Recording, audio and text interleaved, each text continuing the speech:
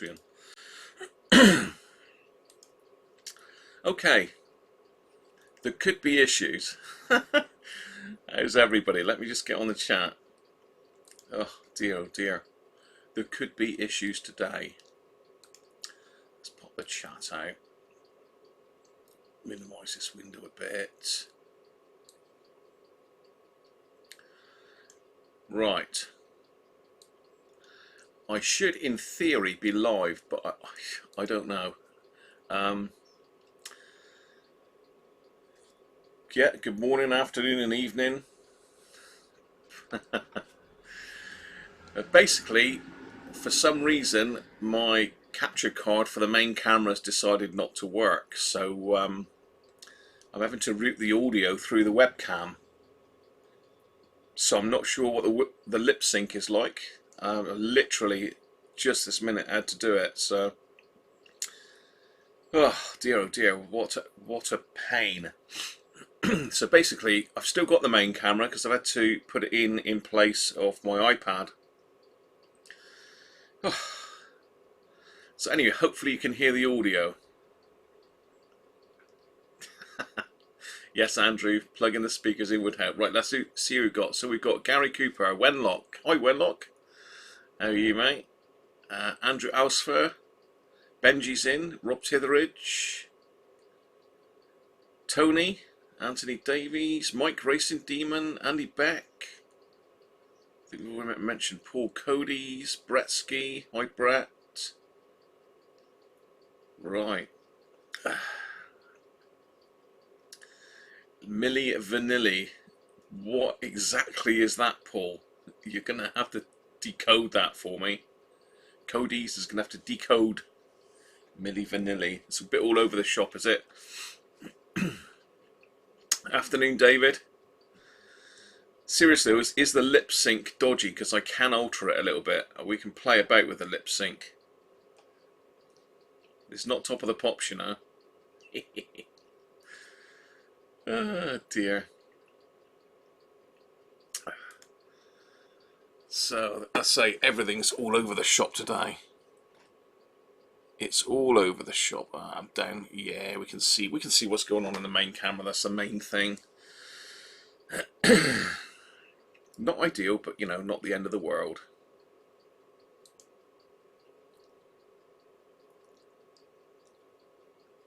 Hi Steve, how are you, mate? Back from the allotments? Or are you watching from the allotments? Hi Noel. Welcome.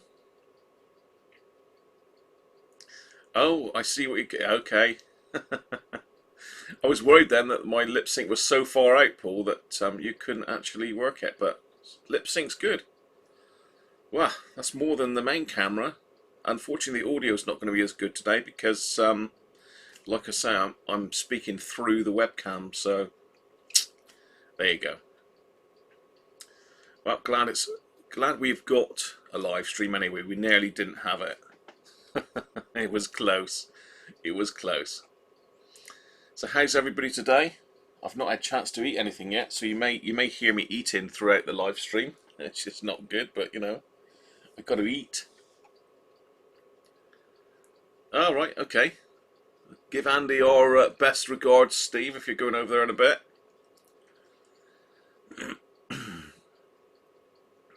Hi Keith, how are you?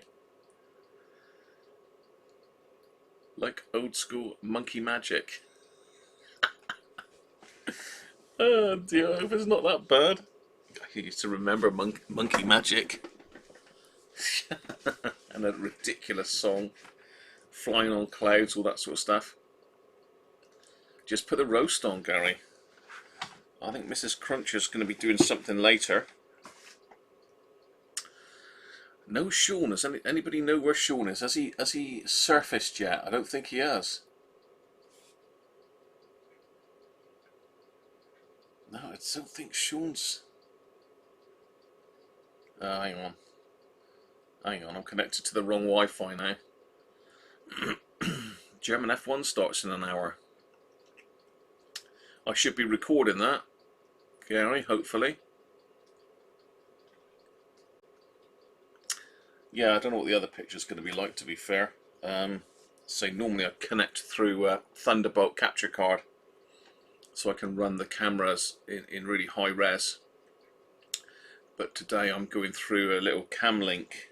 It should be 4K, but I've not had a chance to set it up. So hopefully we should be okay. Who knows? Time will tell.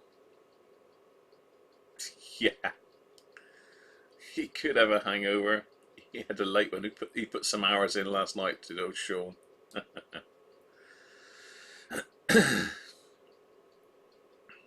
Sean, aka Man Cave Workshop, of course, for those of you who don't know. So,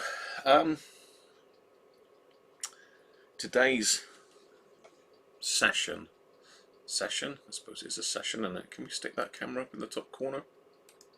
Will that work? No, the overlays aren't working now. So if we go 2 for that one, no.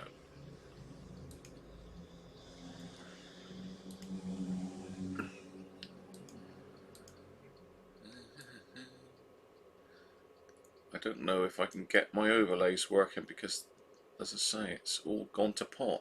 I've had a computer nightmare today.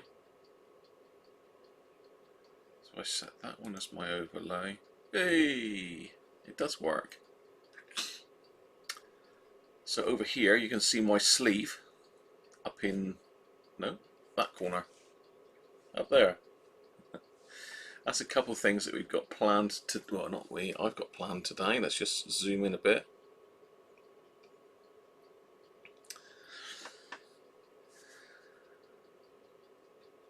Yeah.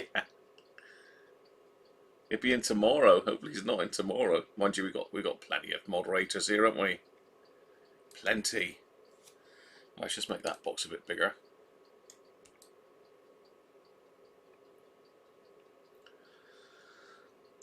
So if you read the notes, you know that I've been back playing down in the auctions again.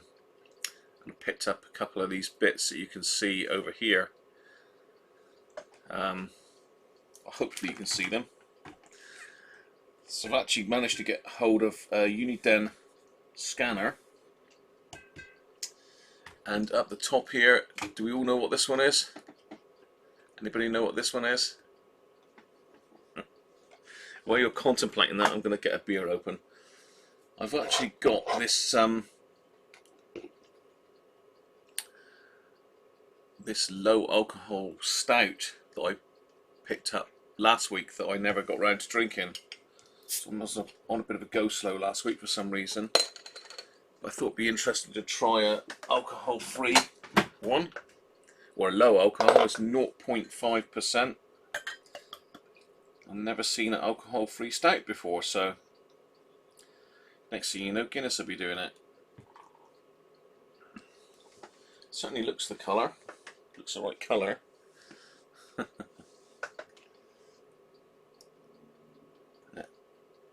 Definitely smells like stout. Whew. Yeah, you got it, Brett. It's a 606, but it's a 606 MB. There's a difference.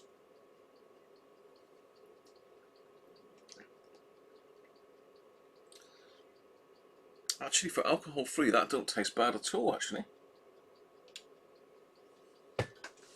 That's worth picking up again. It's got some awards. It's won the World Beer Awards Silver. And there's another award there that I can't quite read. It's too small, the printing.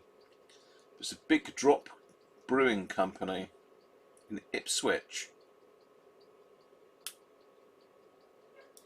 Wow.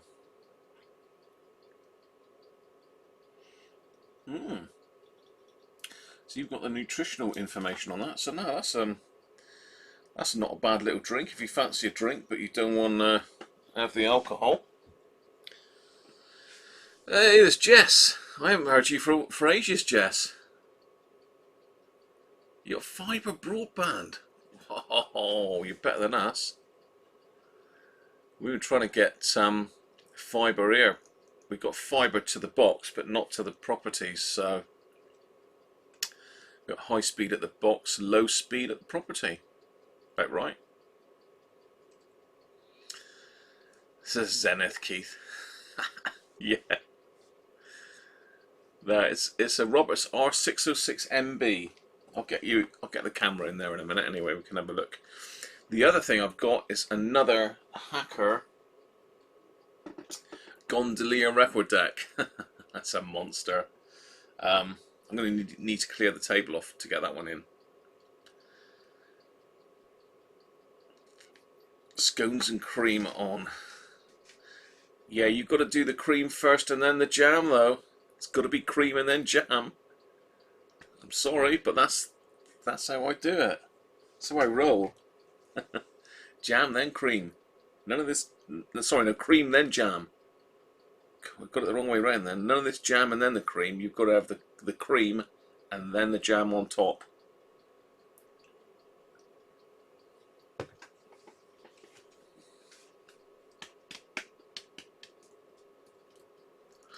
It is Tony. Hi, how are you? It is missing the bright. Well spotted. I have been messing about with an R707. I don't think it's the same size. Oh yes, it is. There you go. For all you bright lovers, oh, it's the wrong one. It's the wrong type of knob, that one.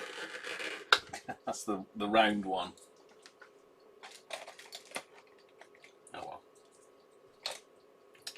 But yes, it is missing the bright. You're quite right. It's missing the bright. You're right. I have no bright. I do have a bright somewhere,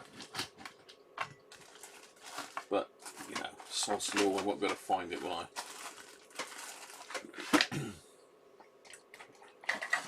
Got one down in my little box of spares here. But these tend to be ones that are a bit dinged, and I've pulled them out, robbed them for other stuff, basically. Get that out without tipping the whole lot out.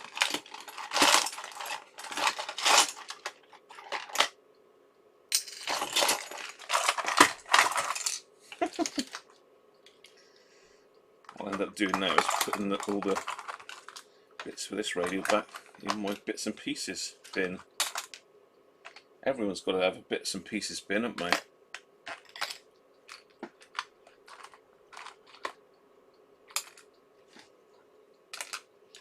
So for those that are just joining, we have got some technical issues today. The audio might not be as good as usual, but apologies for that. Oh, that one don't fit that. Different type of bright. Oh well. Yeah, that looks like it's an R600 bright. Oh well. We'll have to put up with it without the bright for the minute.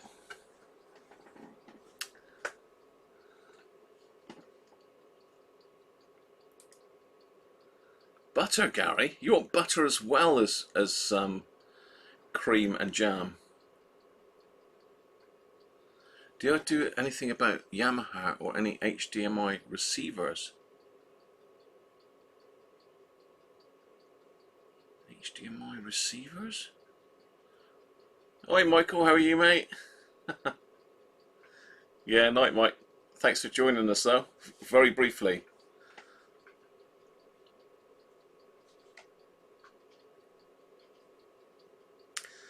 Again, Michael has got a channel there, so if you want to click on Michael's name, it should take you to his channel. Well worth watching. Michael's well into building kits, audio stuff, that sort of stuff. Very knowledgeable guy. So give Michael a click and subscribe.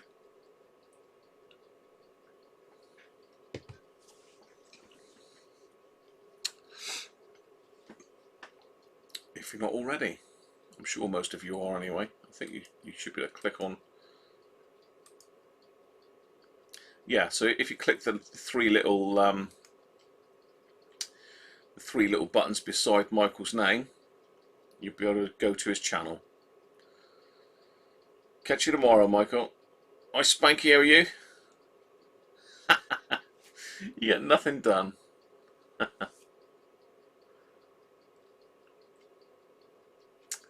Never mind, Spanky. I don't get nothing done either, so that's two of us, look.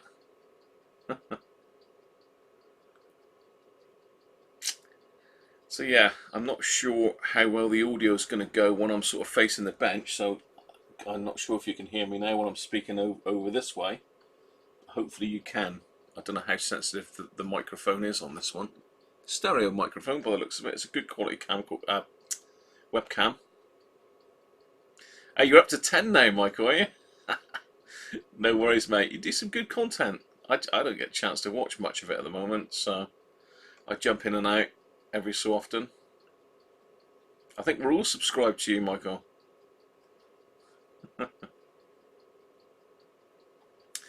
Anyway, shall we get rid of me and have a look at these radios a bit closer, shall we?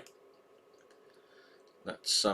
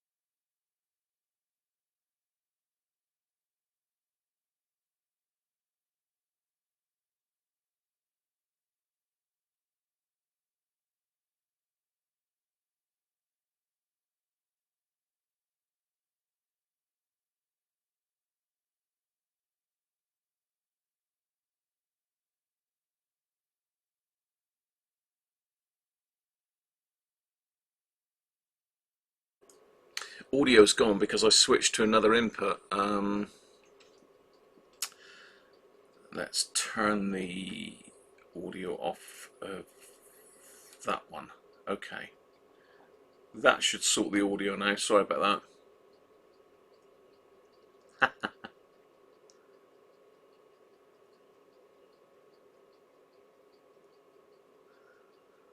It should be fine now. I can see the audio going up. It's just because I switched cameras, that was all. I've got to just remember to keep clicking that thing again. I had all that sorted before when the camera was working alright.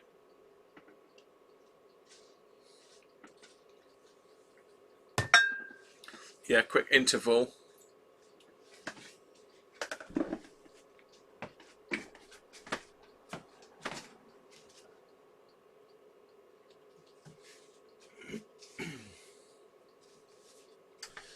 Right, so I'm just changing my Wi-Fi connection on my iPad, and I'm going to see if I can get some info on this, unless anyone else has beat me to it. I'm sure you have, you usually do. Right, let's reload that again. UPC 780 XLT. Oof. Is it a current model? Because it's been advertised on Radio World as 305 quid. So if it is, I've got a bit of a bargain.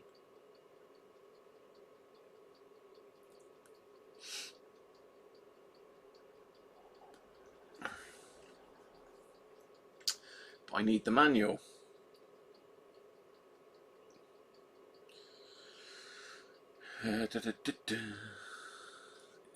Scan cut, apparently. It's not in brilliant condition, to be fair. There's a couple like dings on the top, and someone's touched up the case on it, but it's nothing that can't be fixed.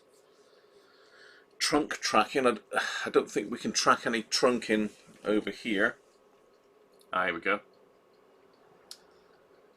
Ah, it looks like it's the business. Right, so frequency range. It's VHF, UHF by the looks of it. So 25. Oh, it's got AM. Has it got airband on it? Yes, it has. 12.5 kilohertz steps though. Sadly, I can't fling this on. It's 92 pages, is it? Oh no. Is it really? Yes, you're right, Andrew. I think it is modern, Benji. I mean, I saw this. I saw this on the website, and we decided to pop in and have a look. So I basically bought both of these radios together as a job lot.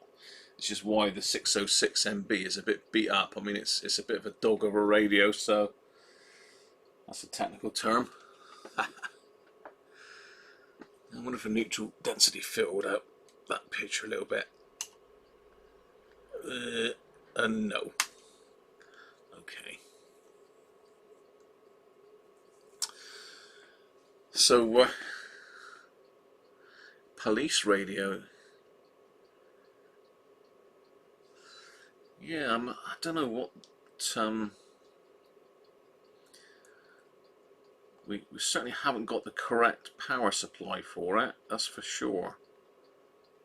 Because of the power supply I've got here that came with it, this one, it's an NTL, which I think NTL is telephones, isn't it? And it's only a 9 volt. I'm sure this is 12 or 13.8 volts. Just going to have a look through. So trunk tracking. Again, I bought a trunk tracking radio, a handheld scanner, years and years ago when I was heavily into scanning at the time. I bought one from the States. I had to pay a fortune in custom duty to get it. Let's stick me up in the corner a minute, shall we?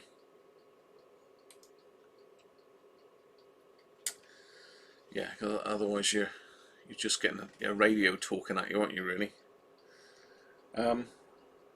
So yeah, it does trunk tracking, so it follows the VHF high band, UHF and 800 megahertz trunk to public and government service systems. But again, I think that's saying that we've got trunk radio in this country, but I don't think it's all it's all encoded. What do you call it? You basically can't get into it. Multi-track, so you can track more than one trunking system at a time. You might be able to get some of the utility services. They use the trunk system, I think. So it's got 500 channels. Program one frequency into each channel.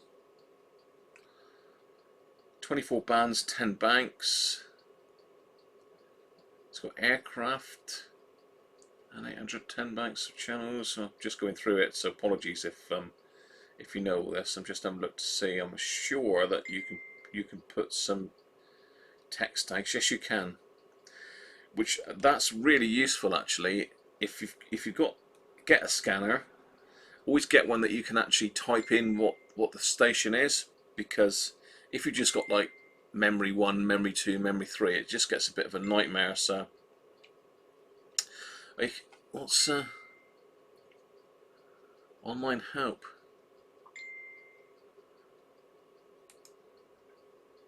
Anything that looks like a property tag? No. So Andrew's saying you can get military airband. I take it is military airband trunked then, or am I just up in that frequency range, Andrew? So yeah, as I was saying, you can actually, instead of having just memory 1, memory 2, memory 3, you can actually write down what the memory actually is on it, so what the station is. So if for example you're listening to like your local airport tower, you can put whatever the airport is and the tower, or all that sort of stuff.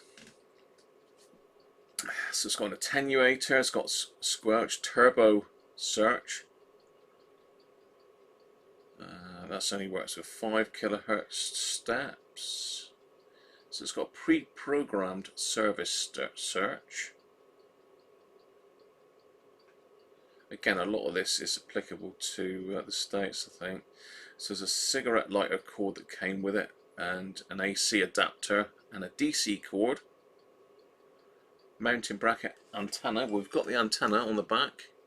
Just about to see it in the shot there with my great head in the way. Pardon me. So we have got the antenna. So we're missing basically the power. I'm just wondering. I mean, I can power it up with my power supply. That's not a problem. Yeah, it says you must use a power source that supplies 13.8 volts and delivers at least 700 milliamps. Well, this one is 9 volts and it only delivers 500 milliamps. You can see that or not. Probably not going to focus on that, is it? Yeah, but basically this is 9 volts, 500 milliamps. That's junk. What a load of rubbish.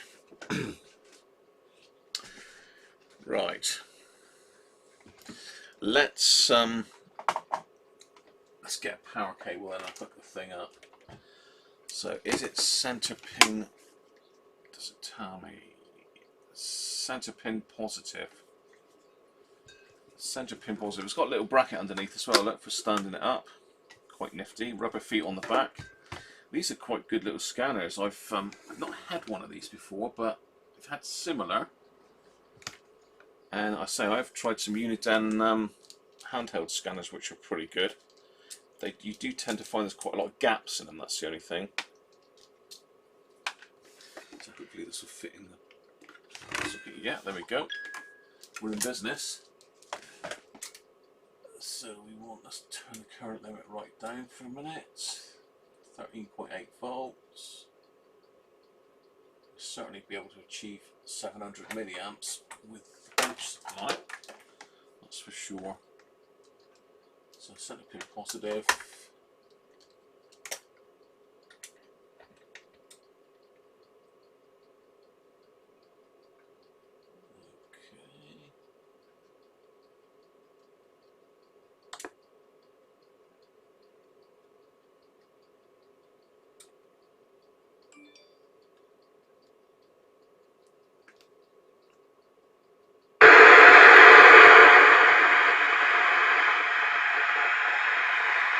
Okay, it works. With the glare on there, hopefully you can see that. Is it from this side or that side?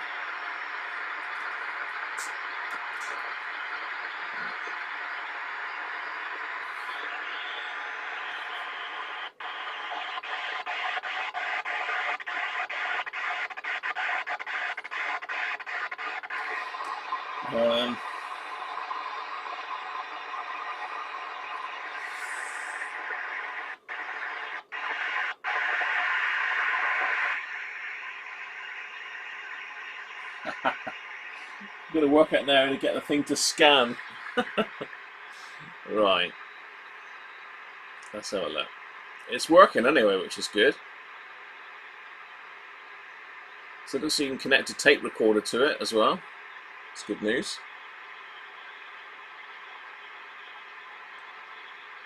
Yeah, the 3000A is very nice, Gary. I've fixed a fair few of those.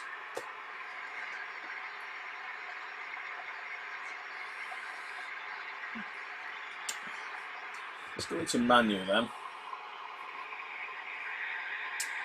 And manual. So you should be able to type in, say, 1, 2, 5. Select. No. 1,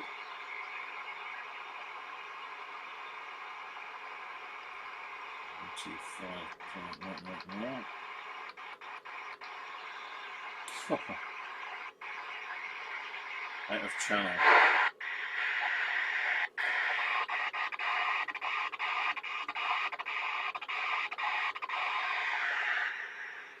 I think we'll find out how it works first. You'll give me a score for it. Now I know it works. It's a nice little scanner actually. I'm liking that. So we know how to turn the squelch. That's Right. Menu. Many of the features can only be accessed by the menu screen. So we've got a menu button there. One is system. Two is channel. Search. Be interesting to see what channels are already in it.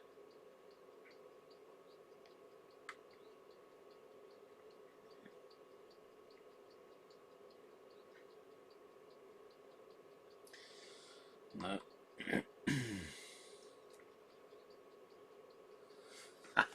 Right, let's find out how to.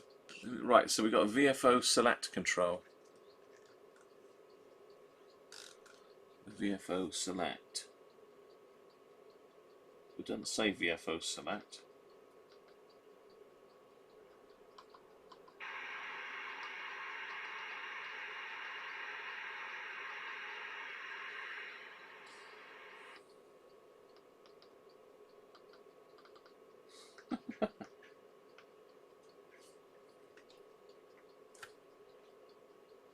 Hey, I think we're in VFO mode by the looks of it.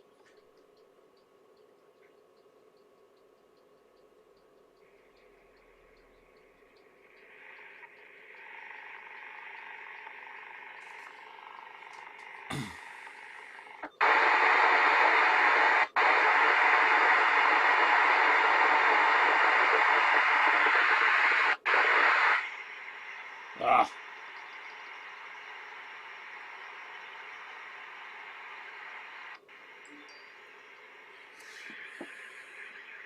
Select frequency, then push the E key. The E key.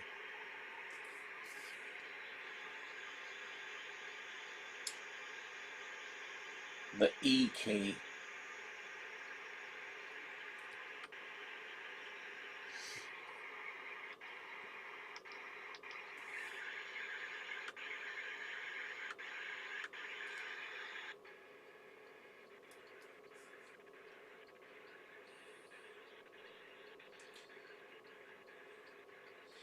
I think the problem with this airband wise, the channel steps are. So if we knock the squelch back, can we search? No limit data, okay.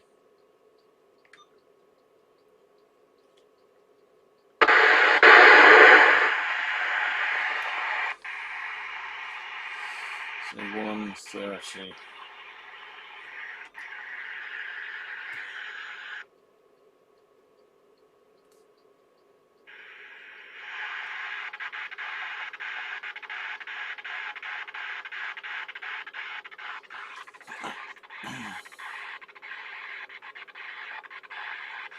What's Paul saying? Bottom right. Ah, something there.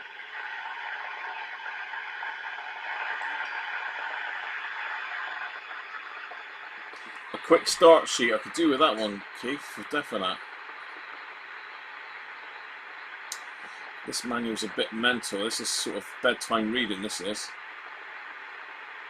Okay, still on frequencies.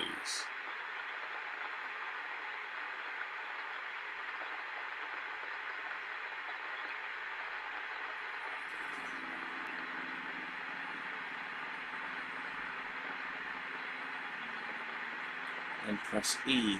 Where is E? Where's this E button? I can't. Oh, there. Oh, idiot. Right, okay.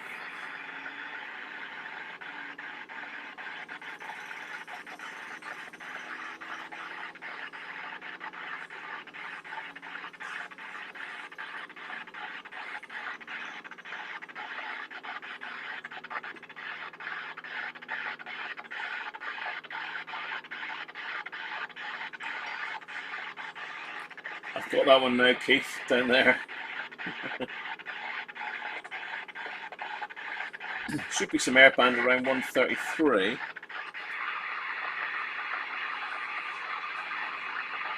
Store and text tags, beep alert, programming tips. What I want to do is scan to begin scanning.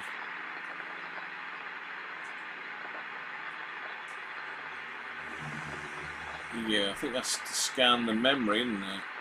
You should be able to just scan the band.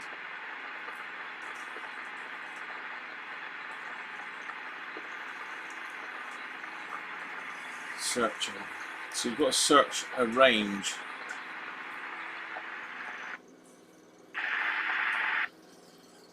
Sounds like a neighbour's decided to mow his lawn. Typical.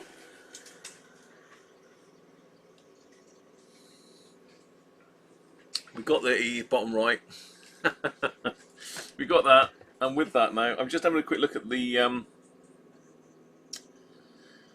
So press the menu, search event, search bank.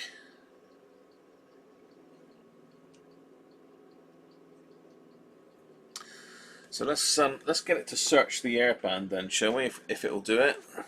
Oh well, you can see the display there.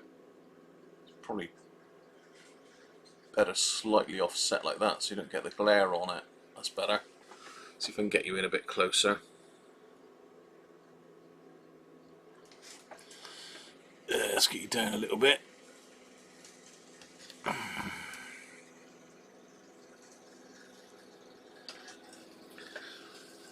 Right. A bit too close now, aren't I?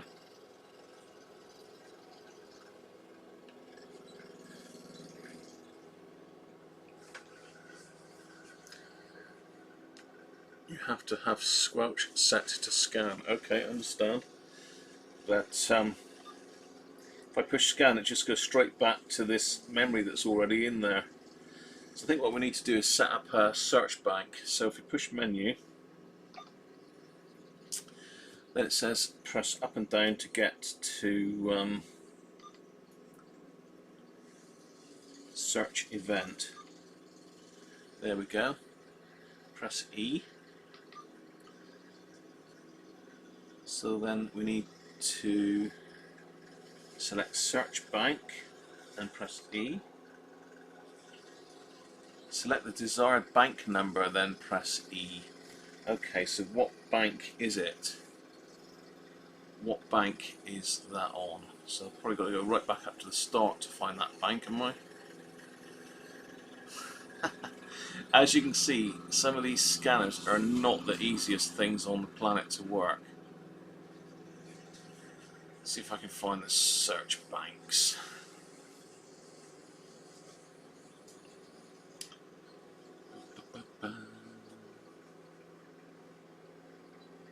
Okay, bank number. Search bank number. Enter bank number 1 to 10. Okay, right, so it can be any bank. So we go.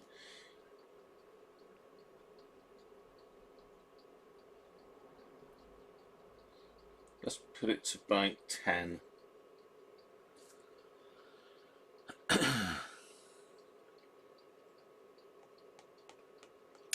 Put it to bank 10. Bear with me. Just got to get back to that search bit. This is why sometimes it's easier to have an actual paper copy, isn't it? Because you can just flick through the pages. This is scrolling up and it goes into outer space.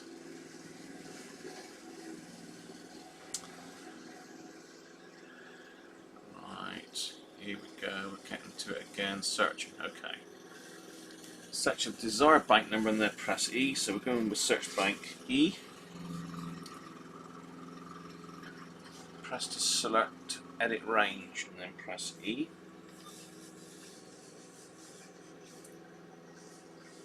Enter the lowest frequency using the keypad and then press E. So if we start at say 120 naught,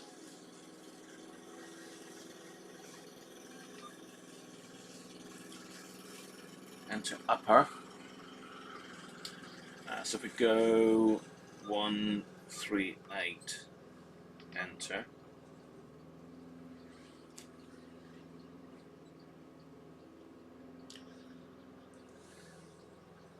Then it says just press search. There we are. It's a nice search.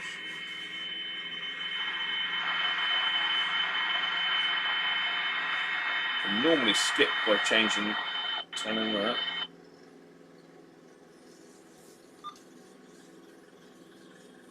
just got to hit search again on this one. I mean, I've only got the internal aerial on, so I might stick the scanner aerial in the back of it in a minute. We'll see what that does.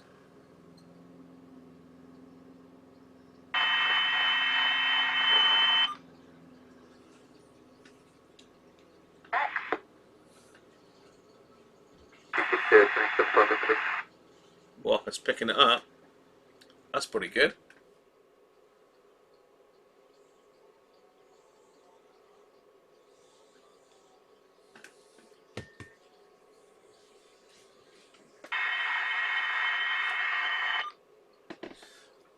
How do you stop on channels then?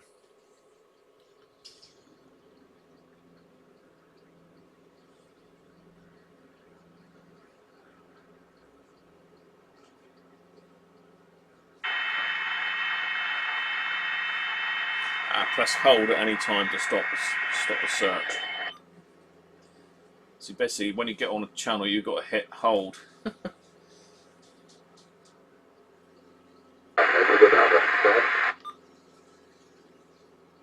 There we are. So we've got something there. 134.375. 4375.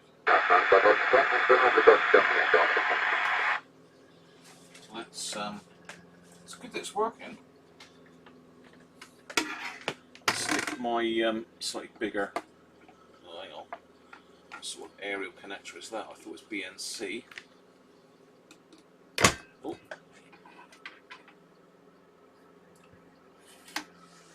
You must be able to connect another aerial to it, surely.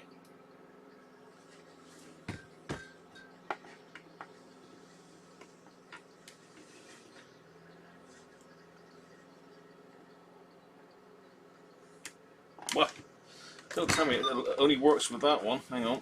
I've just pushed another button now. You must be able to connect another you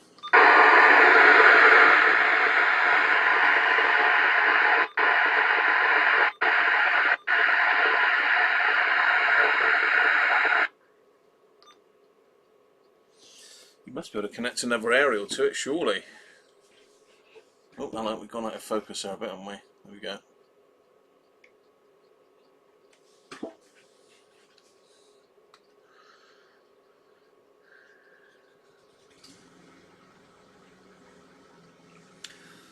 I must be able to I'm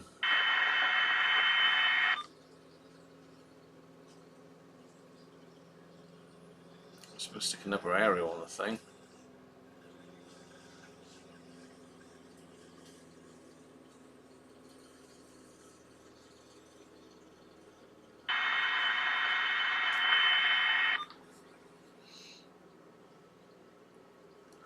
Yeah, it is a BNC connector. Well, that one is jammed on solid if it is a BNC connector. Just turn it off for a minute. See if we can get this BNC, alleged to be a BNC connector off. BNC, you should push it in, just like a bayonet fitting, but that ain't going anywhere.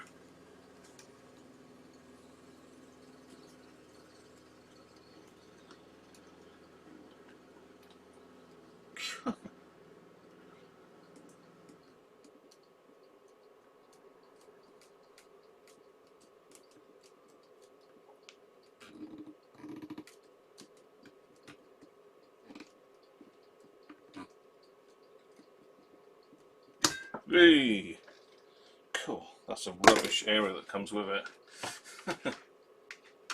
Right, stick a half decent area on it, see what happens.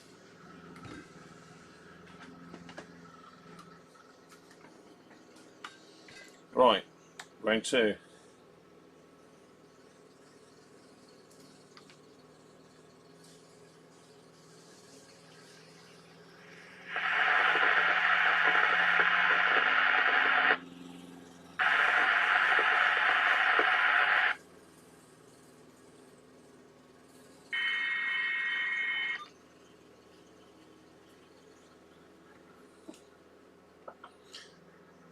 It's not going to pick nothing up now. Well, 133.6. That's got to be somewhere near Nuki, isn't it?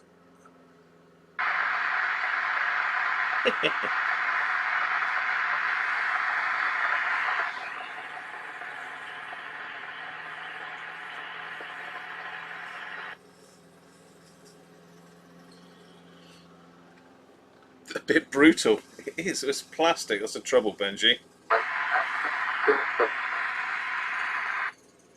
Certainly picking up a fair bit of airband.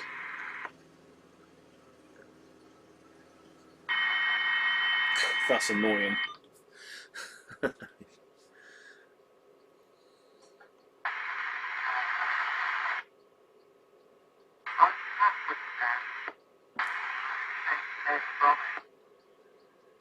sounds a bit like FM on the AM band. Yeah.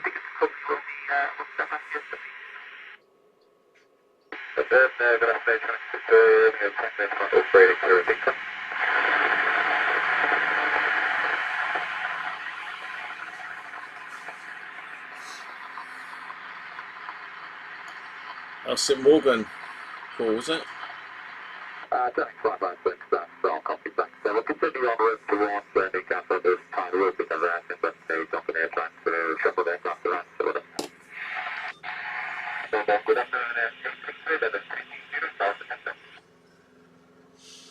I think we might have the wrong step size on this. Because although I'm getting a good signal there, look, and 134, 4375, I'm not sure what that is. I think we're slightly off frequency.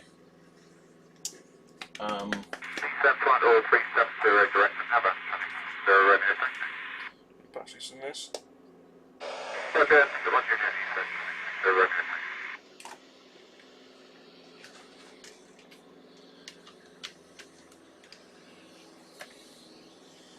Right, one.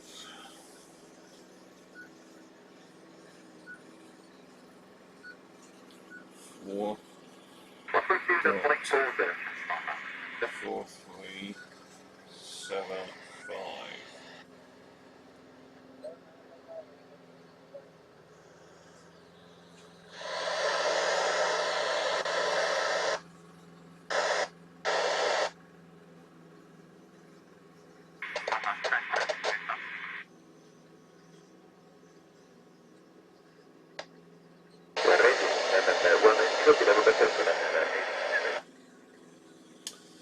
I've got to get my step size right here now.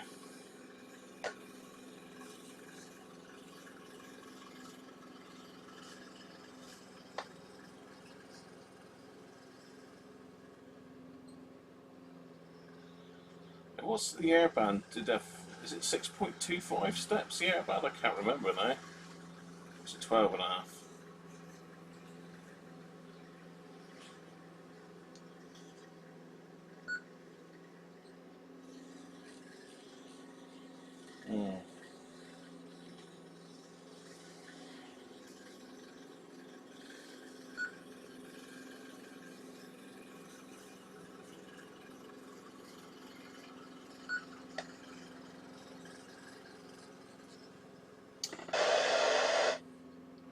Oh well, I can't really prove anything with that because that won't do it either. I have got stuff here that will, but it's not connecting up at the moment, power-wise. That's London Air Control Sector 5, Brecon region, really. This is a good little scanner, isn't it? What else can we do? Let's how do we go back? We go back to manual.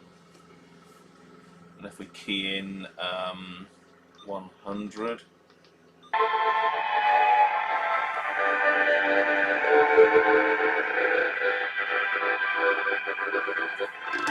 doesn't like that area. Probably likes this horrible thing better, I suppose. Ooh.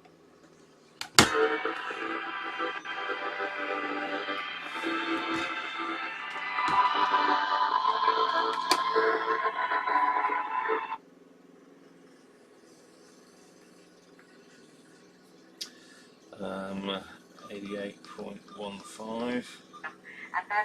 There was, well, me, I was an urchin, a coarse girl urchin. Yes, it was one of my very early urchin roles. I played many at the beginning of my career. But I have very fond memories of the show's infectious musical type songs, of which this is one.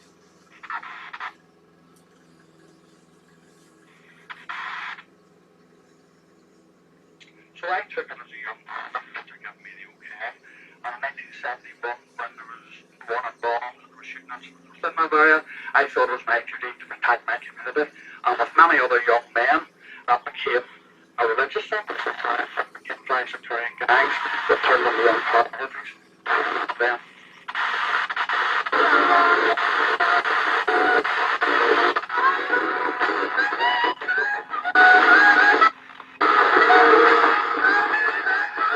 really enjoyed some rugby the other day at 4 p.m. in a and at 6 p.m. Johnny County. Again, we need to alter the step sizes really on it.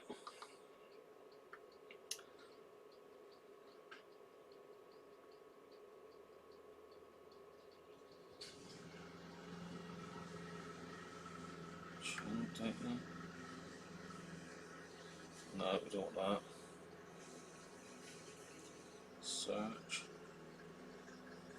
System data. Screen key lock. There's so much on this. Look at it all. I'm really going to need to get my head into the manual on this one. The audio sounds a bit funny, is all I would say.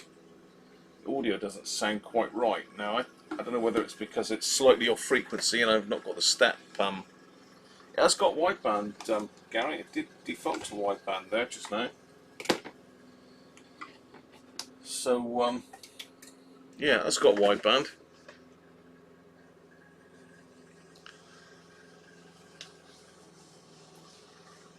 It's 8.33 steps, is it? Yeah, I knew it was something funny. I doubt whether this does 8.33 steps. You can probably do something to it to get it to do it, but you'd probably modify them, wouldn't it? There is some actual flow charts here as well for all the memory channels, which you certainly need.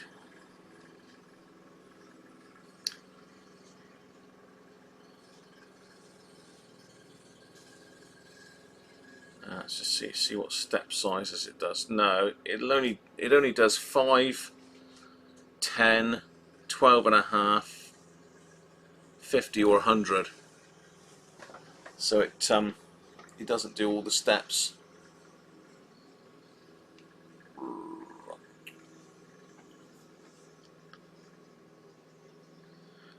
To 10, 2 score and 10, and I get to keep the Roberts. Yeah, it's a nice size-wise. It's smaller than a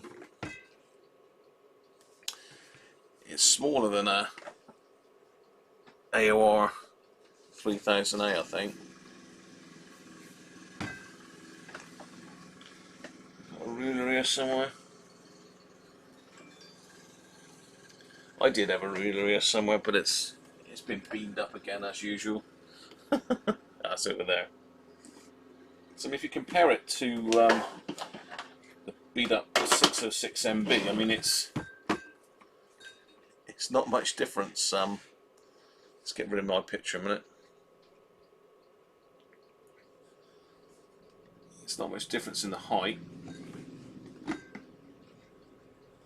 but tiny by comparison really, and a hell of a lot more in that than there is in this thing.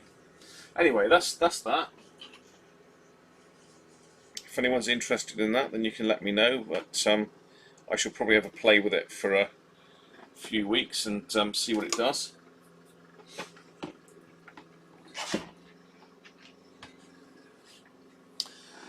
So next up then, 606 MB, and for this one I'm going to need to open some more alcohol.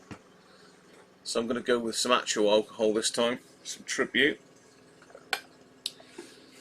aka the Radiocruncher beer that Theo won. I don't know if Theo's in today. Yeah, he usually does pop in and say hello. If you are Theo, then apologies. Oh, there's a fly trying to eat my sandwich, yeah? Get off. Yeah. Right. Can't have flies on my sandwich, can I?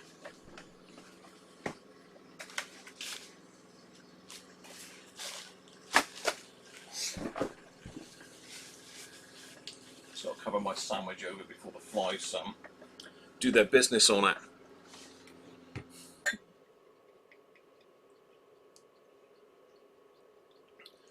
I'll have to shout at the neighbour in a minute. I'll stop mowing the lawn. Should know better, it's a live stream. Who is it anyway? It's Rob. It's Rob next door. We'll give him some stick.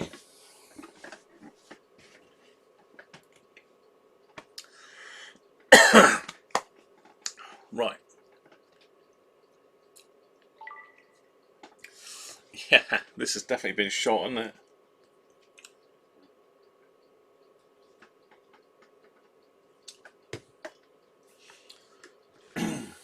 There's definitely something wrong, because if you look at the back, we have the serial number very nicely glued onto the back.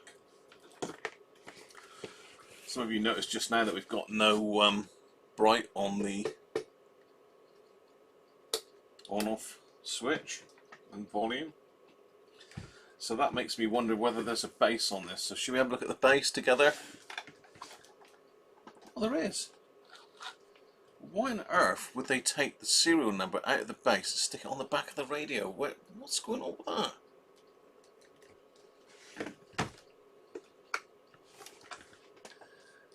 It looks like the handle was coming off on one side as well. We've got a bit of delamination on this handle as well. The little rubbishy insert is peeling on it.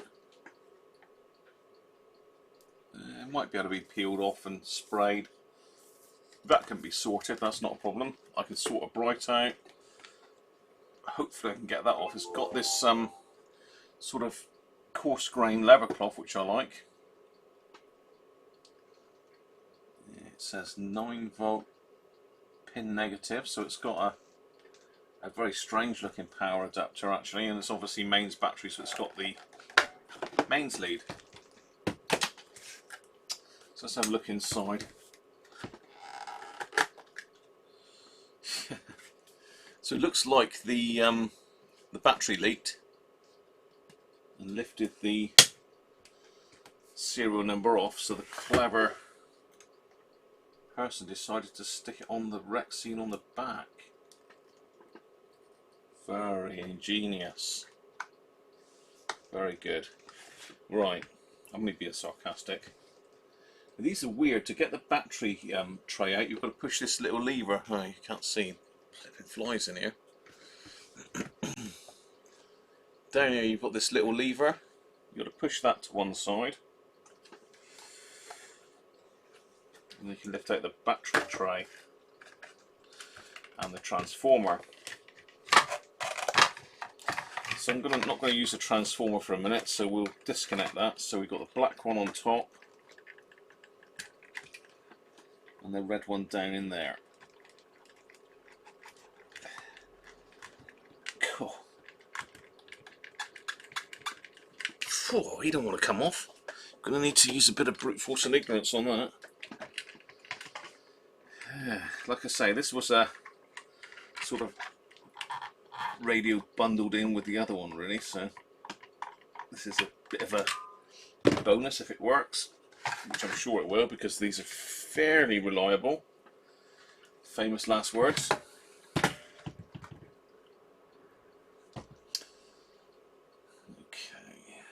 inside it looks like a 606 MB. Hopefully it's not been twiddled to hell.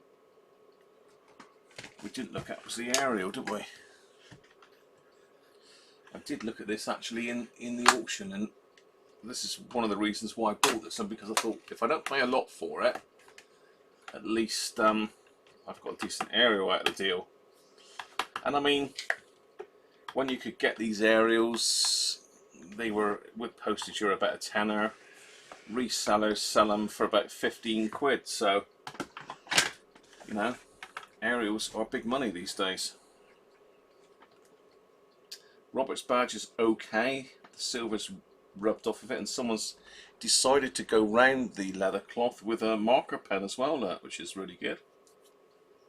I'm being sarcastic. Apologies for the sarcasm.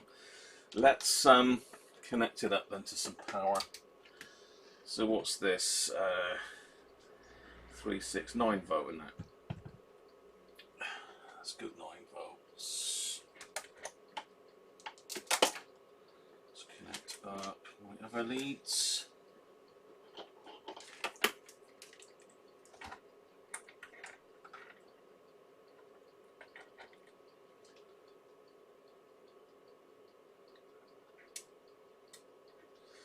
Right, let's read it off.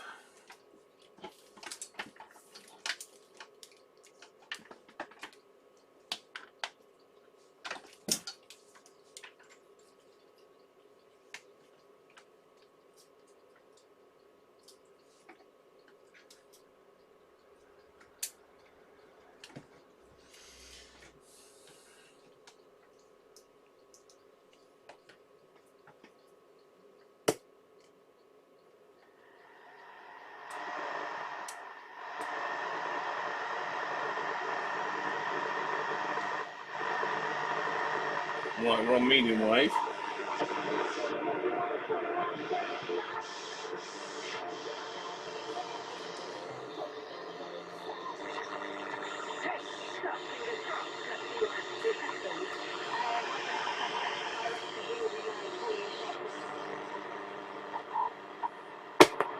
Long wave.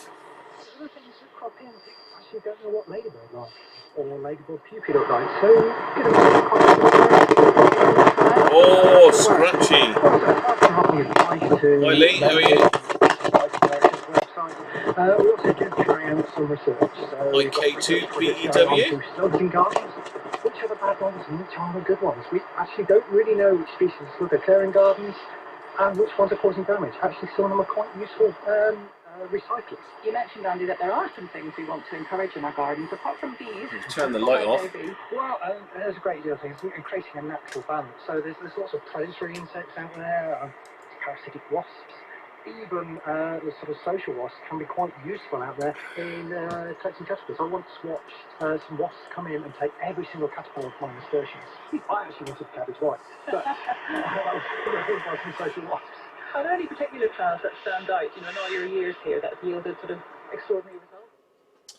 Right, VHF, let's go down the bottom end here, Radio 2 land.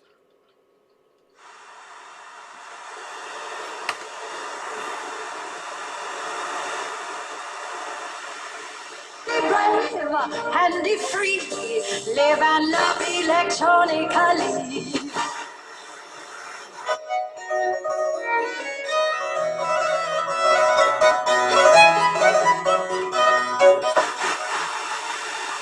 We're working on a number of things, and we are going back into some of the sort of pesty species. So we do a project now working on slugs in gardens and which ones are causing the biggest problems and what can be done about the ones which... No, it's a chain out.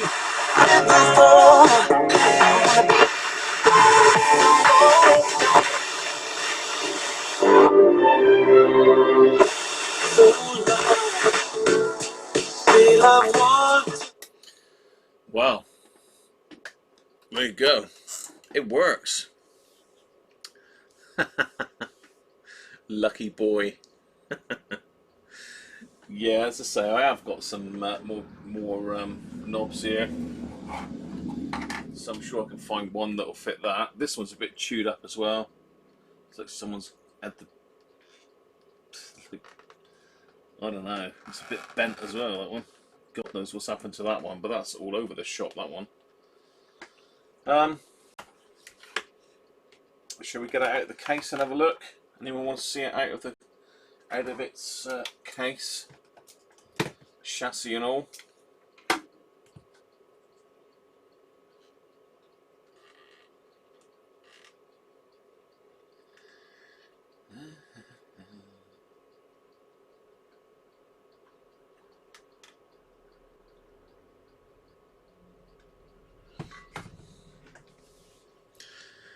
Hi Theo, we're talking about you just now. So hello Lee, Theo, K2BEW. Let's just go back up through. Make sure I haven't missed anyone else out. Oh, Lil Tube. Hi Lil Tube. I don't think I've seen you before, but welcome to the channel and the live stream and all that sort of thing. Sticking me back up in the corner.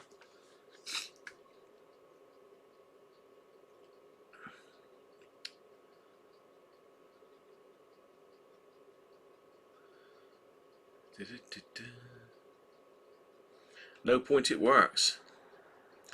It's a nice radio, to be honest. These do sound alright actually, the 606 MB. Yeah, it's got a decent sized metal speaker in it, that fairly lumpy speaker, so you can get a bit of volume out of them. It's got a module, but the majority of it is fairly basic radio circuit. Say, like Paul says, there's not really much point getting it out of the chassis. Only really to squirt the switches and find out what on earth's going on with that tuning gang. It's all over the place.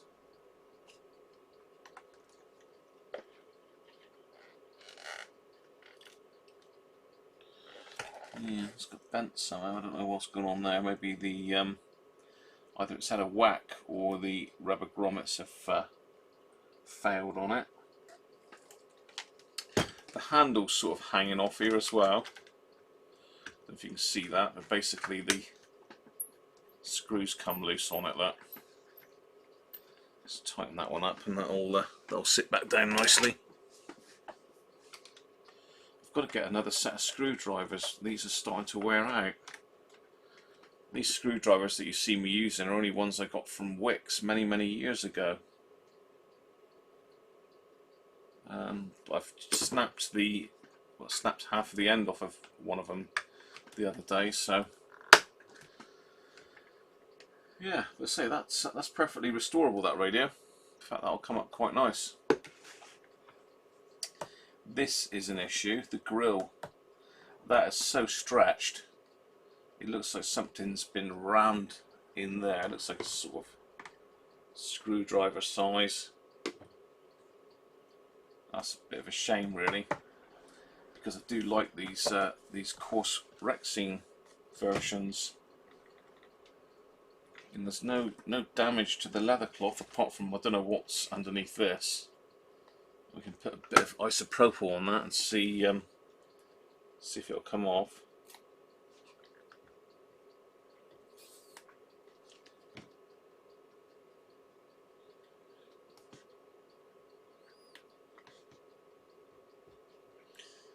You might have stuck it on there because there's a tear in it or something.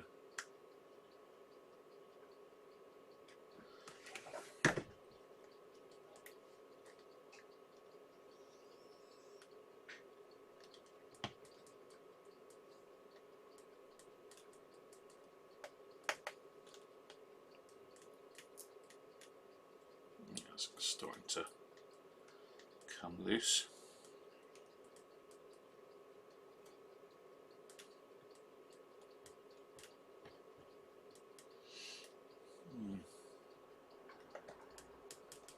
I'll let that soak in anyway.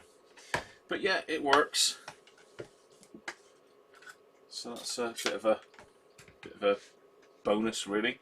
So I did pay fairly good money for the scanner. You always take a bit of a chance because you can't actually try it at the auction. And we actually went in on the day of the sale to view it as well, so couldn't exactly start firing up radios while he's taking bids on other stuff.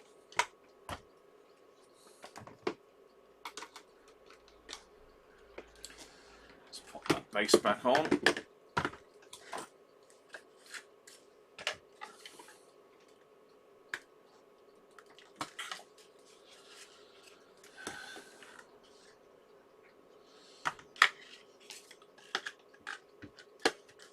So yeah, the 606 MB is a good radio.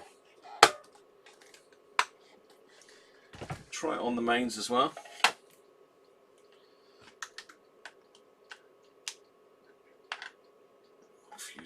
there. 5 amp, that's right. Let's try it on the mains as well while we're at it. Might as well.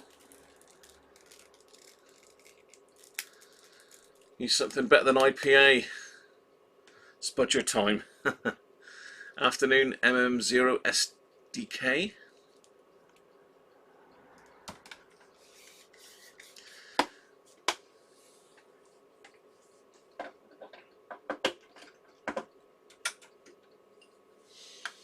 Let's plug that into my isolation transformer.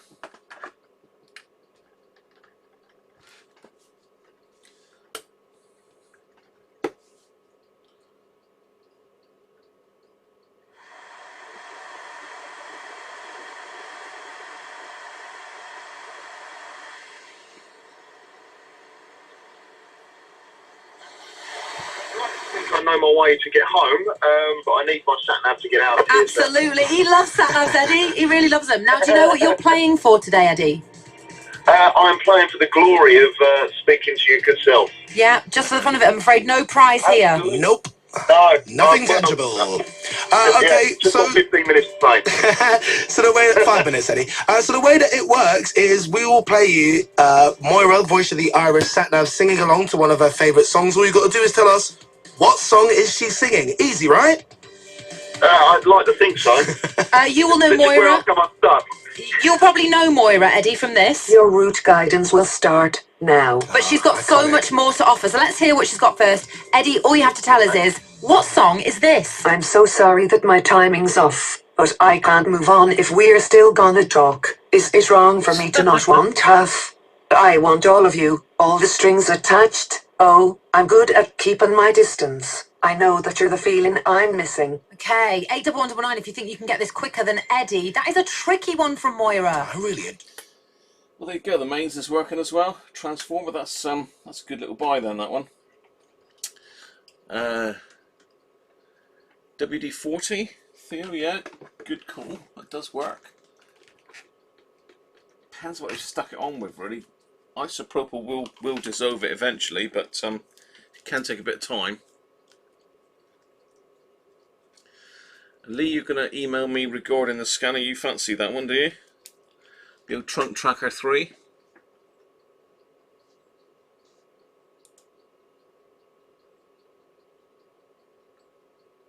It does sound better than the scanner. Yeah, it's not very good. There's not very good speakers in them scanners. It's a little tiny, piddly little thing, and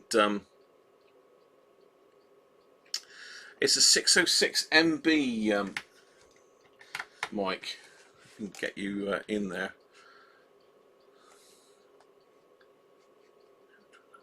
It's an R606 MB, so well worth looking out for. They are nice little radios, and they do sound really good. There you go. A 606 MB, and the MB stands for mains or battery. You bear in mind they do a normal version as well that hasn't got the mains adapter. So don't stay clear of that one, but if you want something you can plug into the mains, you need the MB version. Right, let's catch up with a chat a minute, and then we'll have a look at this.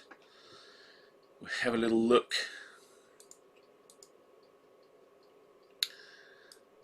at this record deck that I've bought.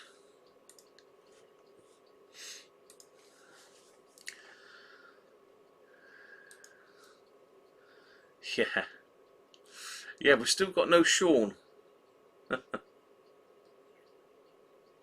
We've still got no Sean at the moment, so he's still in bed or recovering, or he's shot off out. I'm not sure whether he said he was going out today.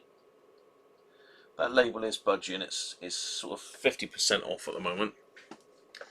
Foxy's Magic Juice. I'm not going to get into Magic Juice conversations.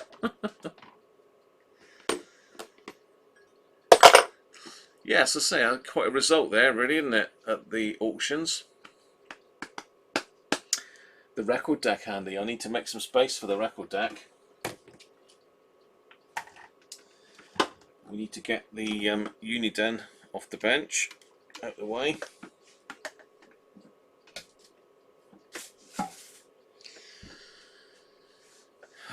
Just going to have a quick look actually to see what they're fetching on eBay at the moment.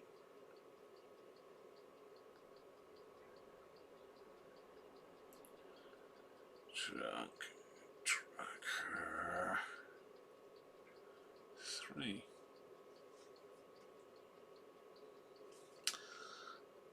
Yeah, no, it's an older model, isn't it? They do some really smart scanners, Uniden, really nice. Uniden back in the day was always the favoured choice of a lot of CBers for radios.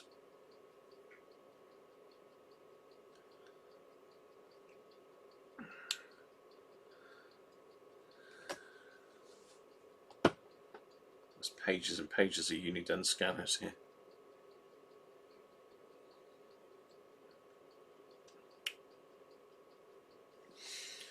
Pages and pages of them. So there's a UBC 780. Let's try that. UBC 780 XLT. No, there's none for sale at the moment on eBay. Radio World are listing it as 300 quid, but I think that was new, possibly. It's got to be 100 quid radio, isn't it? Any day of the week. There's a 785 there for £200. Another 785 for £195. So I assume it's a slightly newer model.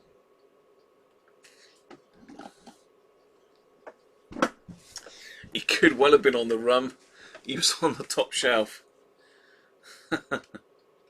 He's usually up and running by now and all raring to go and ready.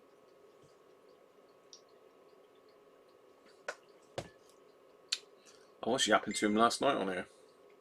2 score and 10. Oh. What's 2 score and 10? What's all this score?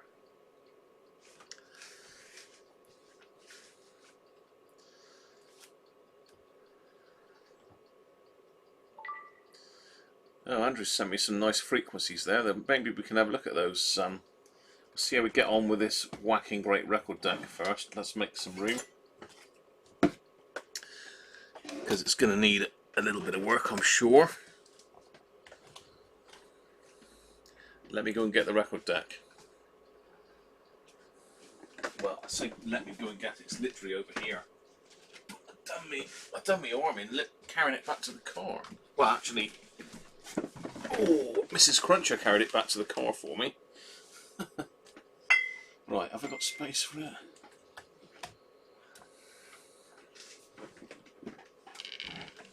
Oh. Yeah. Ooh. There she is. What a monster. What a monster.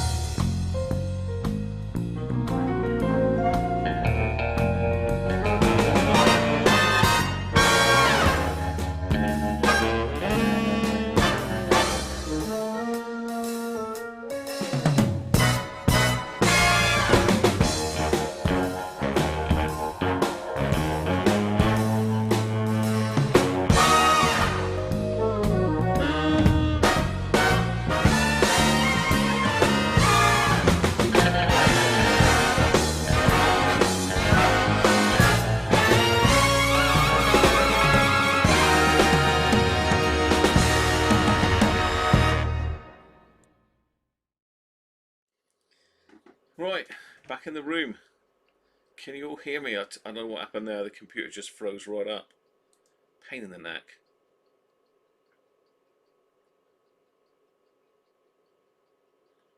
Are we still here?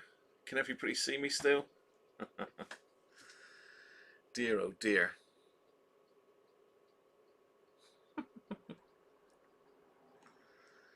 Right, could be a bit of a delay on this. License to desolder.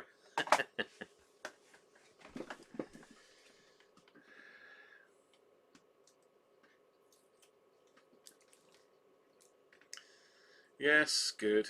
Good, good, good, good. Everyone can see and hear. All good. Sorry about that. For some reason the computer just stopped.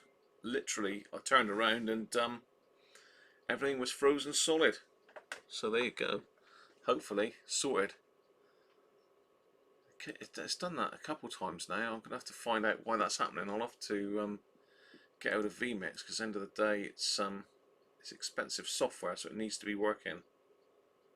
It's going to keep freezing my computer, and this is a computer they recommended for this software, so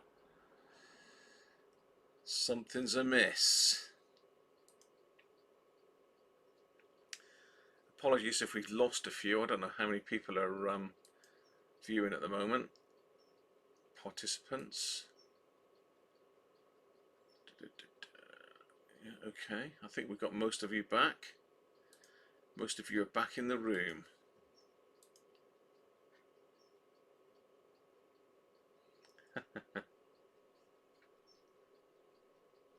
Hey, Simon. 33? What? 33? What's 33? Oh, 33 here, sorry. Okay, I'm with you now. Welcome, Simon, how are you?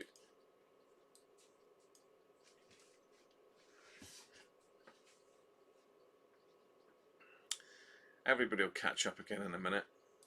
Certainly having some technical issues today, aren't we? My main computer's packed up. This one's playing up. My camera won't work on the Thunderbolt enclosure. It's all going on. It's all going on today, isn't it?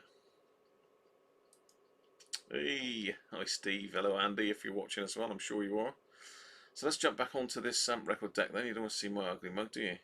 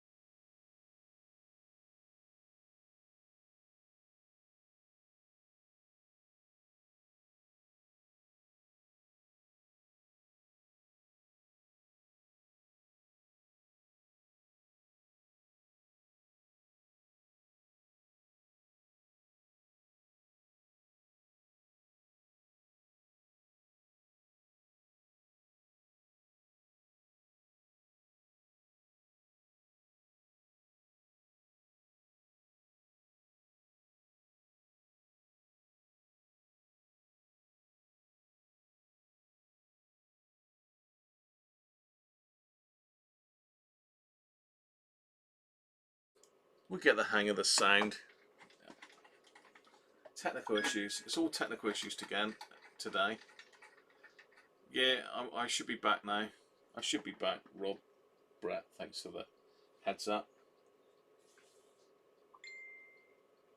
I think what we'll do is we'll plug this one in via the lamp limiter. Let's do it properly. Say it is a Volvo radio.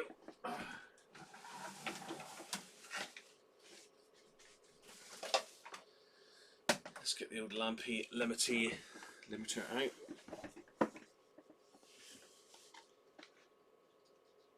It's got a very dodgy plug. I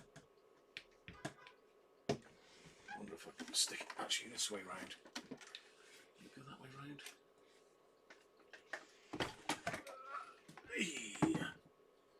Just maybe. No, it's gonna have to stay that way round. It says it's wax the thing.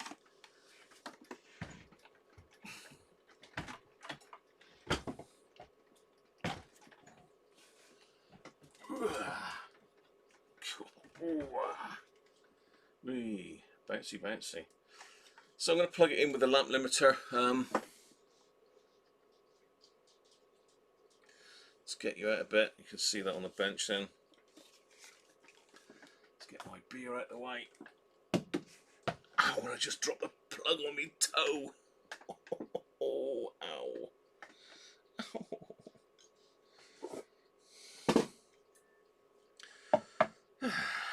Right. So plug this into my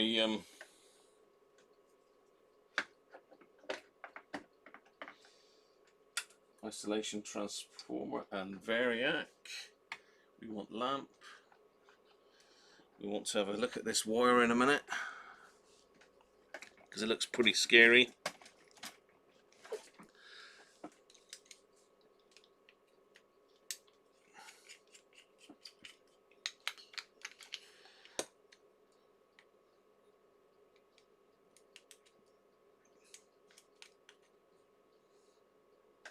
Well, it's all there.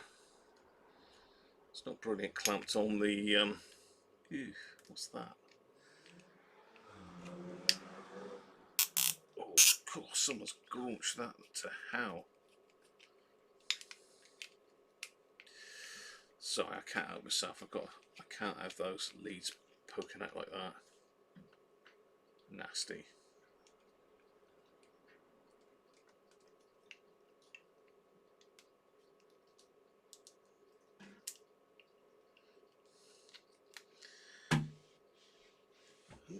Christ. Hey, bloody window! Just been attacked by Mrs. Cruncher.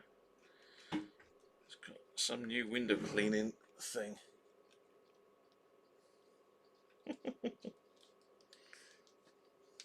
What the hell that was then?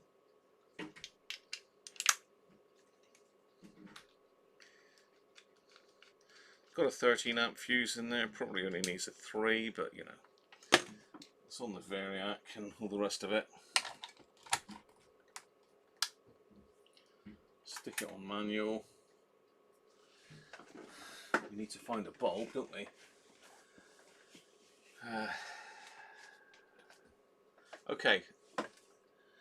Bulb. No, I haven't got my safety boots on, I've got flip-flops on. It's got to be 13 Benji, is it? Sound is worse. Okay, I'll just knock the sound up a little bit for you. I think it defaults not to maximum volume on the master. So we turn that up. That should be better.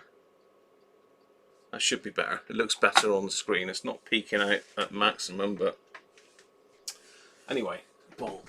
Bulb. Where's my bulb? What have we got in here? We've got a 60 watt bulb. 60 watt will do. 60 watt it is.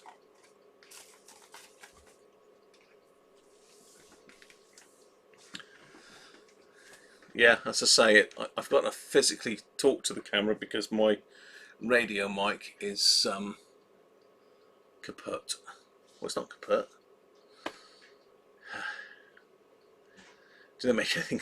Hi Chris, how are you? No, they don't make anything smaller than that. Got a nice little radio here, Chris, that might suit your pickup, mate. I having a bit of a clear out yesterday, and this might interest you. How about that? It's got I got one of the after the case is not there, but I've got that somewhere. But that might be authentic for your Chevy.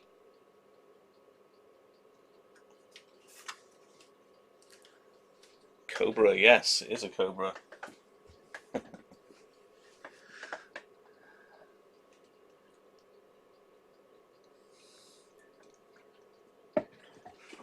Right, let's pop the light off so you can see the lamp a bit better. I've got it on manual, so in theory it should be going round at 45 revs per minute. Got the arm locked in at the moment, so let's start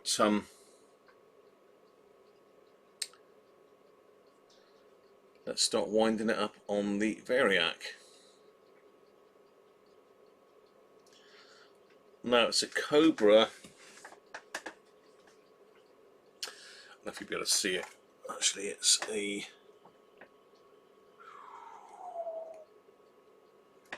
Cobra. Sorry, it's a Superstar 120 FM.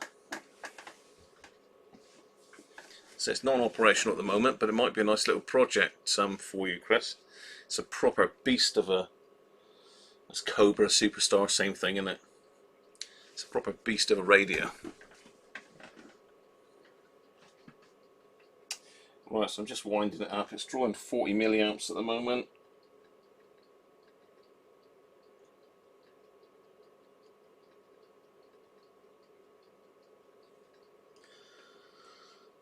No lamp action at the moment. 100 volts, 70 milliamps.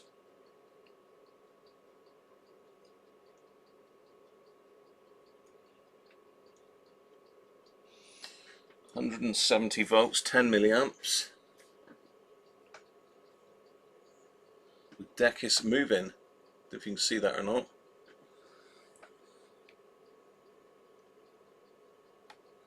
The deck moves. That's a good sign.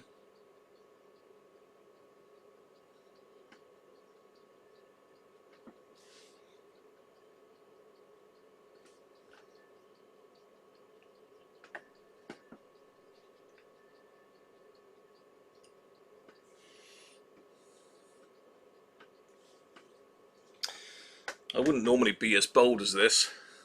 You can see our lamp is starting to glow now. Look.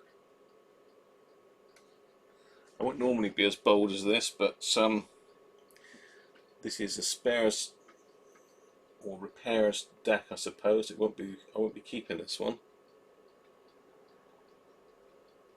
But I was hoping that would be my changer. Whether Steve and Andy are there, they can tell me what on earth is going on with that.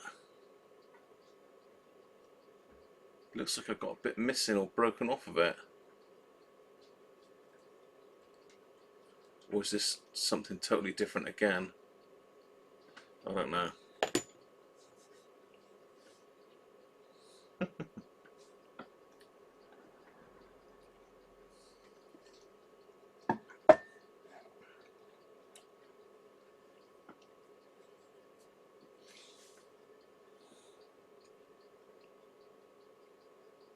So let's take it up to 240 now.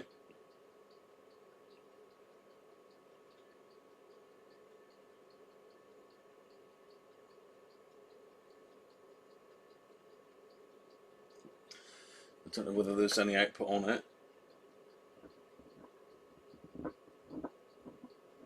Yes, there does seem to be output on it.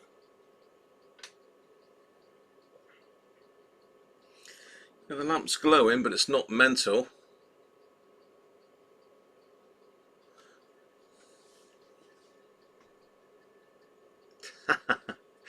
one of them babies that cost you more than 25, or 3 goats, I suppose, on top of the 25 would do it actually.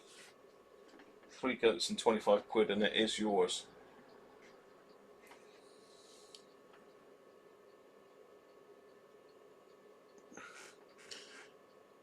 It's not humming, Benji. No,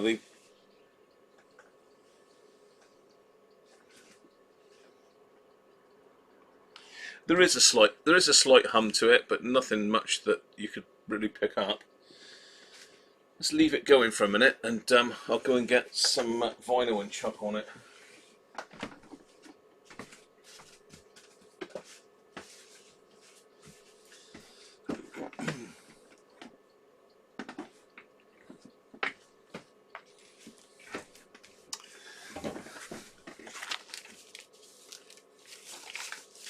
So we've got, what about that one for Simon? I know that's Simon's favourite album. We've got a 78 we can try on it.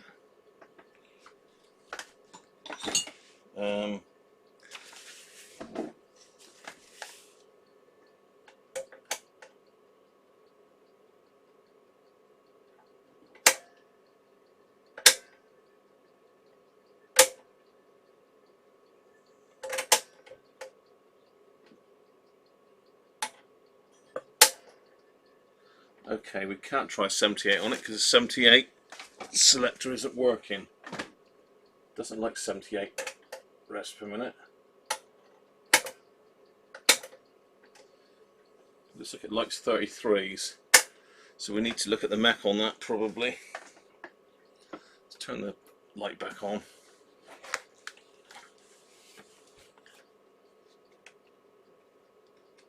Yeah, the needle does turn over for 78, Brett. What have we got here? Carnival, Italian Serenade, Sunny Spain, South Pacific, oh, no, Pacific Paradise, Moonlight Moods. That sounds good, doesn't it? Let's go with that one. For you lovers of the South Pacific. How about that? I'm just hoping that this hasn't got any copyright issues on it. Pagan Love Song, My Little Grass Shack.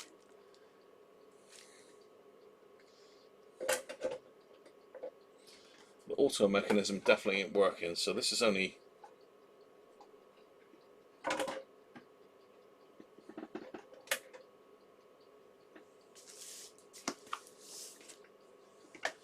a little test to see if it'll work.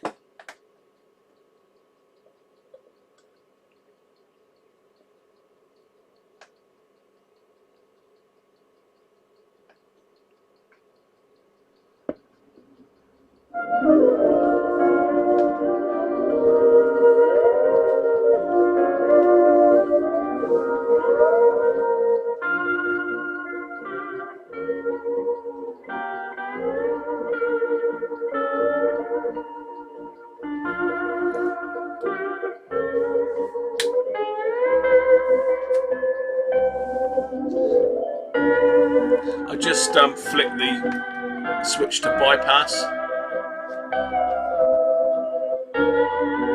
Is that running slow?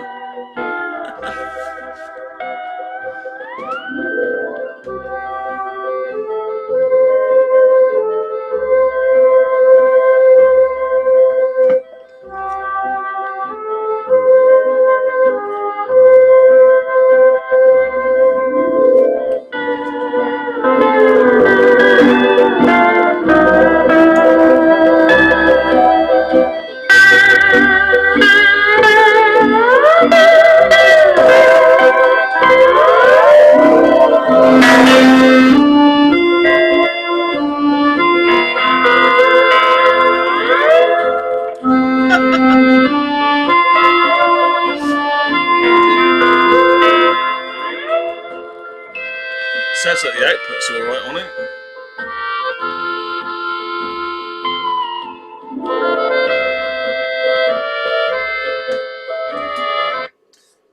to know whether that is faster or slow or what. Let's try another track. In that lovely music.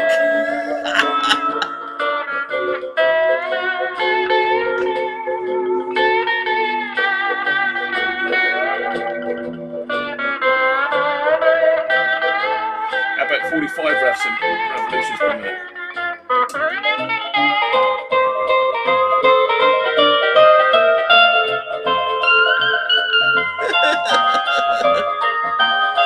He's about.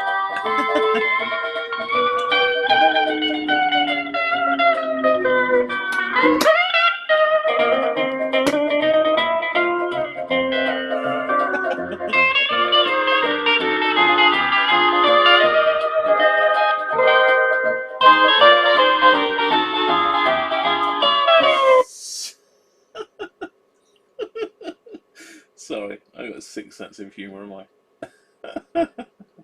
Let's try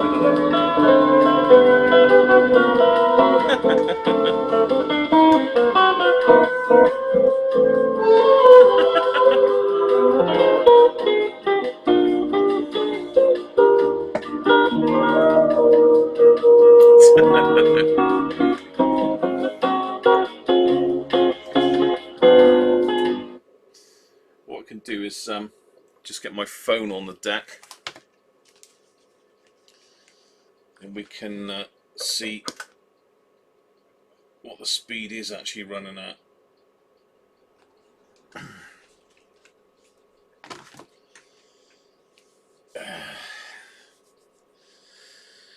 Right, let's just get the app up.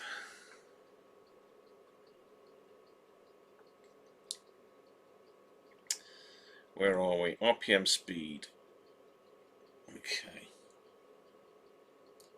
Let's not put it on the record, let's put it on the platter.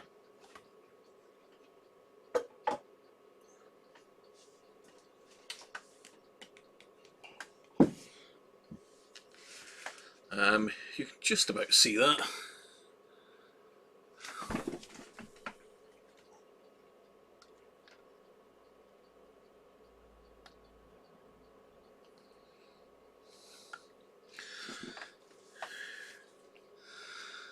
Not particularly well focused, but let's stick it on and see what it's doing on 33 revs a minute then.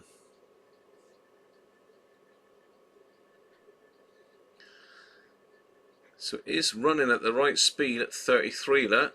In fact, it's pretty much perfect, look. Look at that.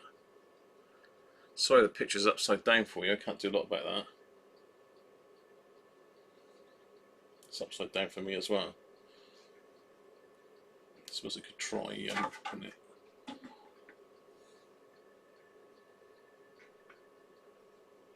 it. No, it doesn't want to go the right way up. Let's try it at 45.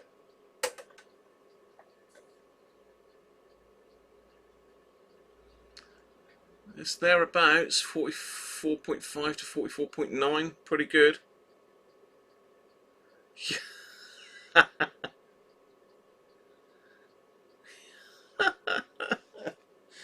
The only problem is, as I say, 78.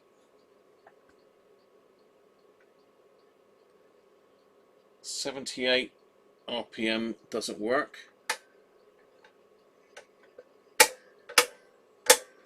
$16.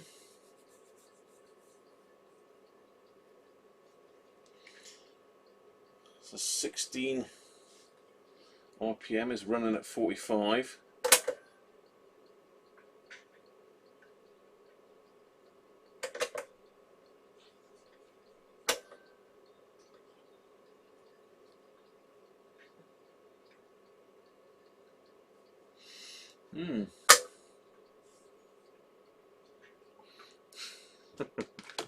So 78 doesn't work. Are you saying you want side 1 as well? So let's see what's on side 1 for you. South Sea Island Magic. There you go. Let's do that. I know you want to hear some sounds, don't you? Can have you starved of sound.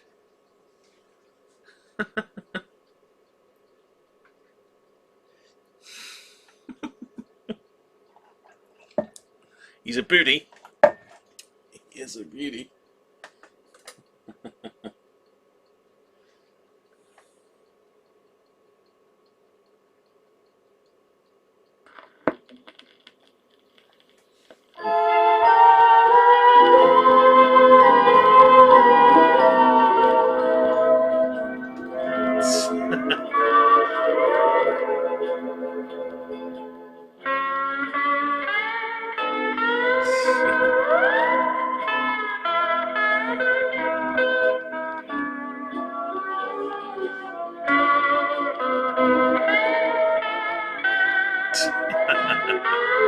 We can't play Zorba. It gets us banned.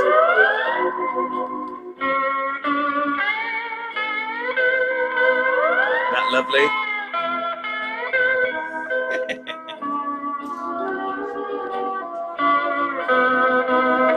Do you want some more tracks? I can do some more if you want.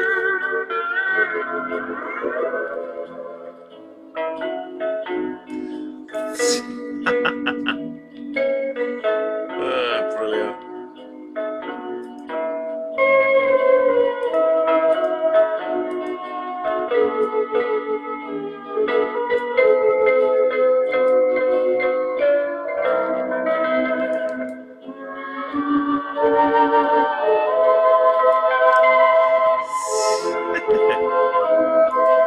You love it, really. You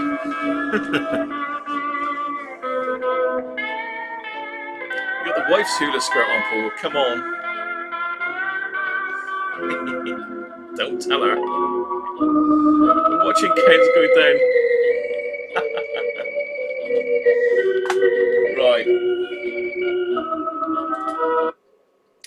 Have you had enough of that, or do you want some more? Do you want some more?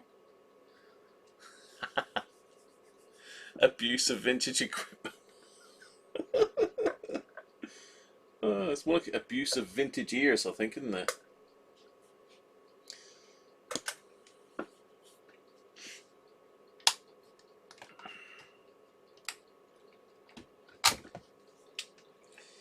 Abuse of vintage ears.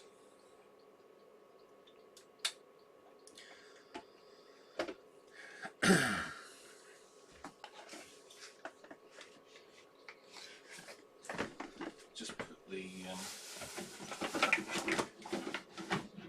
away. Oh, God, I laid down my foot again then. Laid down my foot again. Will you do them Windows car? It certainly did. It scared me. So Mrs. Cruncher scaring me with the window cleaning device.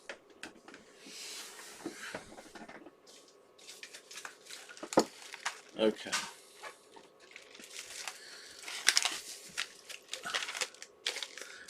Watchers, no listeners.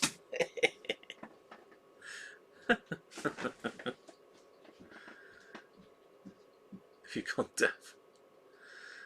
Yeah, see, I'm kind to you, really, aren't I? We need to get to grips with this deck, really.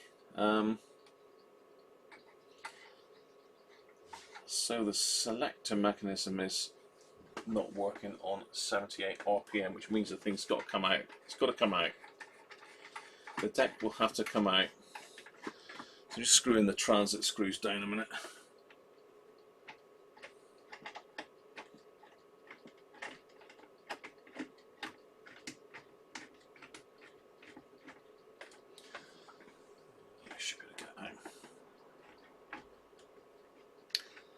Was there a GP41 then? Was there a GP41 gondolier, or am I cracking up? I could have sworn my other one was a GP41, but it's probably a 42. Just my old age. Alright, so just undoing the screws that hold the deck in. See if we can have a look. I mean, I'm pretty sure that that selector just moves the idler up onto another rung on the motor shaft, but I may be wrong. Maybe more complex than that. Because when you get to 78, it actually physically shuts it off.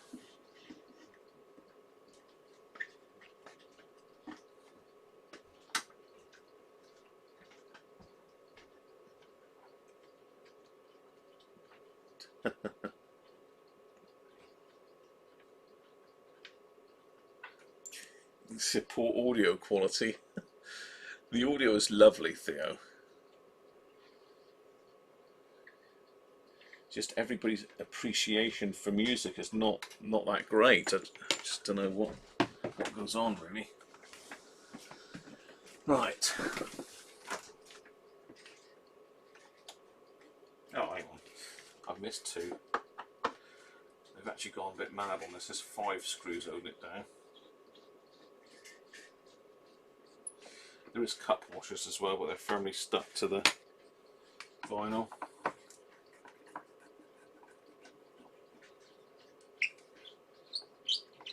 So my search for a record stacker for one of these still goes on. This is a 2025 TC top cap. Oh, flipping heck.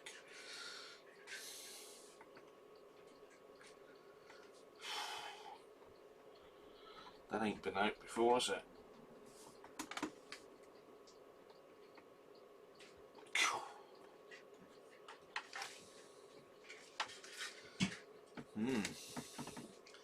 The deck will not come out. See if I can take the front cover off and she's made in smaller screws. Take the front cover off and lever it up.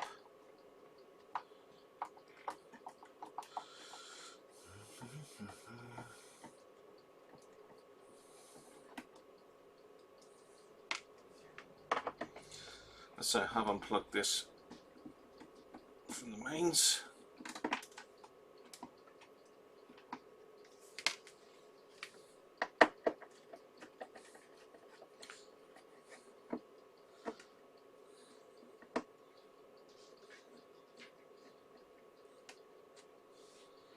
Got your mug of Yorkshire.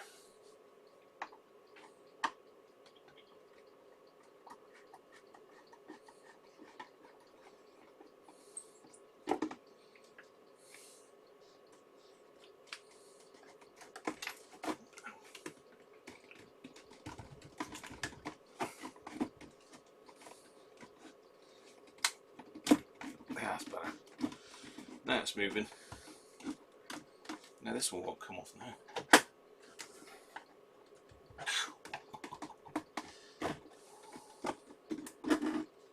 There we are.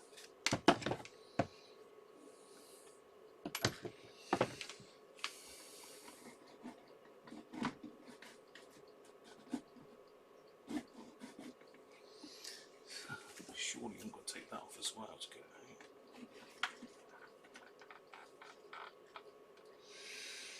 Right.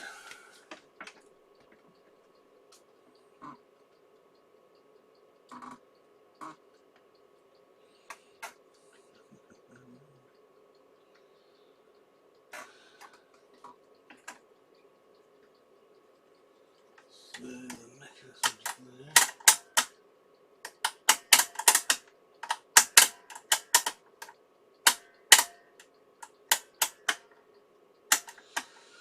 Right, let's have a look here. Right, can I unplug that? If I don't get a belt off of that capacitor down there.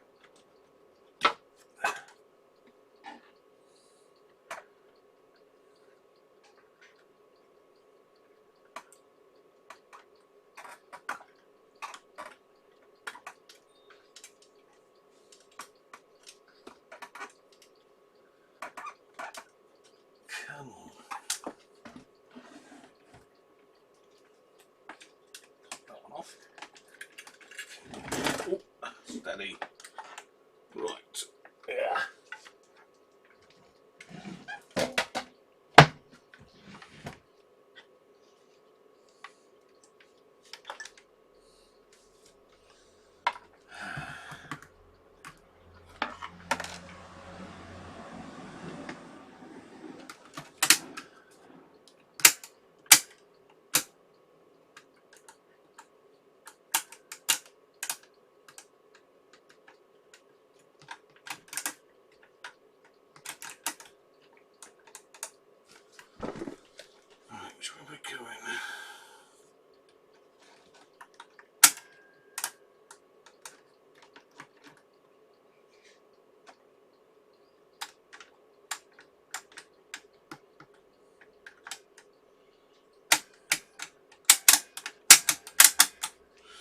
the mechanism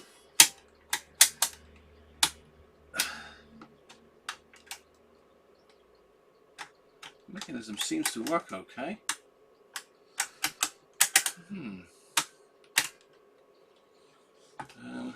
Right, we need to get something to stand this on a minute, so I can have a look at it. What can we stand this on? See if we can stand it on top of the record deck. Let's get me out of the picture. Yeah, I do need more room, Brett.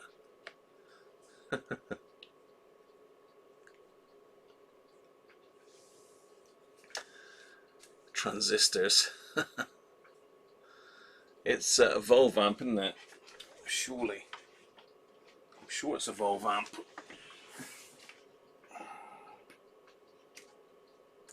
Definitely a Volv amp. In fact, so one of them's dropped out a little bit, so I'm going to need to take that out as well. But yes, it's definitely a Volv amp.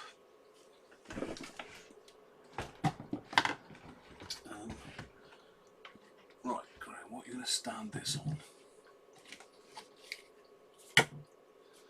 Four of those, that'll do.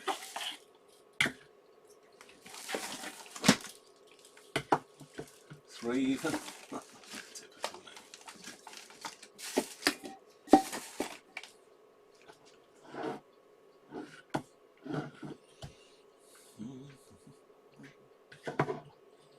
I've only got three of those.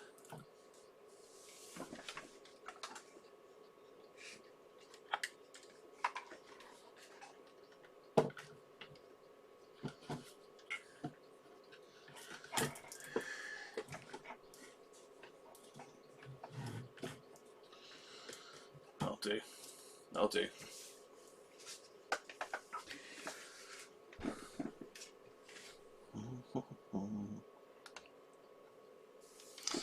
Right.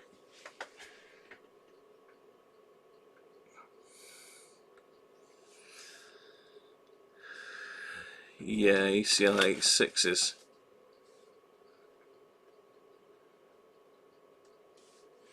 Yeah, it is definitely a Volv amp. I say I had one of these apart a while back. We need to get this top of this deck off and have a look at the idler wheel, really. The top of the deck, the platter even. See if I can wangle that off with my broken screwdriver. It's got like a little circlip on the middle here. Sometimes these come off easy, at other times they're a pain in the neck.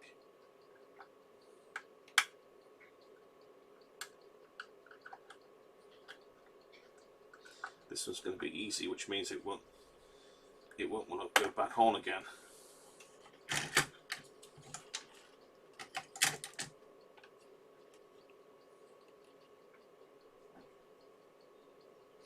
Okay. Yeah, I'm definitely going to have to get that rubber off and recenter that. That's terrible. It obviously doesn't affect the playing of it, but it looks appalling.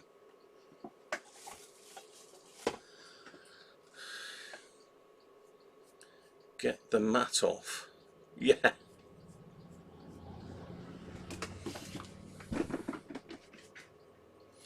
Okay, so the mechanism is absolutely, well, it's not absolutely solid actually. That is. Yeah. The auto mechanism is seized, but there's no surprise there. Alright.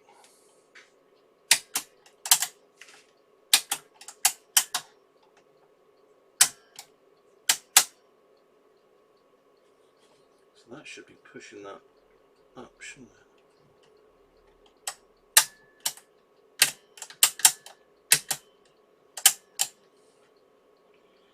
Something's amiss. Something is amiss.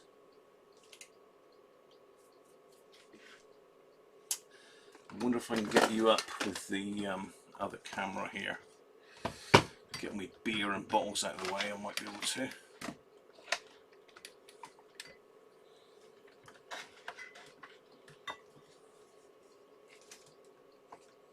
because there are people here that know about these things. Let's see if I can get you in on the overhead camera so you can see what the hell I'm looking at.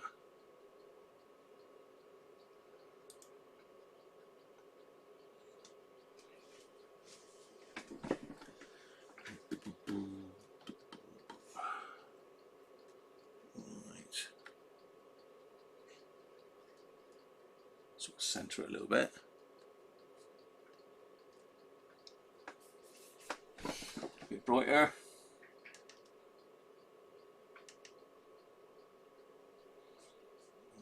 This brighter. Too bright.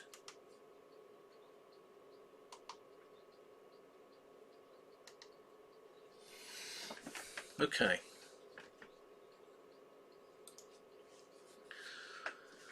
That is the Mac underneath. Andy, where's Andy when you need him? He's here, he's watching. Andy will be watching somewhere. But what I'm looking at is, if I zoom you in,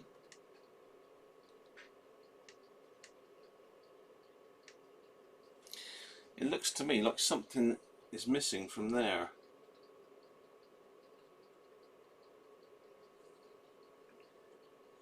And I don't know what. But it's smack bang on that selector mechanism.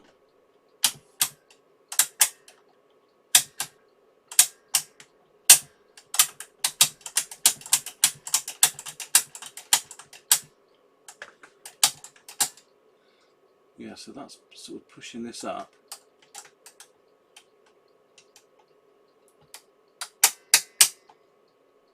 Yeah, so this, whatever that's,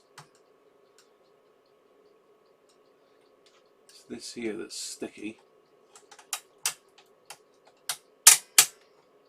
Got to sort of wiggle it to get it to pop up. Look, you can't quite see that. I'm slightly too far in, aren't I? Let me just show you that again.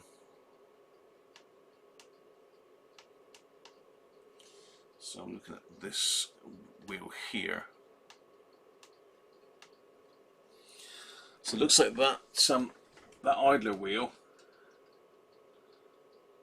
or idler wheel, I don't know what you call it. So if it moves up and down. So 78 is at the bottom. It's not moving at all now.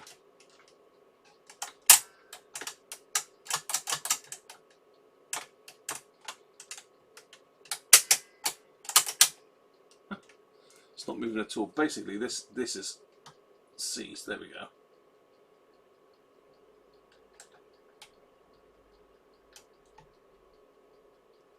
It's not going down to its lowest position, I don't think. Yeah, that's basically seized. Well, not seized. It's just sluggish, and I think there's something missing off of here, but I really don't know what. Oh, hello. Andy's not a keyboard, he'll ring you when you're done, okay. No worries. No worries, Steve. Tell Andy not to worry. We're going to investigate. We have the technology.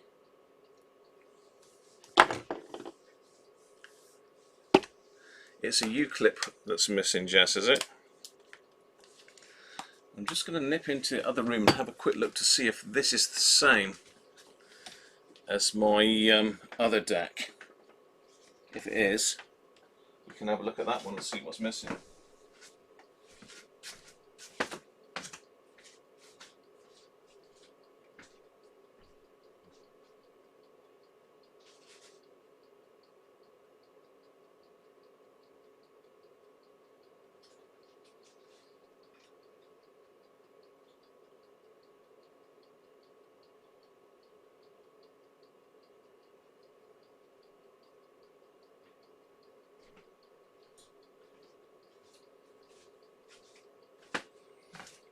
Okay, bear with me a sec. I have found the other deck and it is the same one, so bear with me.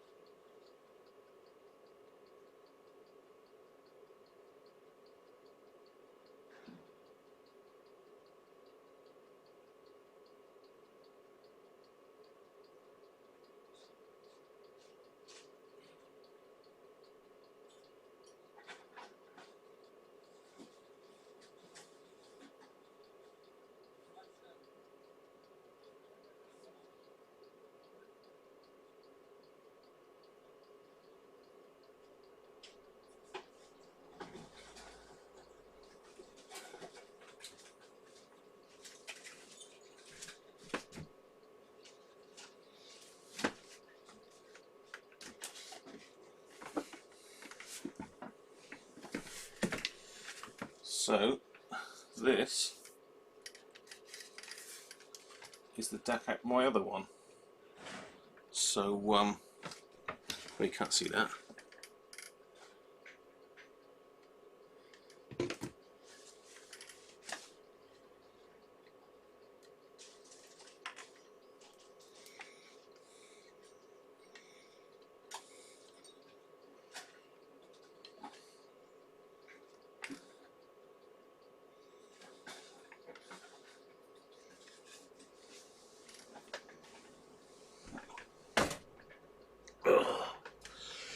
Oh, I'm just having a look. See how this one differs really. It doesn't, it's exactly the same deck.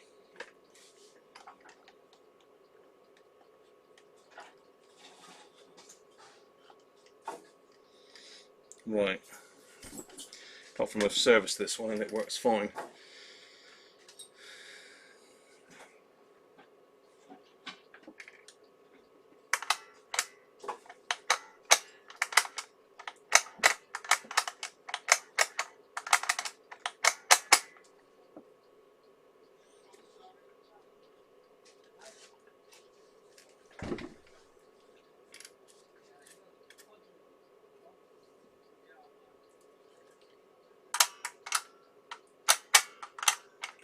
Just having a look now to see if there's anything in that hole on this one, and there isn't. No, there's nothing in that hole at all. Nothing in the hole.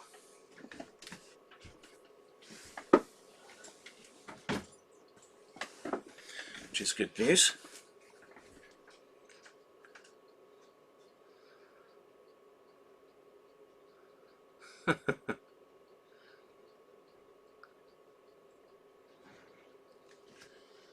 Yeah, I don't know. It does look like there was something there, doesn't it? But there doesn't appear to be. There's that hole in the other deck, and nothing in it. So I think what we need to do then is the issue is basically this arm just needs lubricating. Need the old grease cleaning off of it and lubricating. We also need to get this off and just clean this auto mechanism. So we'll do that as well at the same time. Let's get it done.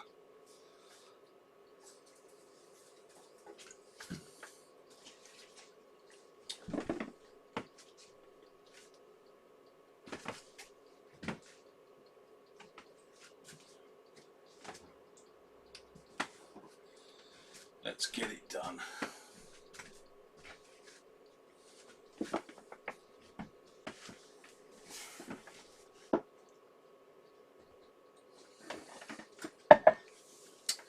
Right, we'll do this auto mech first.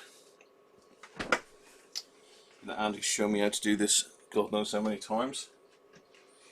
I think Sean's deck is similar to this as well, although we've still not got Sean. Oh yeah, we got Sean. He's back. Sean's in the room. Welcome back, Sean. We've missed you. So I'm just going to pop that circlip off. See if this will come off. It's going to come off. Wow. This piece is seized solid here. I can't move that. So that's had it. This piece is also, oh, I've just freed it up then. It's okay, right. Let's get some isopropyl in. Let's give that a squirt of WD as per Andy's instructions. Vintage electronics repair. I'm going to get some blue roll because this is going to go everywhere else.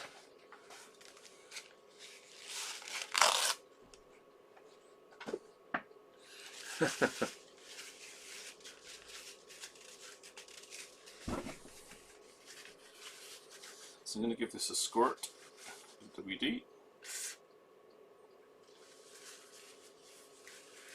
Just to get it moving.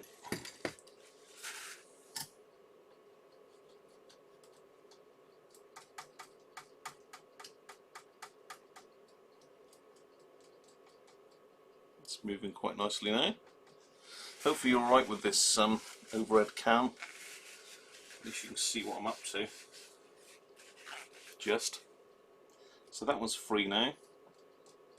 Spinning very nicely.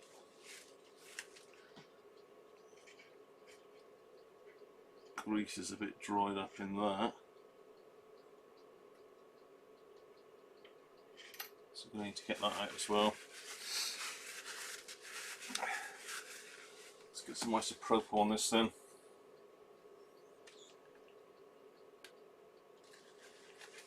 Let's clean off this shaft.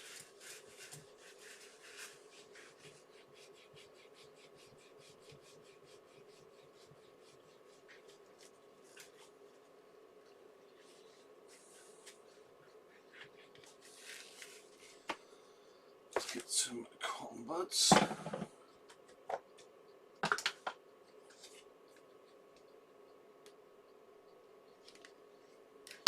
Just soak the cotton bud in isopropyl. We'll go inside there and just clean that as well at the same time.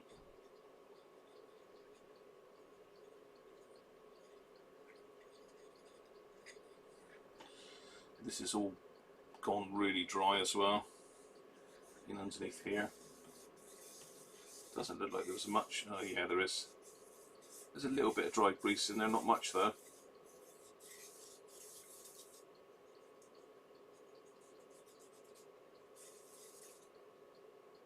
Let's put a bit more isopropyl in there. Because we've got to play 78s, haven't we? We've got to be able to play 78s. Can't have a record deck like this and not play 78s on it. Still on the lookout for pop 78s. Keep forgetting I've not got my radio mic on now, so apologies if you can't hear me very well. Let's clean that out.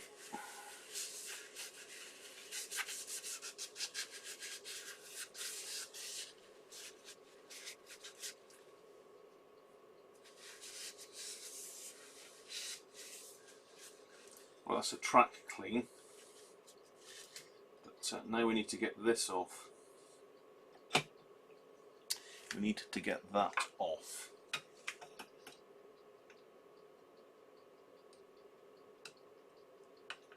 Come on, if you come. I need a new screwdriver.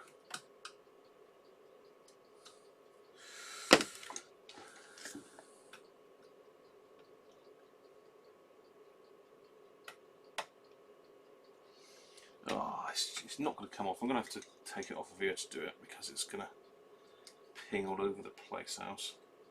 I have to use the old fingernails, old school. There we go. So I always forget which way round this goes, but if I remember that that piece there goes upwards,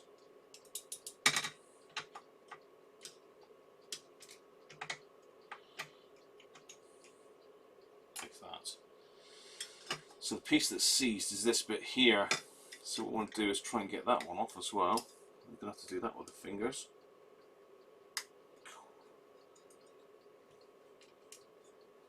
And that is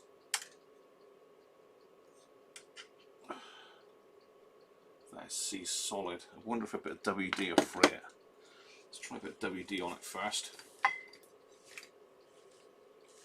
Let's give it a bit of a squirt. Now that's okay. If that fails, it's out with the blowtorch. So I'm a blowtorch sort of guy. Who needs hot air when you've got a blowtorch?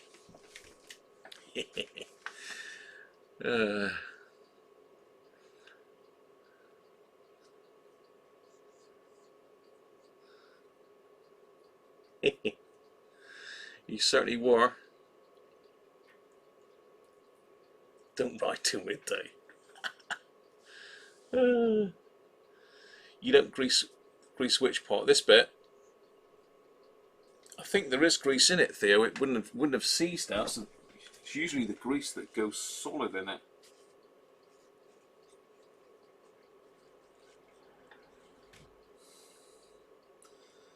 That isn't budging. So we're going to have to go medieval on it, unfortunately. Well, fortunately, because I know you like a bit of fire.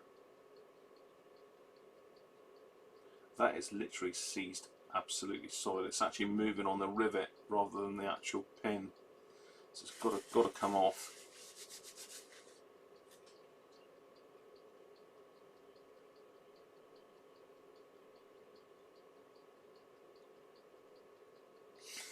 Right, blowtorch time. See if I can find the blowtorch. Here he is. Here he is. Oh yes. Right, let's get the paper out of the way. We sprayed it with WD-40, which is nice and flammable. It's probably not going to do it any good. So we get most of that off.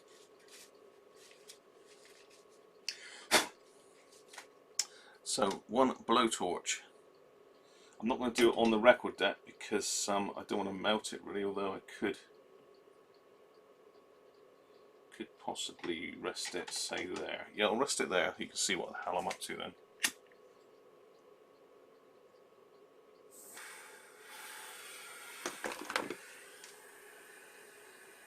So all I'm doing is using the blowtorch to heat the thing up.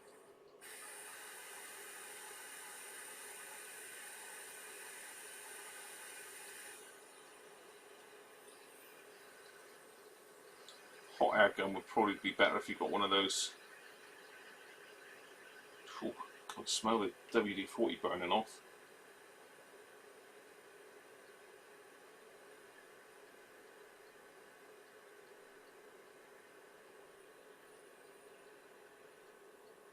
The gas is running out now.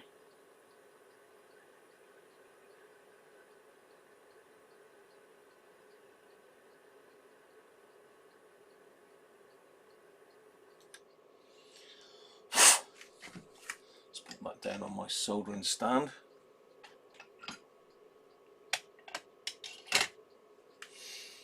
And let's see.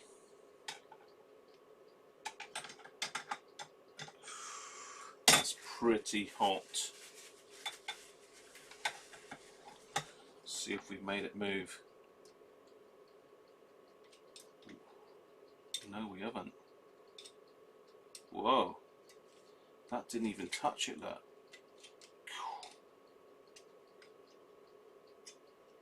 I'm surprised.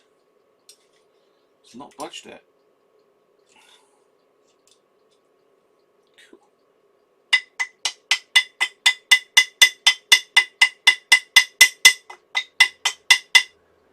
Just giving it a bit of a shock with a screwdriver, see if that moves it. It doesn't. No. How? Let's find the butane. Let's find the butane.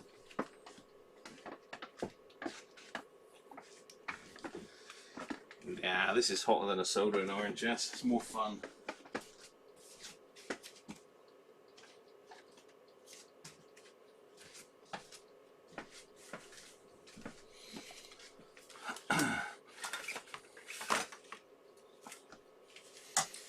Just keep at it. It might free up as it's cooling down.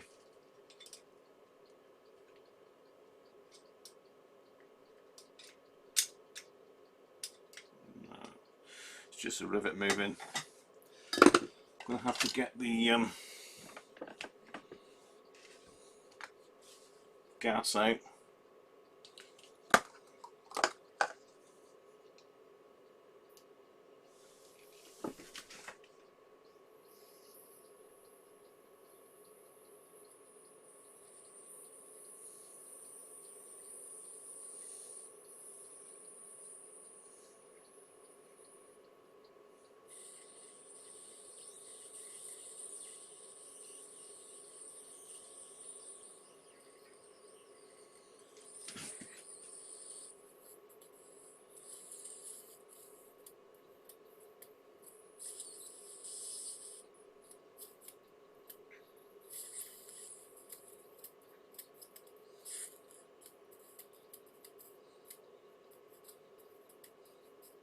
Heat up the actuation pole on the gear.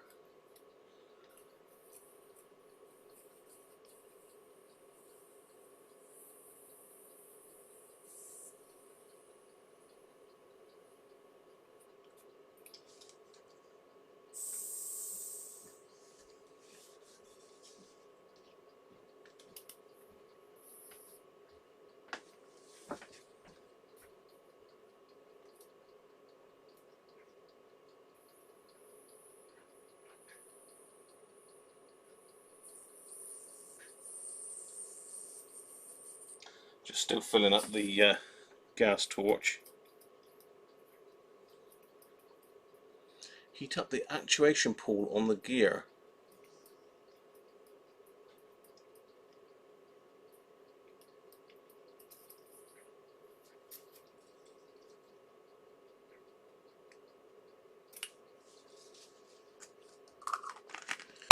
That should be enough.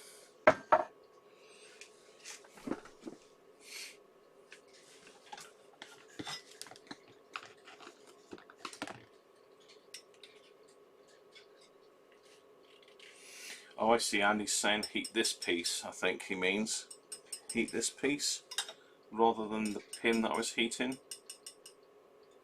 Okay, we'll try that. Let's make sure we're near nothing rubber.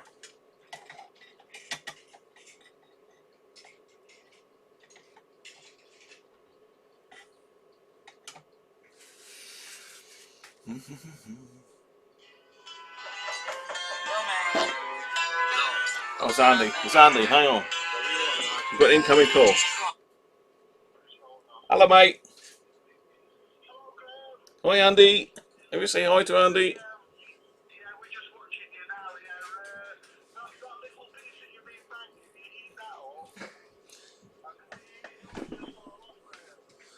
You mean this piece here, Andy? The I was heating this piece here just now, which is the actual pin that goes through the aluminium. That's right, isn't it?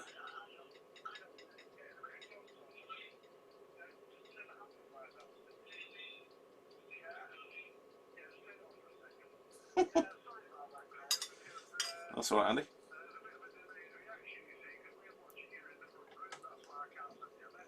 No worries, mate. But yeah, so I was heating this pin. That's what I was heating.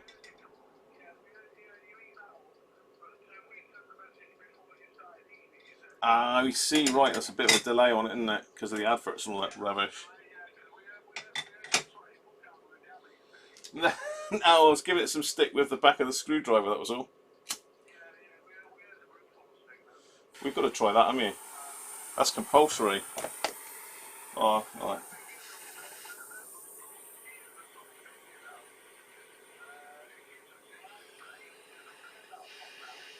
Yeah, I only hit it with a rubber end of a little electrician's screwdriver.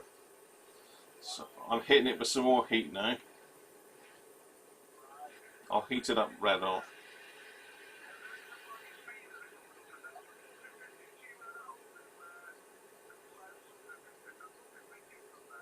No, I just had a look at my other deck and I can't see nothing missing from it.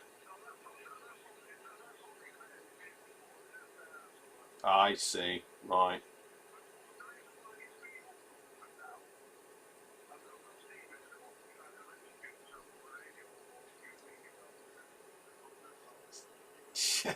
Don't let him electrocute himself.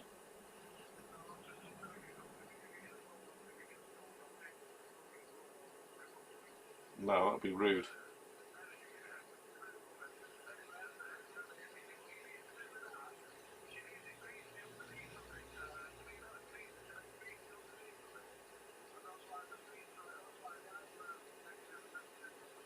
Yeah, it looks like it just needs grease and it's sticky. Yeah.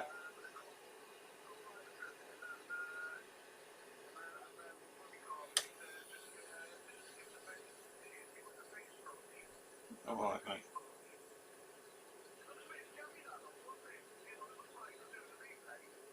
Yeah, it's got a bit of rust on the actual deck itself.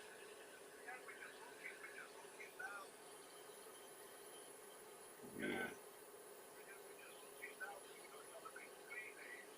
Well, I'm just heating this pin here with the thing. I'm going to melt the aluminium in a minute, I reckon.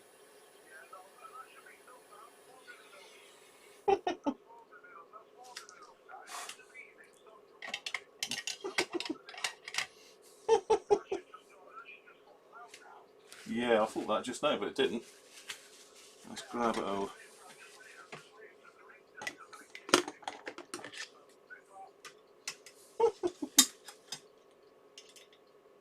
tell you what, he's still jammed.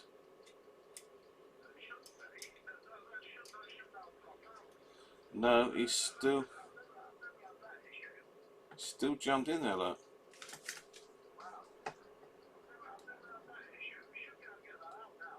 No, you can see I'm leaving it. I'm levering it, look, and it's not even budging.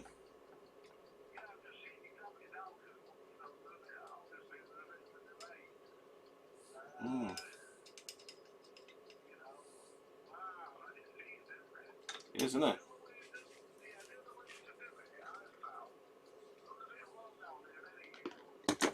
Yeah.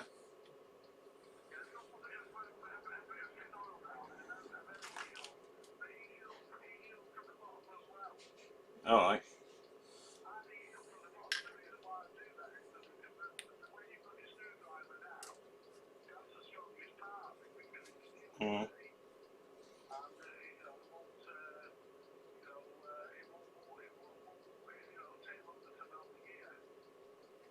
Yeah, I'll melt it.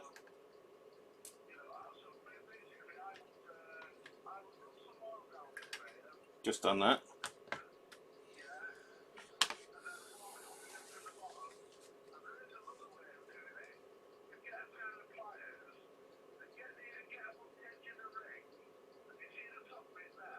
Yeah. Yep.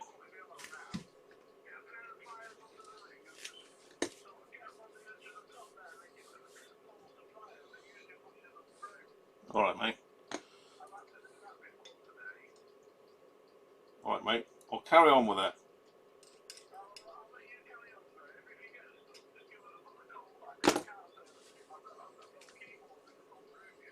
That's alright, mate.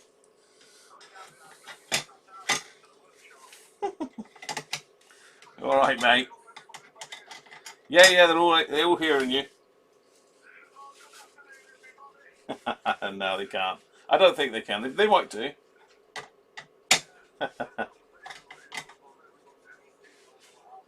Yeah.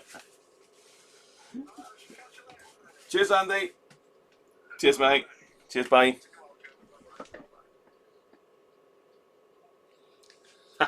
You like that ringtone? There you go. That's Andy, Vintage Electronics Repair, who is a bit of a expert on these. He says that should have gone with all the jip I've just given it, but it ain't. So we're going to try heating it from the other side now.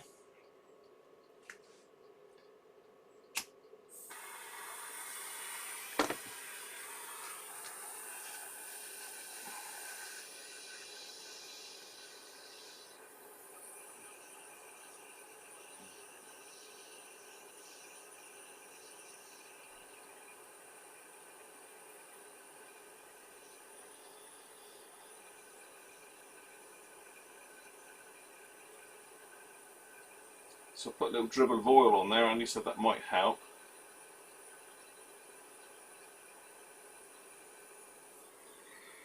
Oil is now smoking rather nicely. Let's get some pliers just to hold that a minute.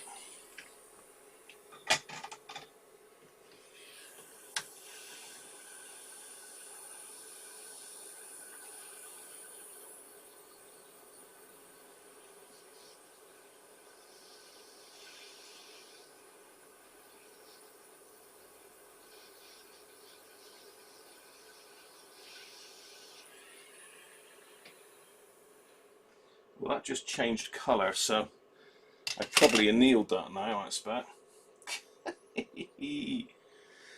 Surely that's got to have moved it. Surely. Oh well. Bit of shock tactics there as well, look.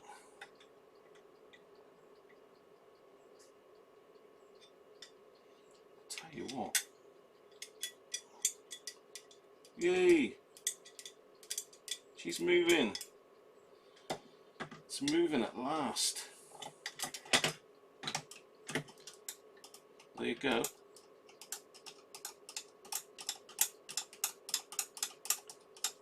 Sorted. That took some heat, that did, I'll tell you.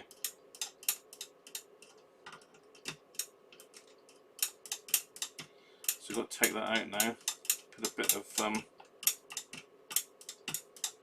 I think we just put some silicone oil on that.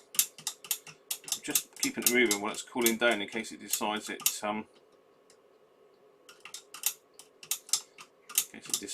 gonna seize again as it cools.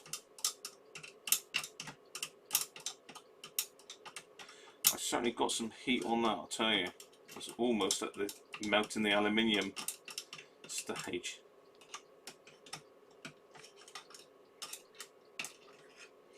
Still too hot to hold, really. So that should. Yay! There we go.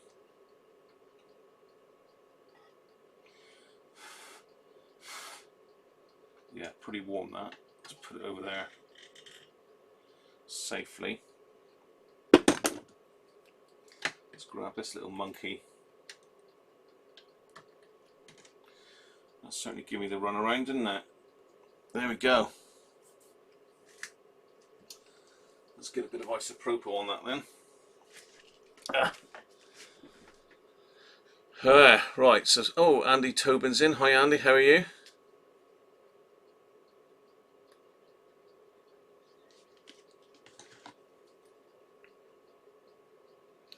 Yeah, so there's definitely some grease on this, or oil.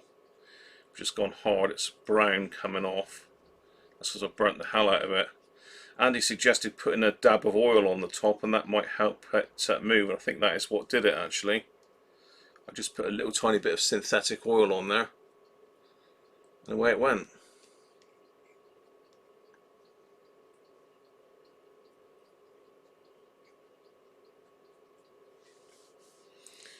Okay.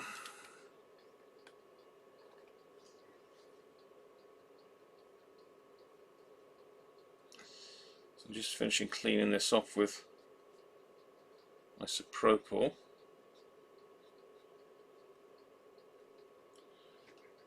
It's cool enough to handle now. That's that bit cleaned. So we need to clean the hole.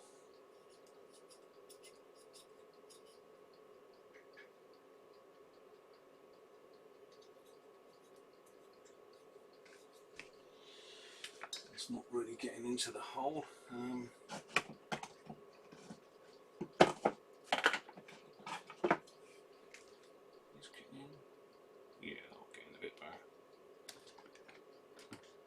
So all I'm doing is just using some isopropyl to just clean up where the shaft goes through.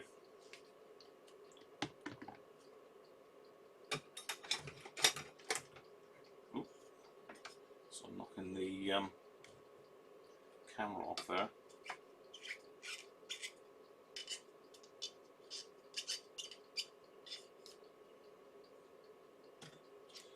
Apparently Steve's trying to electrocute himself at the moment, according to Andy.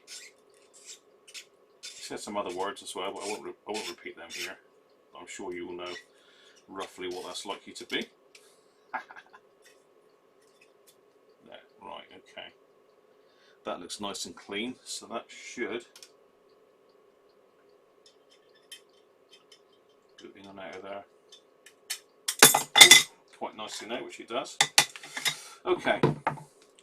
So let's put a little tiny bit of oil on that, a fraction.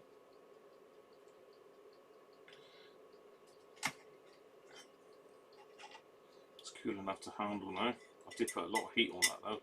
God, it's a hell of a lot of heat. Just a little tiny bit of oil.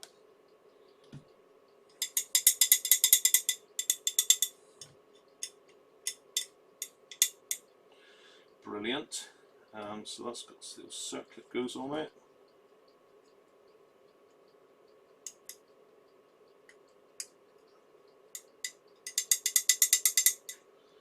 Bro. That bit sits on top. Little circlet goes on that. Ooh, pushing the camera off again. Go on, there you got you. Right, you can see that mechanism now. Moves nice and freely. Right. Let's do a bit of greasing then. I got Steve Brown. Hi Steve, how are you? You added to the subs. Or you added to the sub. Anyone else on here do similar and have an interesting channel? There's a few, Steve. If you click on the names, you got Man Cave Workshop, Cody's, Happy Little Fox, Benji. They've all got channels. Michael Beanie in earlier. He's got a channel. So quite a few, mate. Quite a few.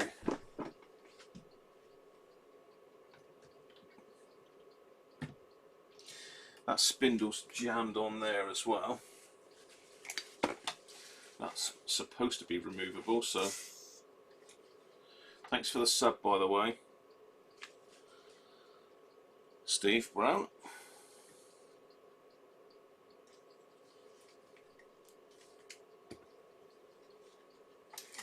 So let that soak in a minute. So I'll take this bearing race off, and we're going to bear in mind that the ball bearings face upwards, because I got confused about that last time. That was another emergency Andy phone call, I think. Good old Andy, he does know his stuff with record decks, doesn't he? Interesting channel, Vintage Electronics Repair, if anyone doesn't know. Well worth watching. Right, let's clean up this old grease, although the turntable was spinning quite nicely actually. Where's my isopropyl? Here we go.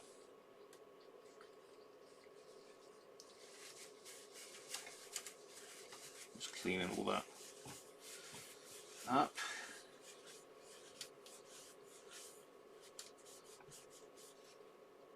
Has that moved yet? No, it hasn't. I meant to ask Andy about the changeover mech as well on these. I'll tell you what, that is not going anywhere. That's seized up as well.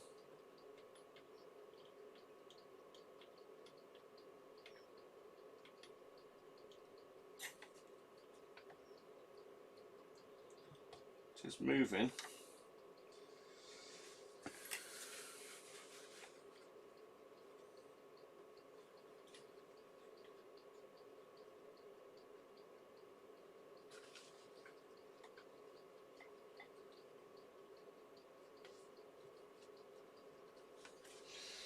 So someone's hammered that down. Right, so let's reassemble this then. So we want that one first. Need to get this bearing race cleaned up a minute. What can I do with that? Stick it in a cup. Oh, there we are. That's a nice lid from something.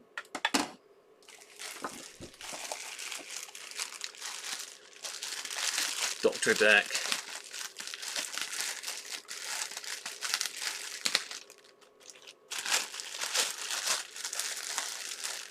Yeah, Steve. Steve, are you the Steve Brown in Plymouth? Is it Steve? Are you from Plymouth, Steve?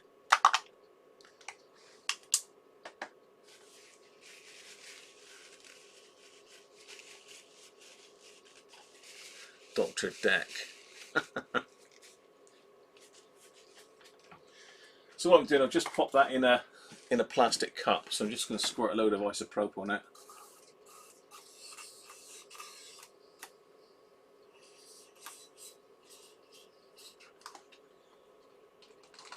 Bit of petrol or terps or something would have done the same, I suppose. So that fizzle away for a bit.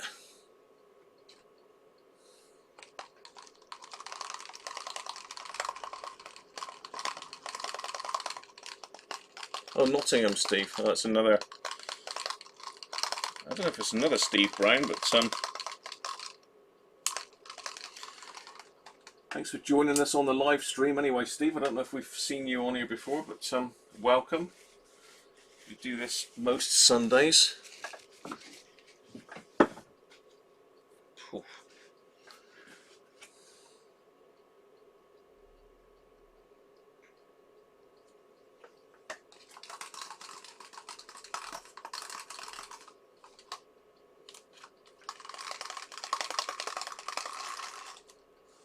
How's that doing? Ooh, still caked in it. Gonna need to get nasty on that. Do a bit of scraping out.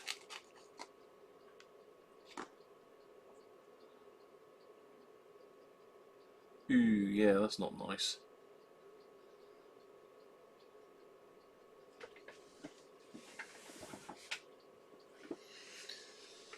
Have to get a toothbrush, I think, and give that a going over.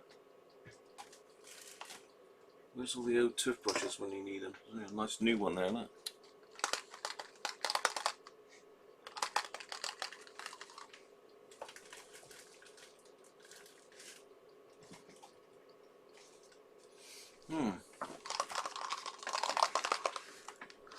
Afternoon, our friend in China. Where's our interpreter, Andrew Alsfa?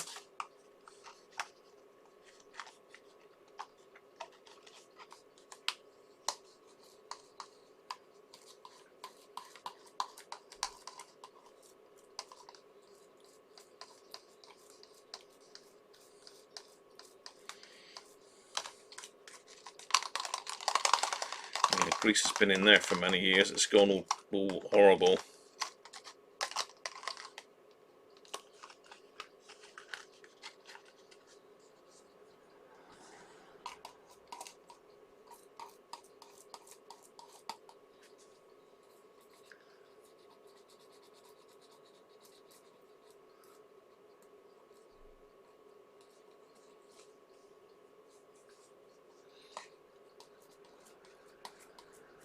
Welcome from China.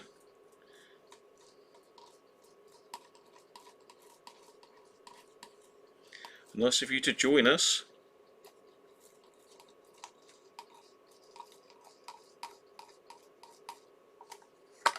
I've nearly got this clean. Yeah, you're probably right, Sean. I've got to go into Screwfix actually at some stage. I must get down and see Gary again. I haven't been in to see Gary for a couple of weeks. Don't get much down that way at the moment for some reason. All seems to be Tiverton, Crediton way. Right, I'm happy with that now. That's clean. So we get some blue roll on it. You can see it's pretty murky.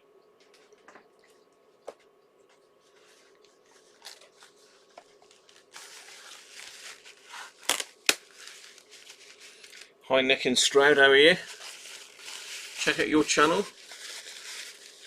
23 Sems Antenna Project. Oh right, amateur radio stuff then, Nick, is it? I think Spanky, you've got a channel as well, haven't you?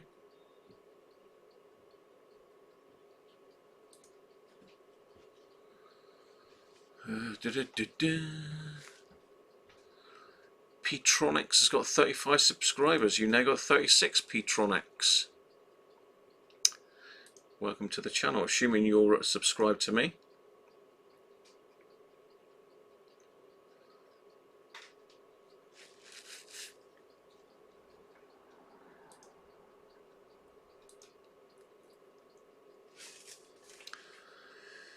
Yeah, Spanky's got a channel as well.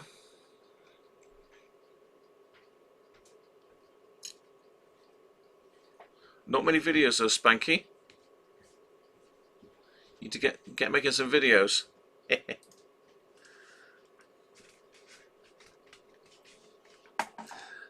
Yeah, I've got to drink some beer. Yeah. Let's stick you back in camera because it's a bit boring just looking at the same picture all the time, and let's stick if I can find.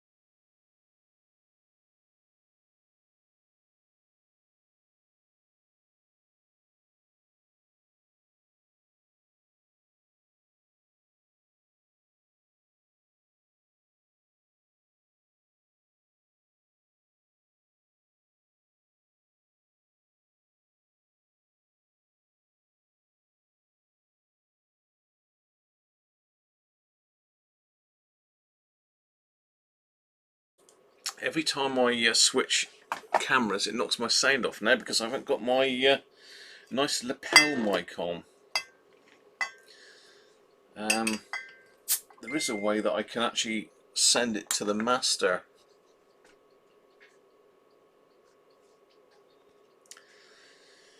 Yeah, there's a few, well, at least a couple radio hams on here as well, Nick.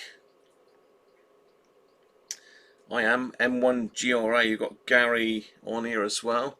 I always forget Gary's handle, 2E0 something or other.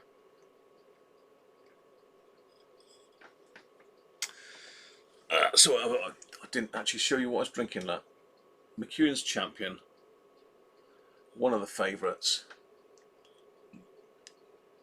Nice. Bit strong, mind you, but you know, 'tis a Sunday, and I did have an alcohol-free one earlier, didn't I? So I'm fine.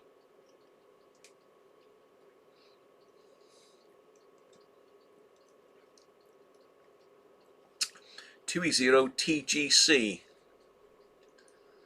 What does TGC stand for then, Gary? Because everybody's got a reason for these little numbers, haven't they?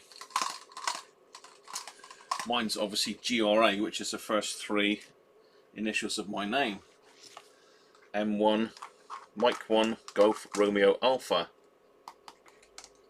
To those that need the phonetic version.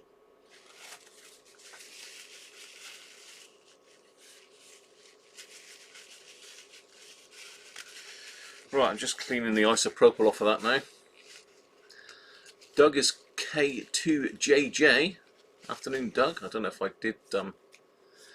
Yeah, the hole is apparently, Theo. It was there in case, in certain circumstances, I suppose, when this is fitted into radiograms, etc. They use that as an earth point, apparently, according to Andy.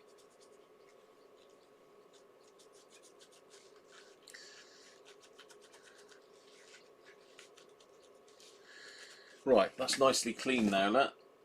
You should be able to see that in the picture-in-picture. Nice and clean, so we need to just fill that up with a bit of grease.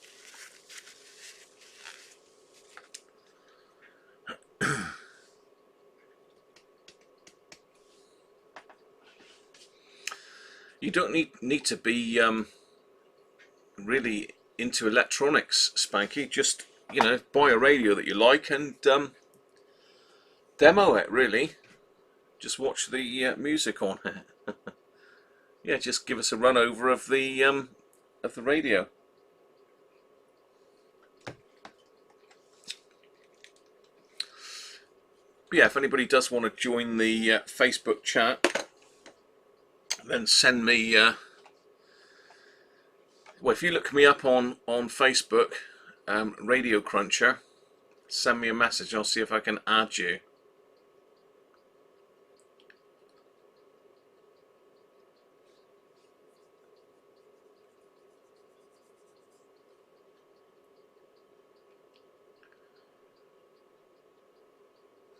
What you after, Paul? Some cheap Chinese electrolytics by the looks of it. 35 volts, 5,000 microfarads, is it?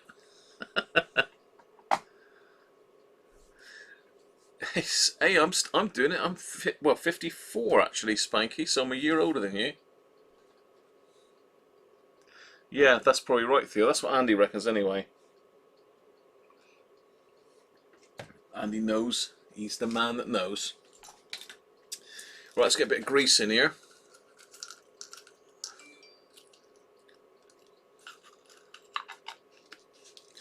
Bit of grease, a bit of grease, a bit of grease. So all I'm using is just some general purpose grease. Grease Lightning, multi-purpose grease. Oh, where's the camera? Nothing special. Just your normal sort of grease you'd use on your car. Bashing the camera again.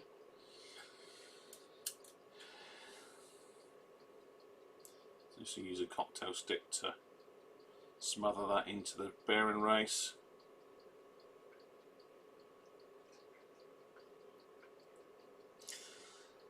Once we've done this, we need to get underneath the deck again and sort out this speed selector. It's going to need cleaning off and doing again. There. Let's put that one back on. So we grease on the edge of that one. When they drop that in my drink, then that would be devastating.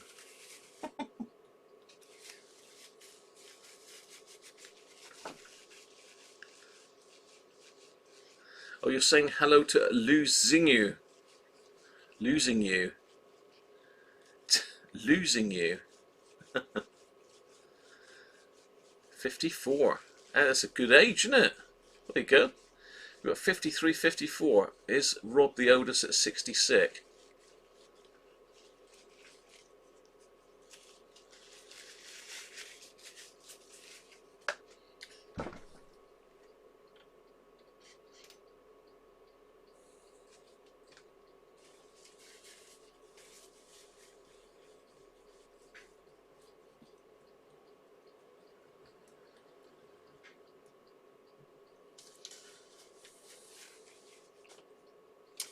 Right, that's that done.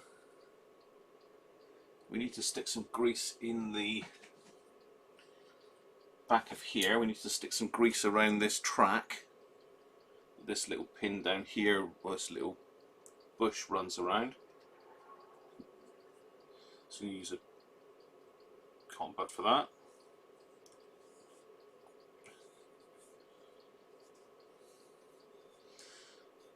Saying I don't think.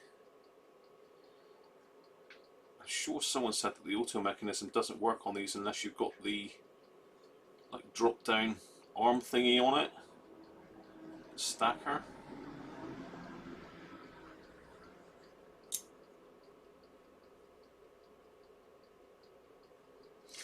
Yeah, that's that bit done. So that can go back on now.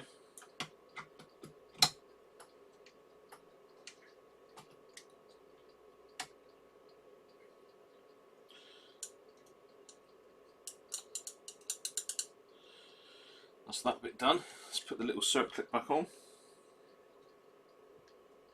Ah, there we go.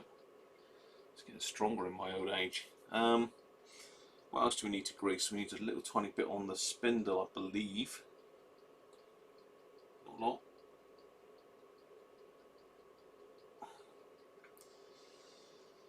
Let's get rid of that for a minute.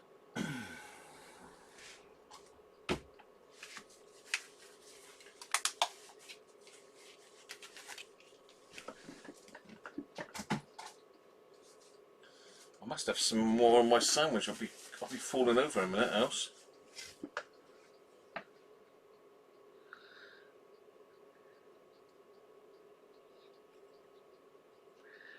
'84. Who's 84?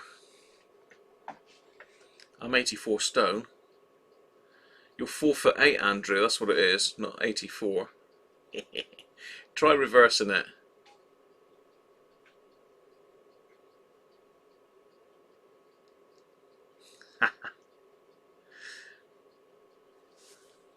Yeah, I would say you're more like 48, Andrew, aren't you, than 84. I think you've reversed that.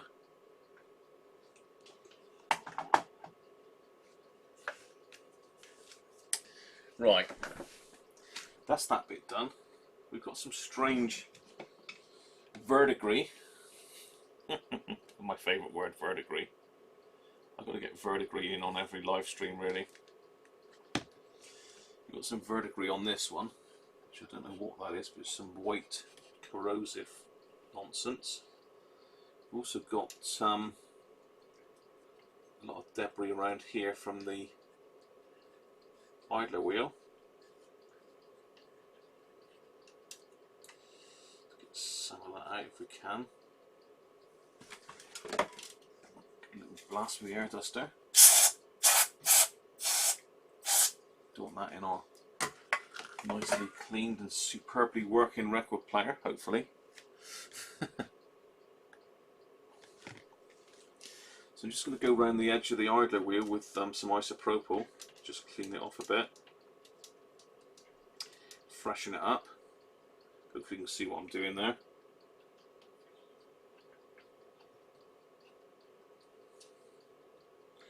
No, you can't because my picture-in-picture's in the way. I'm basically just sticking a cotton bud soaked in isopropyl on the side of this and just running it round.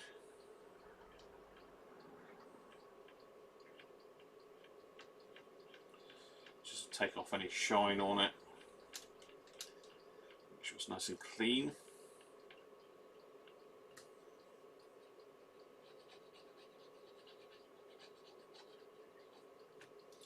I don't know what that is on there, but it's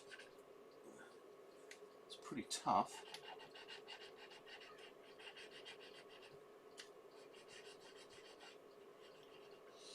Right.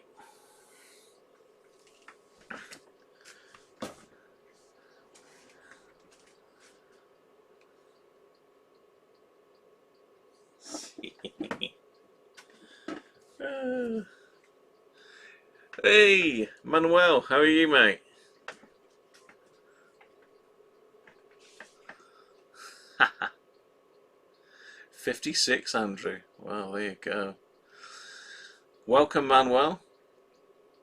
I've been eagerly queuing your videos up. So there's another one, Steve. If you're not subscribed to Electronics Old and New, then definitely subscribe to that. Cheers, Manuel. Anyway, thanks for joining us. Right, so that's cleaned. That mech's done. So really, there's not a lot left that we can do on this side of the deck. Just put my finger on the grease. That spindle still won't move. Little monkey. Still won't move. So we've had it on that. I'm not going to put the platter back on yet. I want to get on the other side. Have a look at this mech.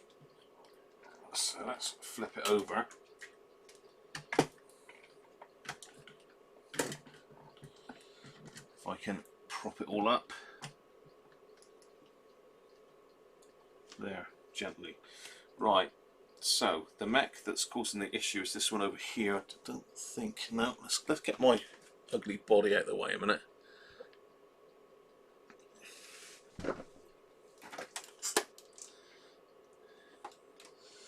So the mech we're looking at is over here, which is actually out of shot, so let's see if I can get the camera over that far.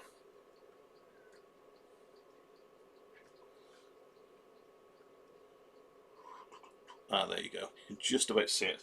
So this is the mech that selects the speed on this one. And if I can get the speed selector. What it is this shaft here. The grease is all dried up on it. With my fingers, you can just about see it in the shot there. The grease is really dried up on that. It's struggling, it's sticking. Look, so if I put it up to the top, so what I've got to do is degrease that with some isopropyl, and then put some fresh grease on it, and we should be in business.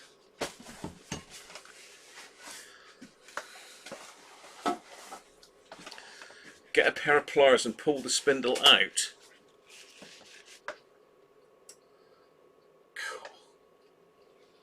If I pull that spindle out, all of that lot will ping everywhere, Steve, and I'll never get the flipping thing back in again. So I'm not going to go with that suggestion. I'm not that brave. I'm just going to degrease it and re-grease it, if you know what I mean.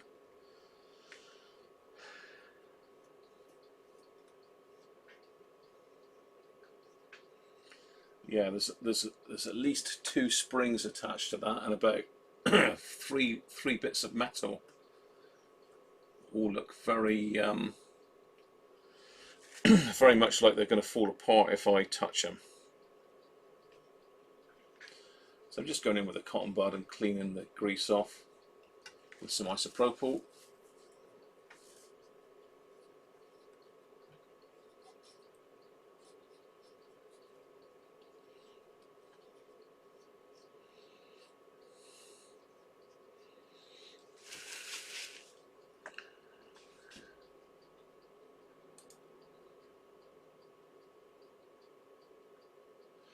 Oh, your father was Mr. Caldera. Or is that right? Caldera? Caldera?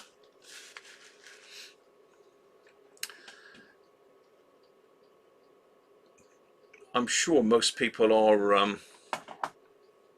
Oh, the plastic one in the centre. Okay, Stevie, I got you. I'm sure most people are subscribed to Manuel. His videos are really, really educational.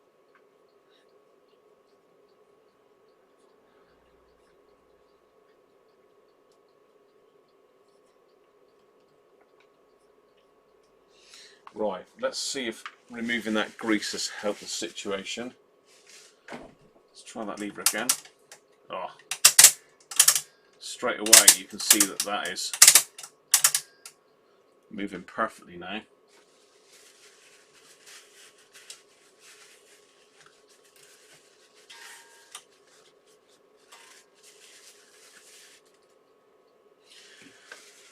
The grease on that has dried up as well, actually.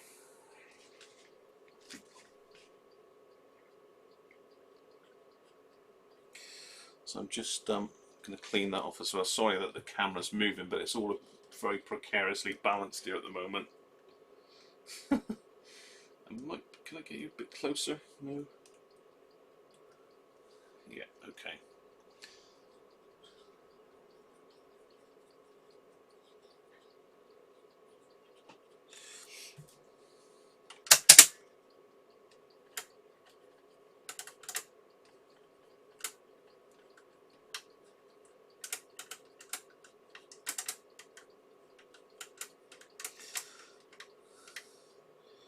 Right.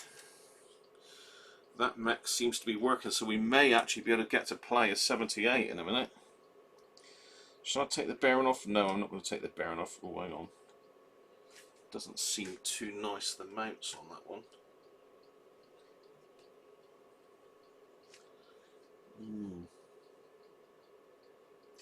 Might have dodgy grommets on that one. Right. Let's stick some more grease on that then.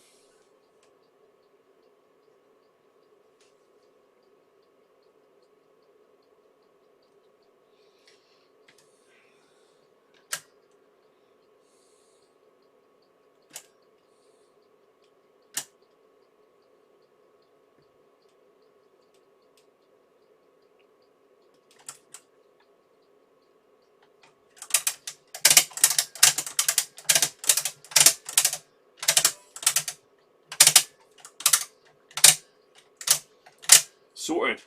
Done. Excellent.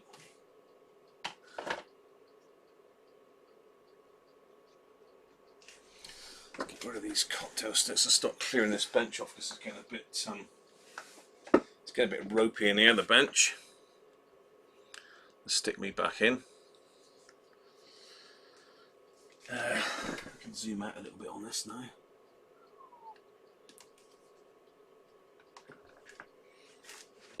Right.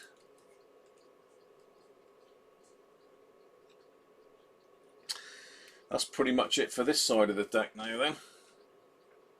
I'm going to put some oil down the shaft of the motor, but I'm not going to... Can I get in that bearing there? I might better get a little bit of oil in that bearing.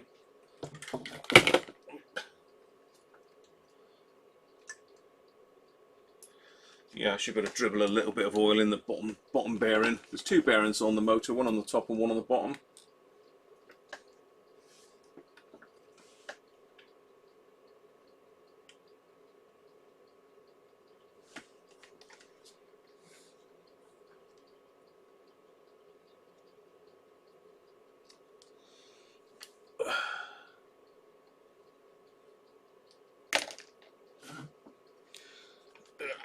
Right, let's get back on the top end again.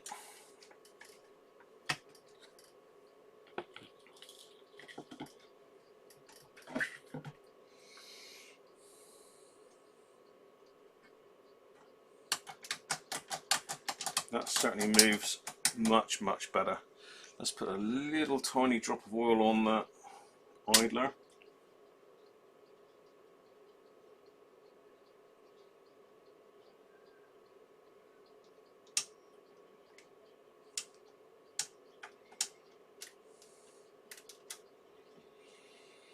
What else do we have to do?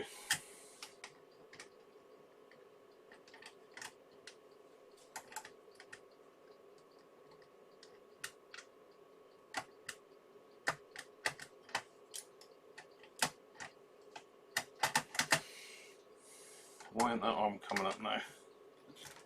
Must have caught it on something.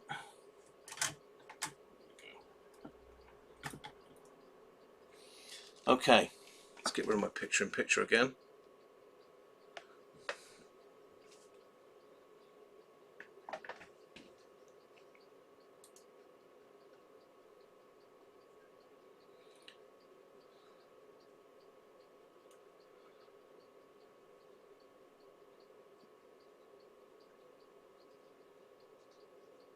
You've certainly got some fans out there, Manuel.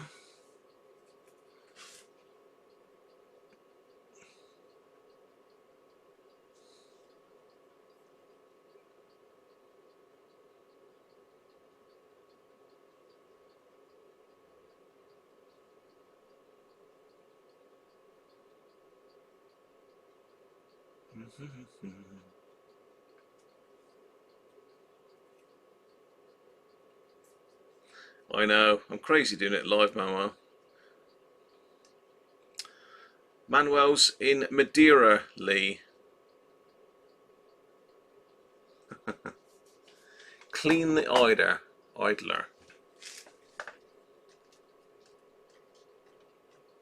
He's good, Benji. I have cleaned the idler with isopropyl just now. So how the hell are we going to get this platter off? This is a good question. Someone has actually physically glued that on.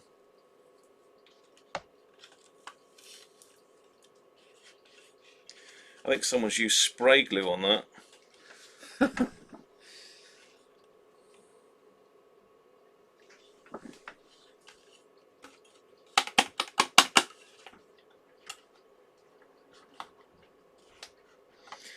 Yeah, somebody's actually glued that on, I'm sure they have.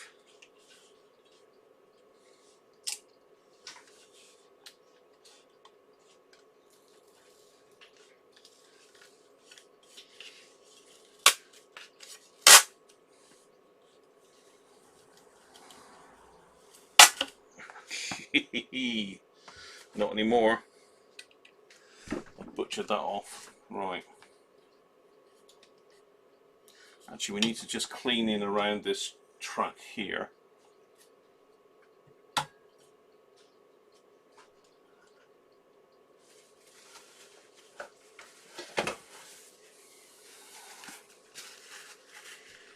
That's another bit of isopropyl.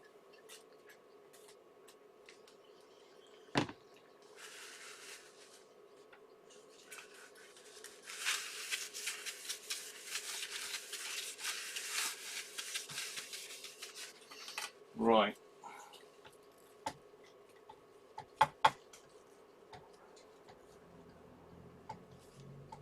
I've got to get my head down, you know, because I can't see the... Where's the spindle gone? Yeah, spindle. Spindle. Ow. There he is.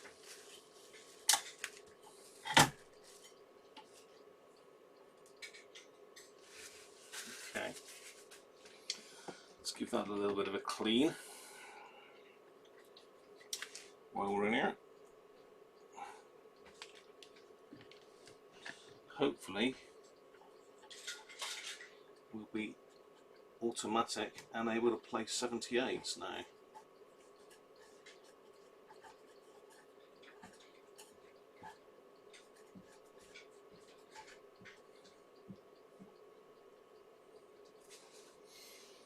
Right, let's get that clip back on first, because that's a bit of a devil.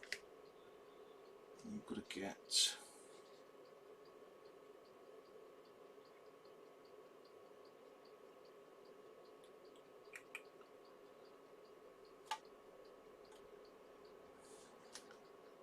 Can't really see what I'm up to now, can you? Apologies, but I'm trying to put that clip back in.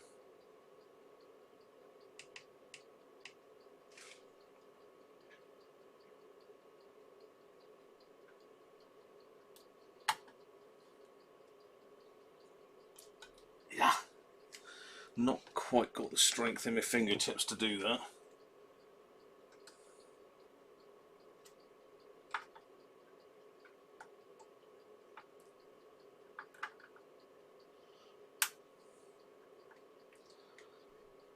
Is that, have I got that 180 degrees out? Is it going to ping off and hit me in the eye? Who knows? I'm sticking to the platter here. I think this has just got a bit hot and the glue has gone soft. I might have got that 180 degrees out. Let's try it round that way. Okay. What's that down?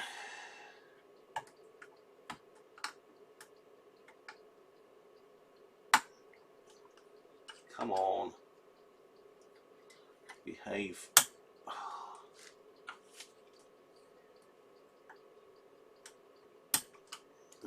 There she goes.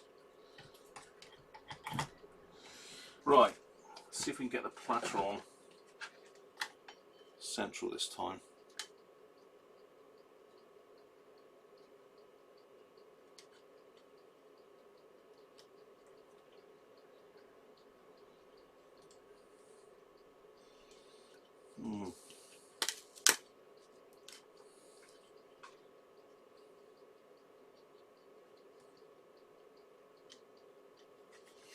That's better. That's better. Right.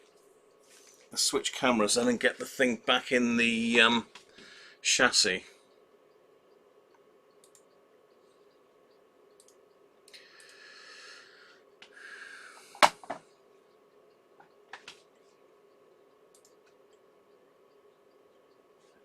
Cheers, Manuel. Catch you soon, mate. Thanks for joining us. Every Sunday, mate, if you're about.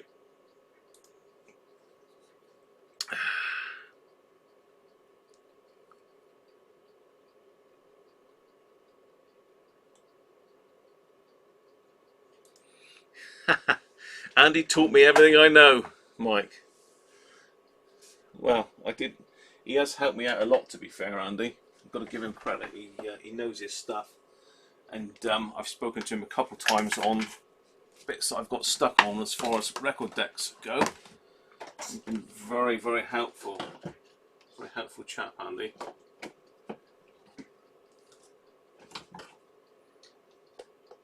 Okay. Right. Let's get that camera down out of the way now. Let's finish with for the minute. I've got the light on still. Yes, let's turn the light off.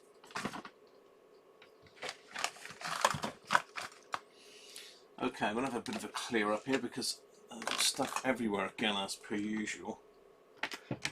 Need those, don't need the lighter. Right, rubbish.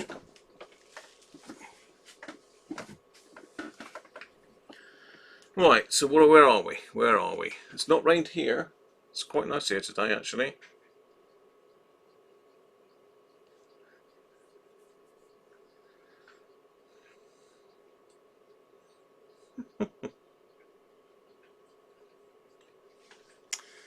Yeah, I think we got rain due Tuesday night, I think, quite bad.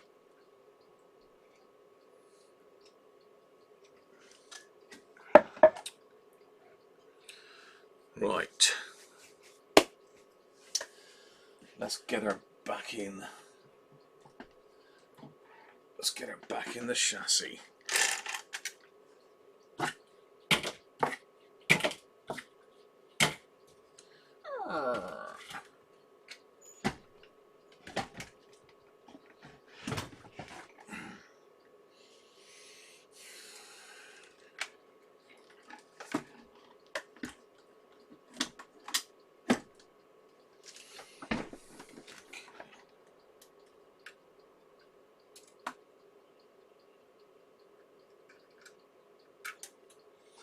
I don't suppose it really matters which is left and right on this, does it?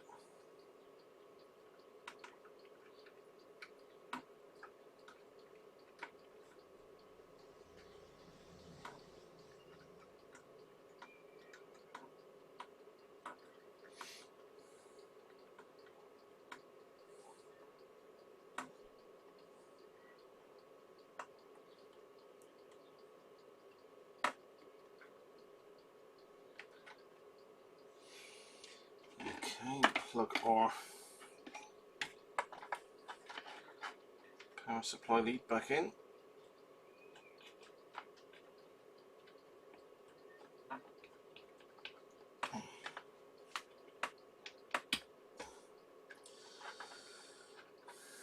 That's that.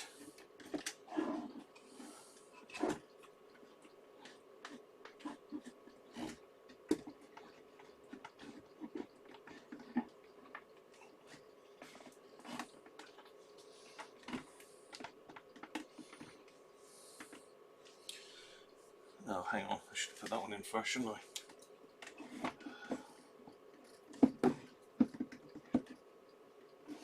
Actually, let's give that a bit of a brush off. It's a bit mucky. There's no point putting it back with loads of grime on it, is it really?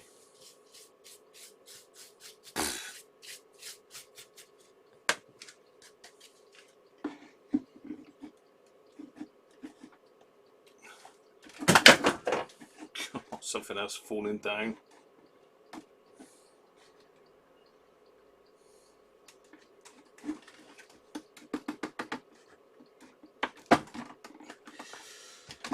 That's a tight fit in there. Right, there we go. Back in the room. Let's put a screw in that to hold it in place, stop it falling down. Talking to myself again, people, but you know, that's what I do best.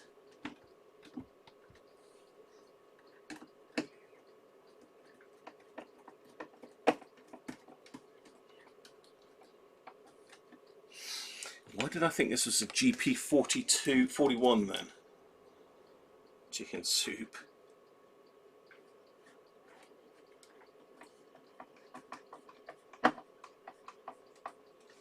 Actually, let's put all those little screws back in.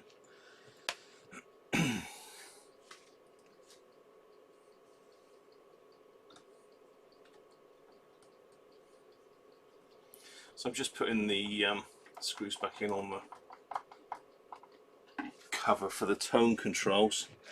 There's a cup washer here somewhere. Just gone walkabout. Where's that gone to? There he is.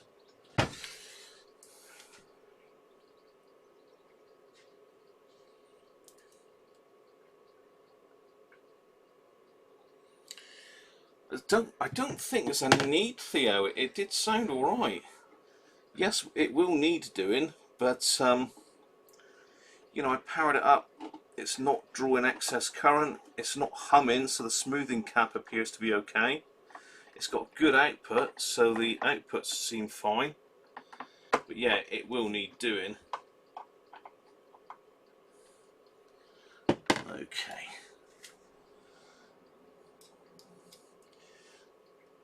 There's only so many hours in the day, Theo.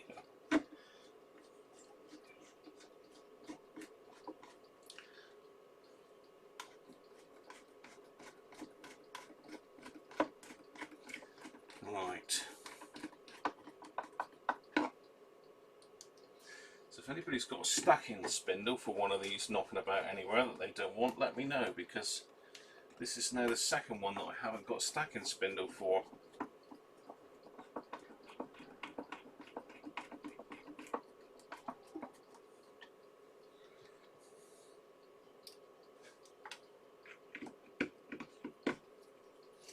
How are we doing for time? 4:30. I've got a little power supply I was going to look at as well if we've got time, so that might be of interest to you.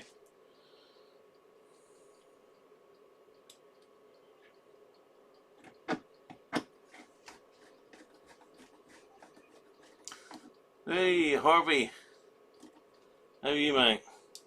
Playing with record decks again, look.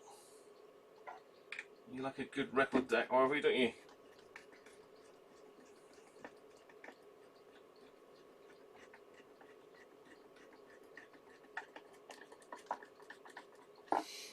Okay, right.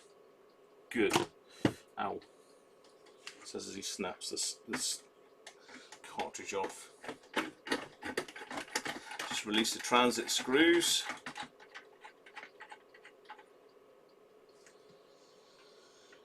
That platter looks better. Let's plug him in. So I've not done anything to the electrics. Oh, hang on. We've got a bit of a dodgy lead. I didn't spot that earlier. Look at that. Some animal's been at that, look. Whee, it's getting a bit closer. Is it going to focus? No, probably not.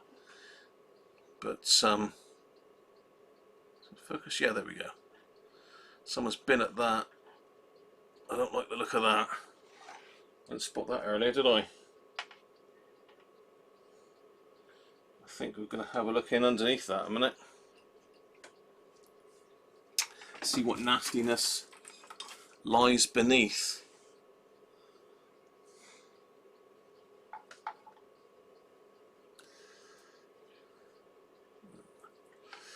Let's see what someone's done in underneath here then. That's the proper electrical tape though, look. Oh dear, oh dear. Ooh, ho, ho, ho. I can see bare wires. So I'm going to need to put a new power cord on this, aren't I? Ah, what pain. Okay.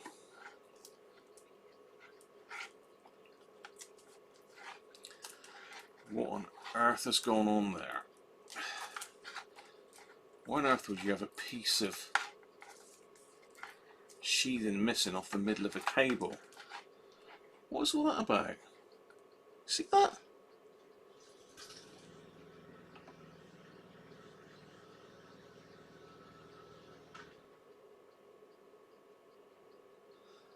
Yeah.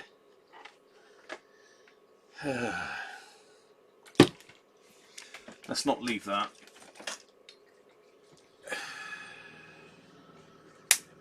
Gone.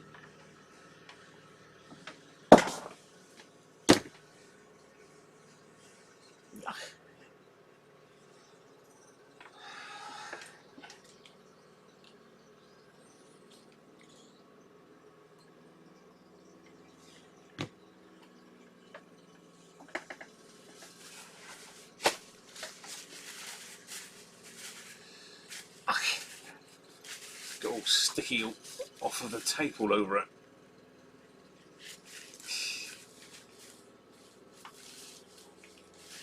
Yes, this cable's been damaged, look.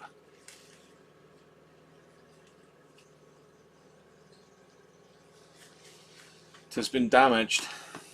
Strip that back a bit further.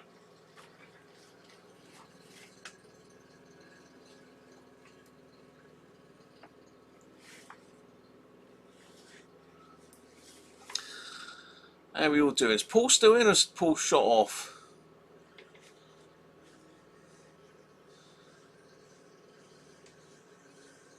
Oh, Paul is there.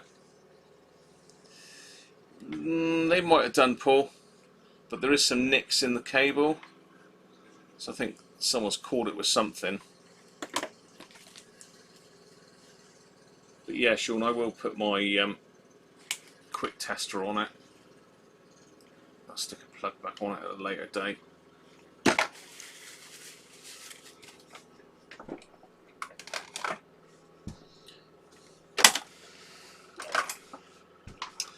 Neighbours on round 2 of the lawn now.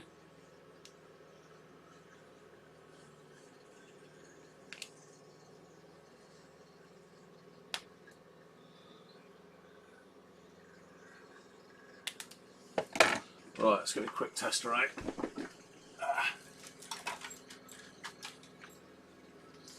Anyone's not seen one of these before? Very useful bit of kit. It's actually called a quick test.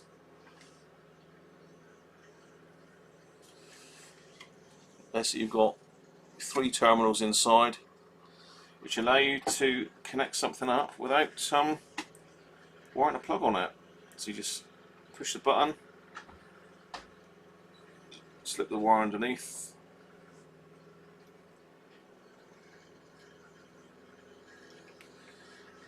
put that down, instant plug.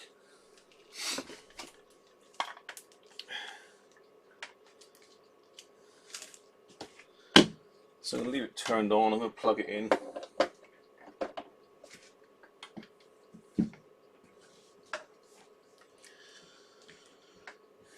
wind it up on the Variac.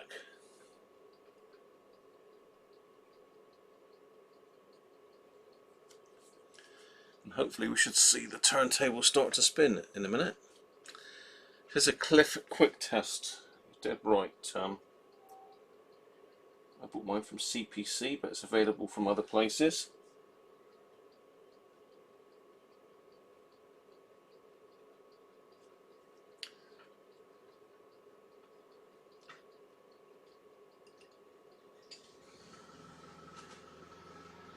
There we go, the motor's starting to move.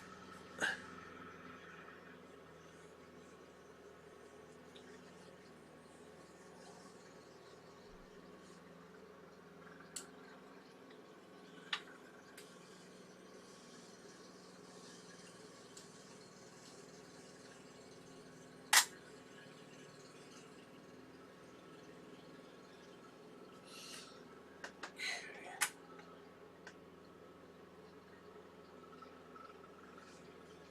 200 volts, straight up to 240. There we go.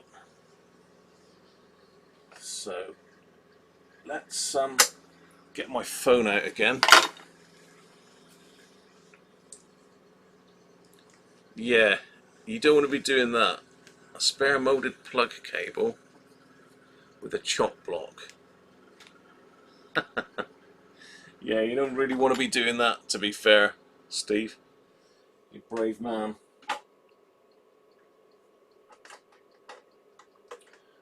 Right. Hopefully you can see the speed app on my phone. So let's set it going on, we'll start with 16.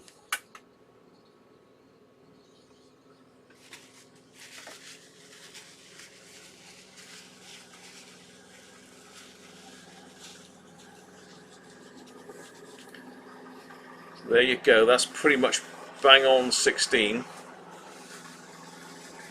going to have to shut this window a minute.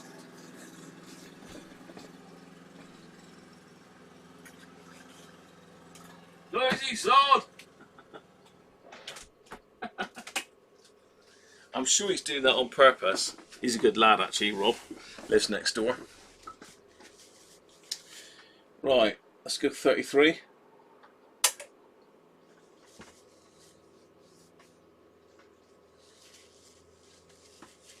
Pretty much. Give it a chance to catch up.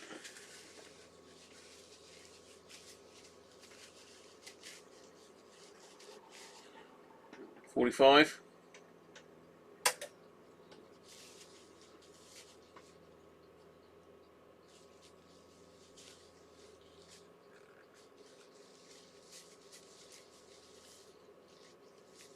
And now this is the one that didn't work before. Probably fling my phone clean off. Hey!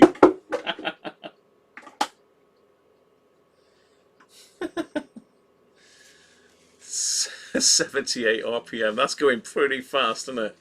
Hey! It's wrecking my phone.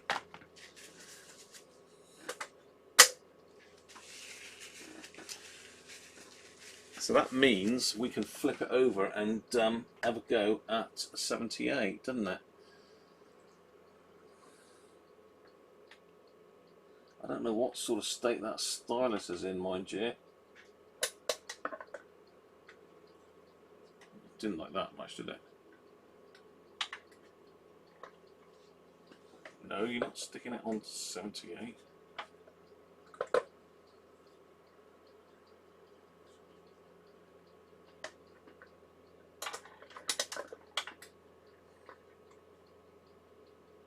Get off.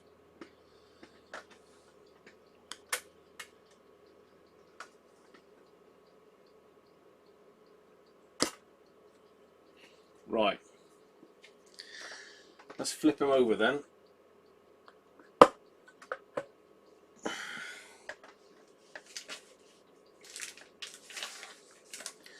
And stick a 78 on.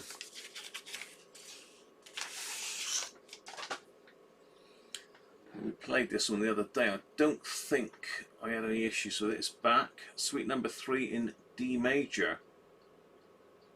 There was a good side and a bad side, wasn't there? They're both pretty bad. That's worse. So that's I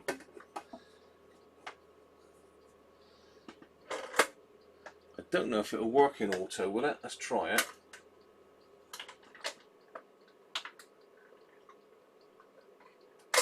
No, it doesn't like it because the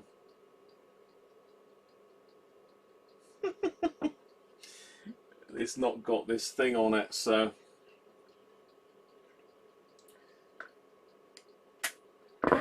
it's gonna have to be manual. Get off, you crazy thing.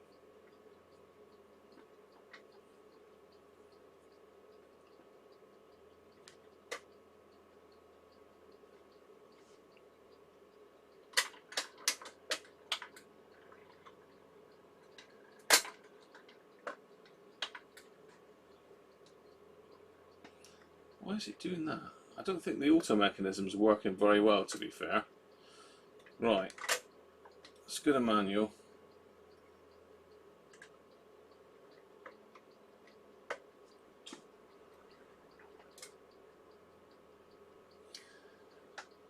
Let's see if this will play then.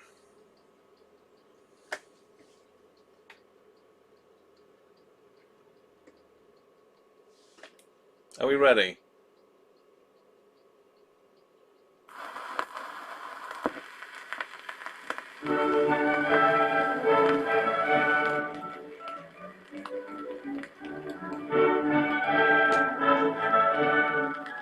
He is a bit warped, to be fair.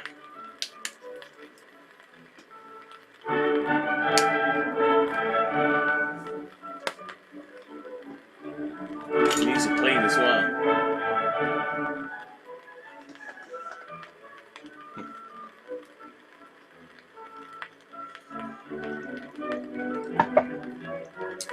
I've already lubricated the motor, Steve.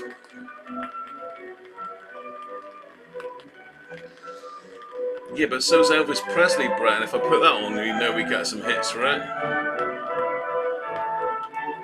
Phone flies off at 78, he does.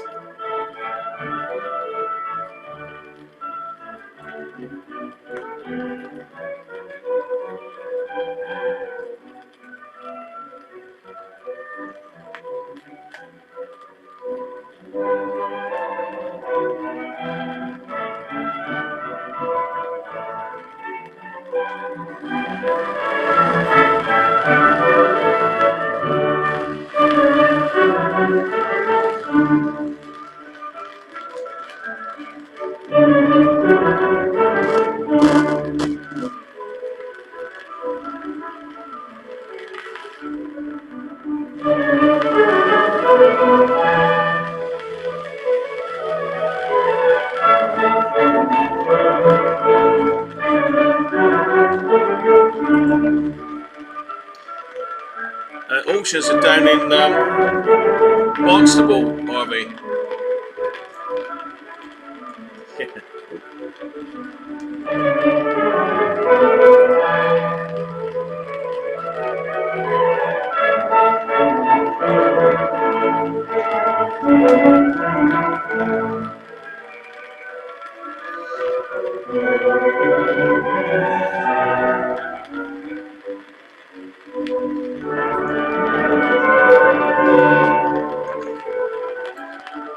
I think the other side's more notable. Well, notable. You recognise the other side.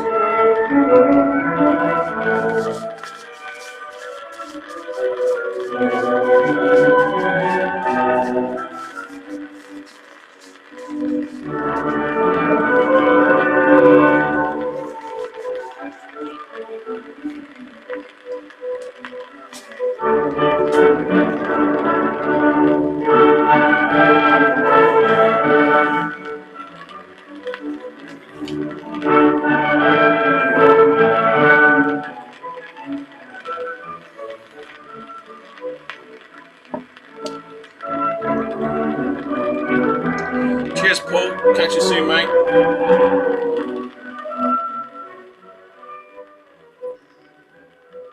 Yeah, cheers, Paul. And yes, Sean, the needle is double-sided. I flipped it for I flipped it over for the 78 side.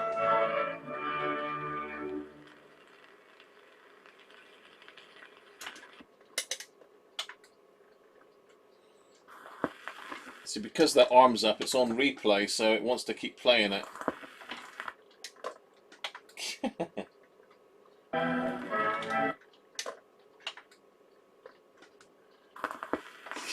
Stop it.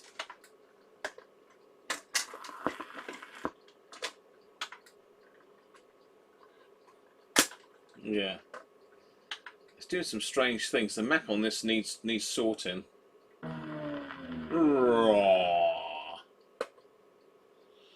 Right. Let's try the other side, shall we?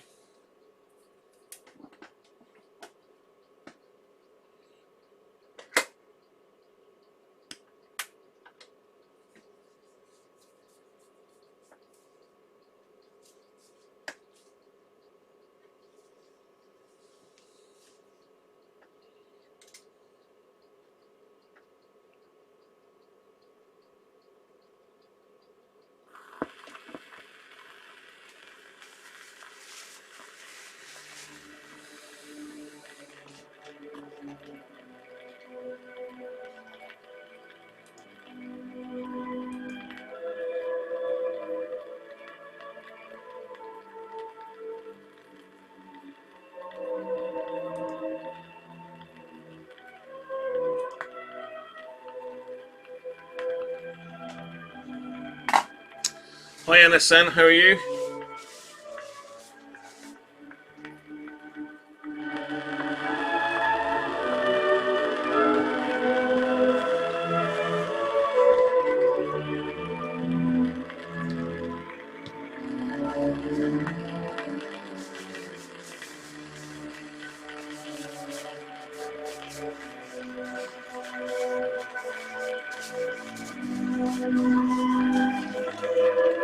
Does a cigar advert come to mind?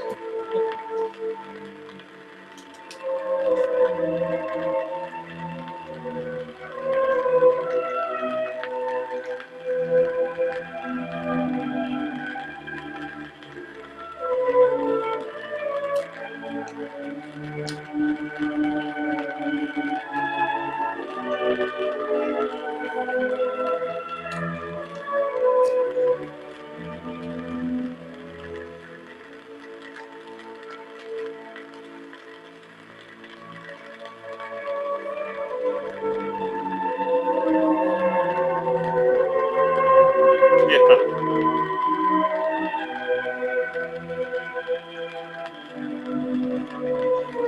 Cheers, Paul.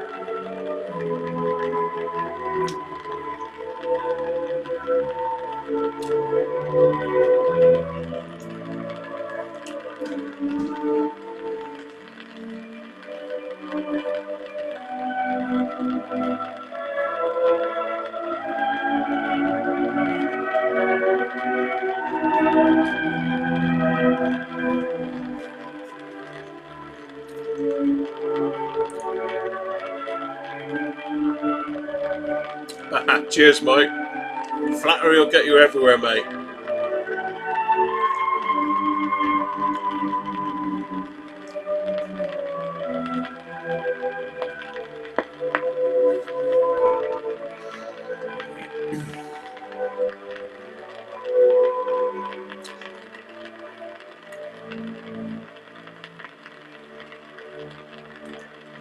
Well, that's nice and relaxing, wasn't it?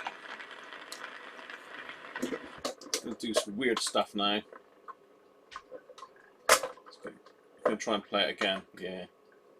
There's something out of sync with the mech there. Oh, wow. Yeah, I don't know why it's doing that, the mech. It's something to do with this auto mechanism, I think someone was saying last time.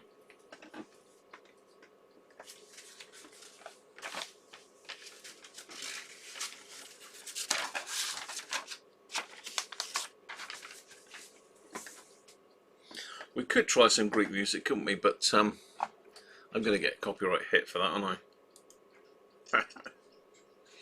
Yeah.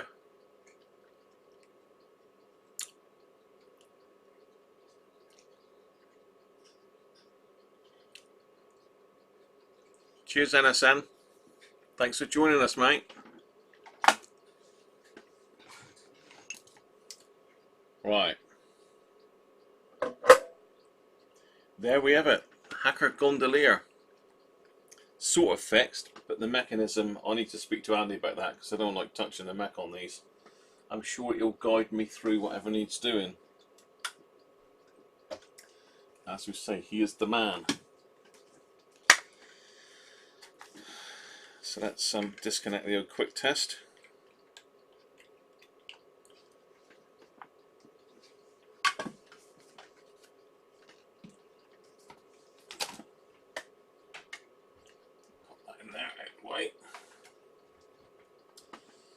Put the transit screws up on it because it's going to probably end up going up in the loft. Yes, it is Harvey. It is a 2025 TC. Let me just get you in on that. I can show you that.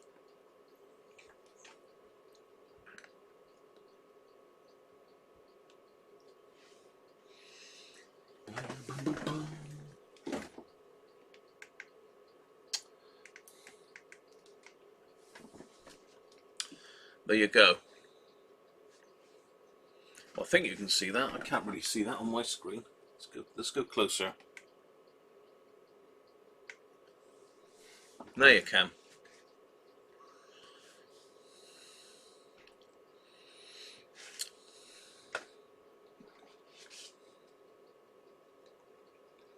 What's that? You used to have a gold ring G800 mag on it.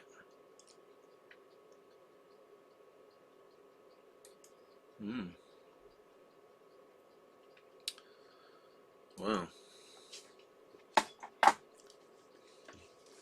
Yeah. Good stuff, Harvey, isn't it? It's a nice nice deck these are. I say I've got two of these gondoliers, so if anybody wants one and wants to risk the postage on it, then let me know.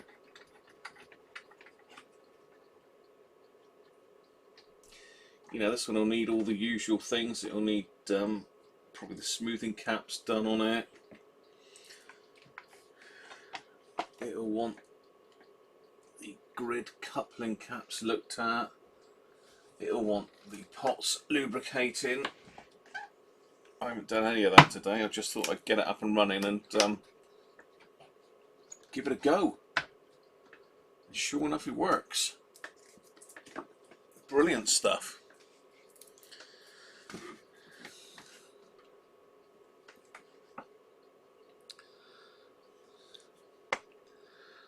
Right. I've got stuff everywhere again as usual. Let me get this record deck out of the way a minute. Oh. I say it needs someone's given it the side a bit of a clean look with some cleaner and not wiped it off. Someone's thrown a bit of chrome cleaner on it, but the knob brights are still all there on these, which is good.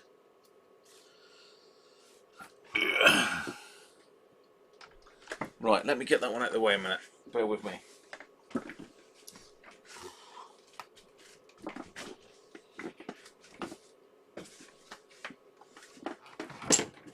Oh, God, they do weigh a ton. Whew. That's better. Well, there's one other thing I was going to have a quick look at if we had time. Yuck.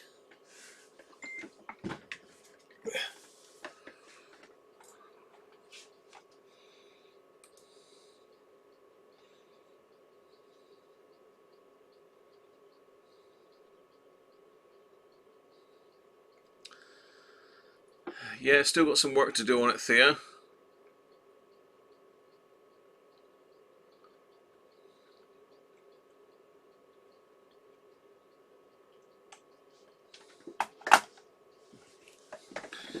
Okay. And the only other thing that I've got that I was going to have a quick look at if we had time, I think we got time to have a quick look, is this thing. Let's get you down on the desk so you can see what I'm doing here.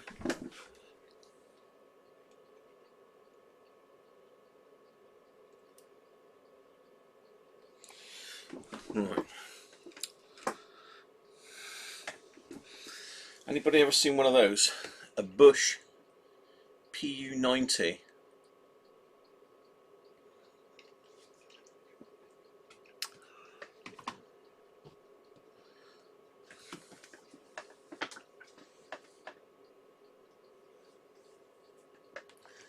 Bush PU90.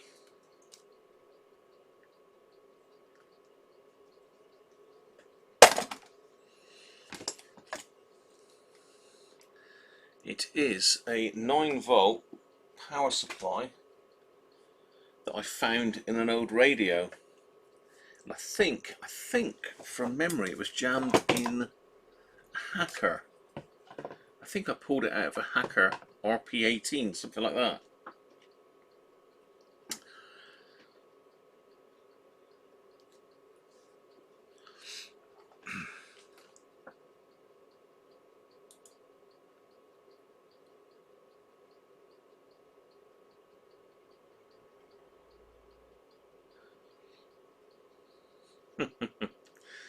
Yeah, no swearing, Harvey, unfortunately.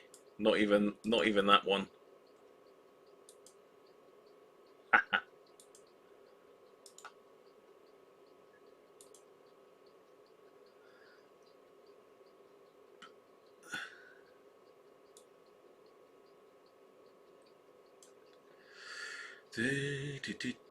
Where's me?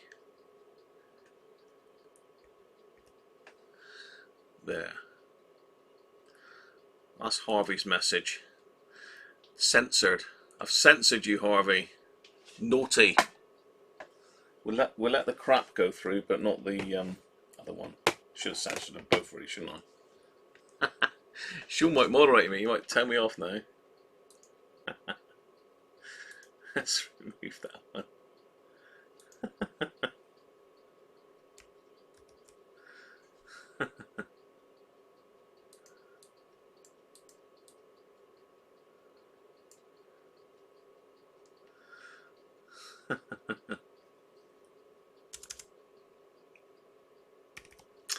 Yeah, I'm assuming that someone's actually, because that was connected in the circuit.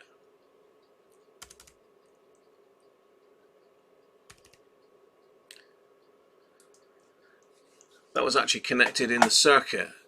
30 quid back in 1974. Is that right, Benji? Are we talking about the same thing here, or are we talking about a record deck? 15 watts a channel. I think we're talking about totally different things.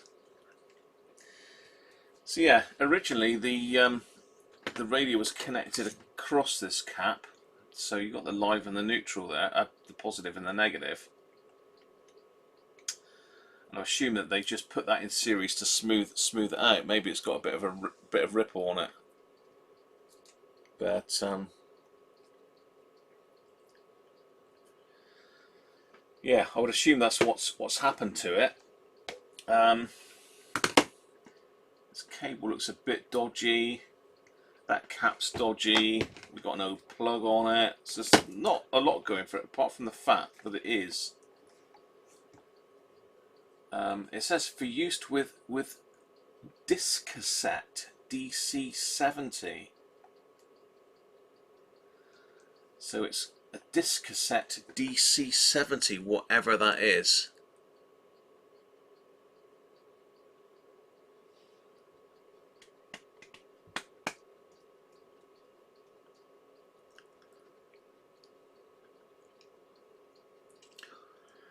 So let's have a look, see if I can find out what a disc cassette.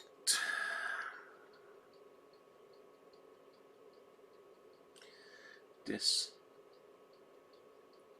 cassette DC70.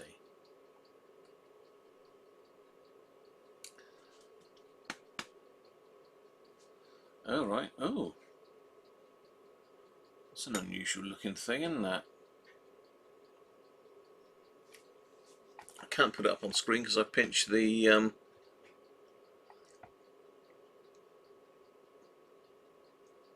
yeah, not digital cassette. If I can get you in any closer, it'll probably blur it, I expect. Oh, there you go. So basically 9-volt output. So that'll sort your Roberts R600s, any of the Roberts that have got 9-volt power supply, because I would assume this is linear, but we'll have a look in a minute. Let's zoom back out again.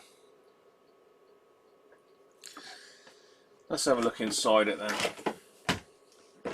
I say that's purely someone's put that on to smooth the output of it, which could mean that we've got a dodgy cap in here anyway.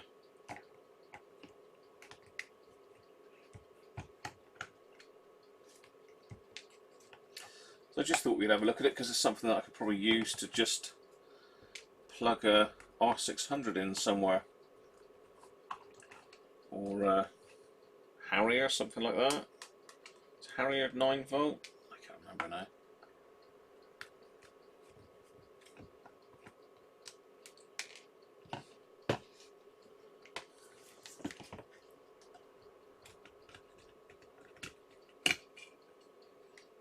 Whew. Okay. That has gone to powder.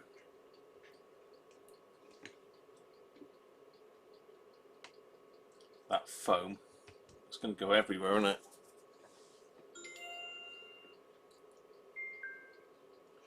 Oh, hello, looks like Brett has sent me a link to it.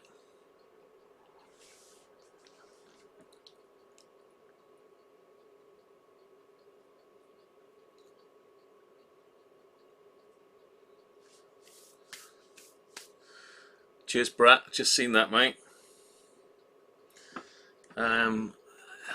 Let's see if I can add my desktop. This could go pear-shaped.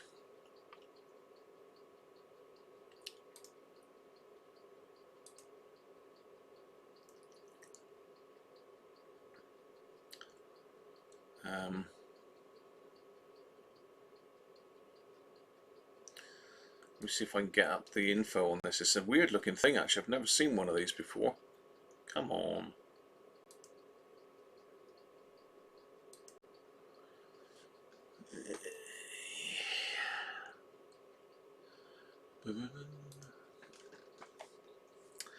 Disc cassette. D-I-S cassette. DC70. Radio Museum. It's not going to let me log in, is it? Oh, never mind. Stick it on anyway. Let's stick it on anyway, being that I've got the picture-in-picture up. This will really buffer, you know, this picture coming up here now. Hopefully my audio will still stay on. Yes, the audio is still on. Right, let's go to that. What a strange looking thing, isn't it? Get off. Got ads everywhere.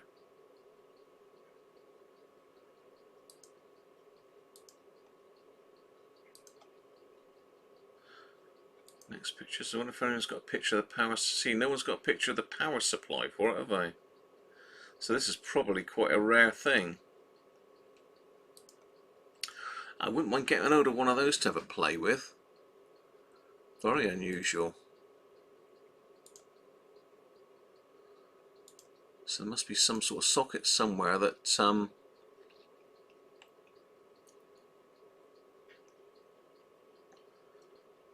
don't think I can view that now. I'd have to sign in.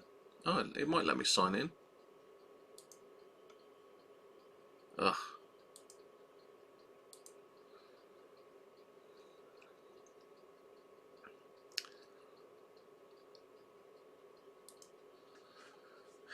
So disc, cassette, DC 70.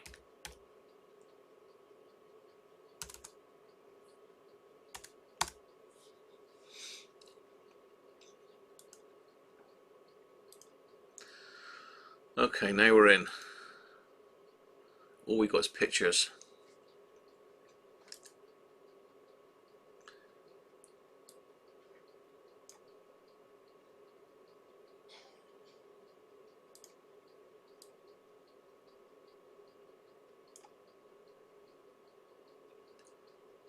Interesting looking bit of kit in there. I've never seen one of those before.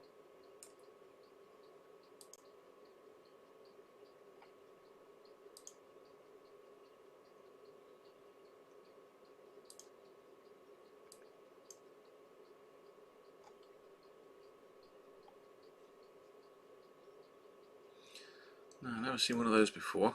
What else have we got here? Let's look at the insides of it.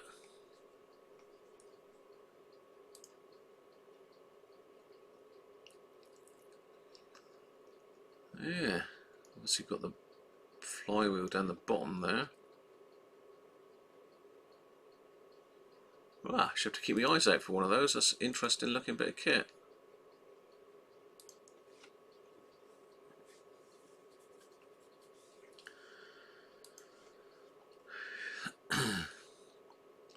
There's like socketed transistors as well on it, look. Philips caps. Oh,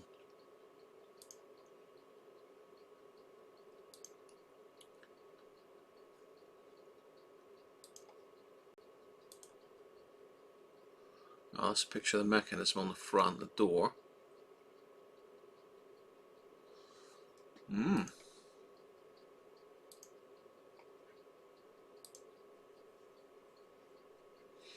Yes, if you're a member of Radio Museum, you get full-size pictures.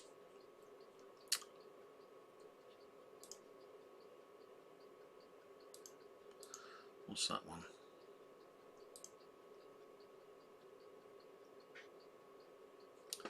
Now, what is that then?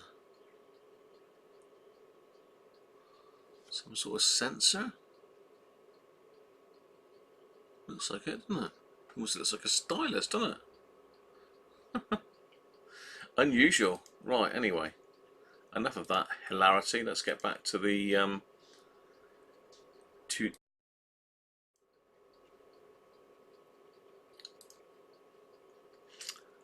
Right, where's my picture gone? I've got to shut that down, otherwise it'll kill my system. Let's close that for a minute. Right, let's go back with that.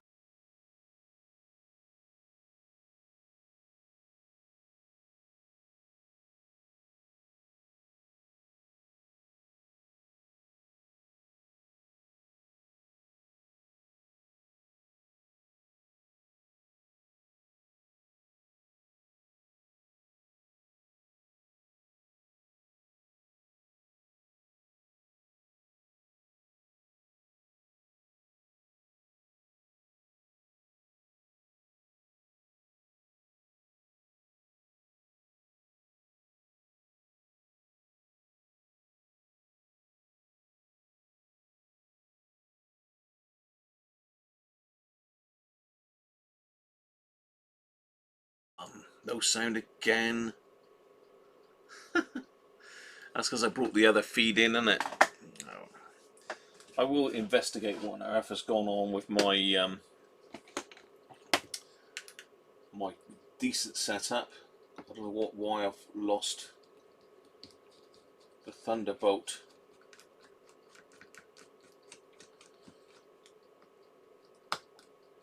Only the Thunderbolt thingy bob.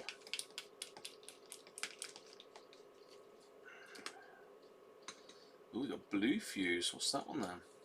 A blue fuse. A blue. Cool. He's solid in there. He is solid in there. A 3 amp blue fuse, look. Where can I show you that?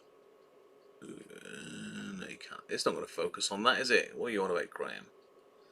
Blue. Must be old. Check it's right while we're in here. I won't bother changing the plug at this stage because people get bored watching me change plugs. I don't blame you. I lost a probe. Lost a probe. Let's stick it on beeper.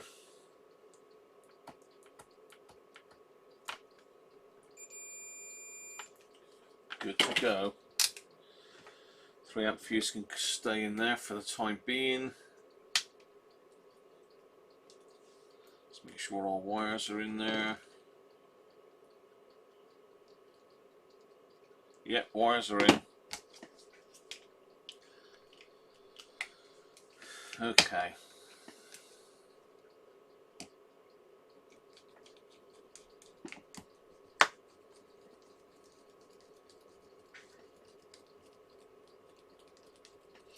That screw's just going round and round and round and round. This has definitely got to have a new plug on it. That one's crossed as well. So both those screws are crossed. So the top could come flying off any time. Look at that sweb line written on the plug, look.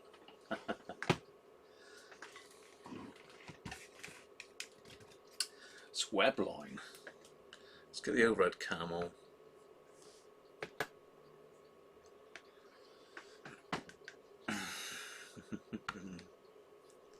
Sweb line. Remember that on plugs?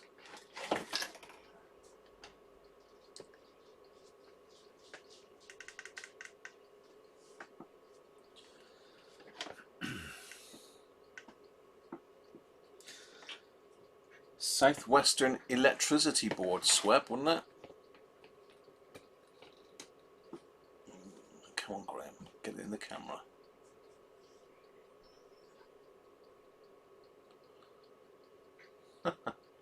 Bit of nostalgia for you, isn't it? Hey, Bill. Better late than never, mate.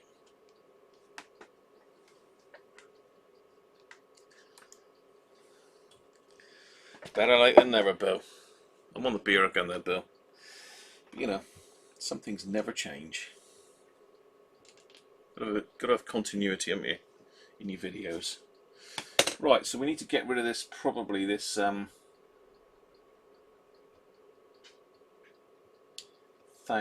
microfarad at 16 volts. Obviously had some foam in it years ago to stop it rattling about, and it's all gone to powder, so it's got to come out anyway. I don't even want to touch that really. So it's basically going from there to there.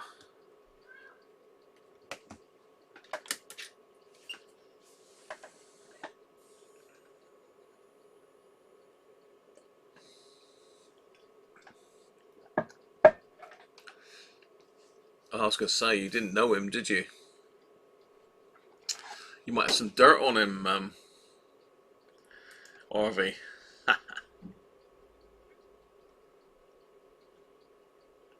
Seeing double? What are you seeing double of?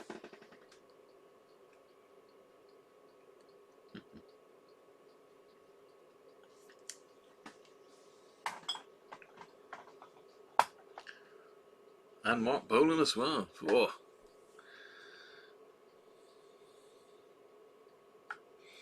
Okay, so we're going to snip this one out, I think. Yeah, let's see if we can do solder. So we could do with reusing that red sleeving to keep it all... Ugh, I touched it. Oh, no.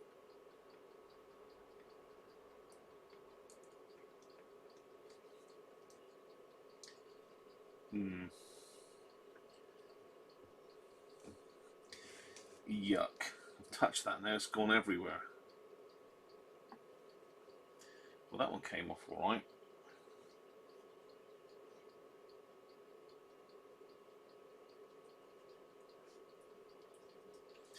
That one isn't, so that one's either...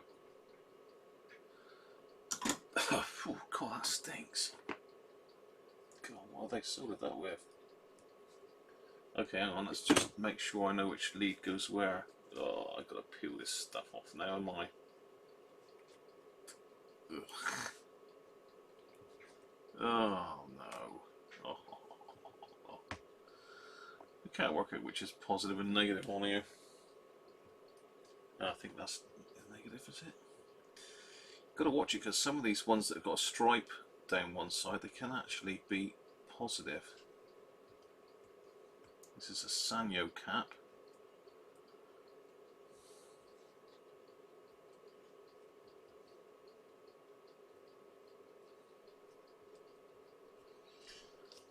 Japan.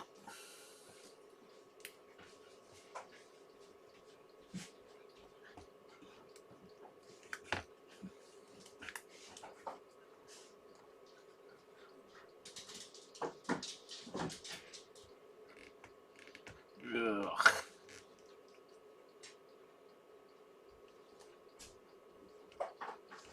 Yes, that is the negative. Ugh. Let's get my hand wipes out.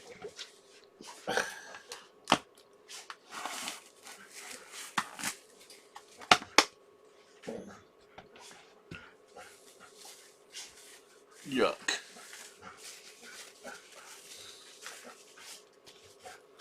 We're going to test it, Steve. Definite.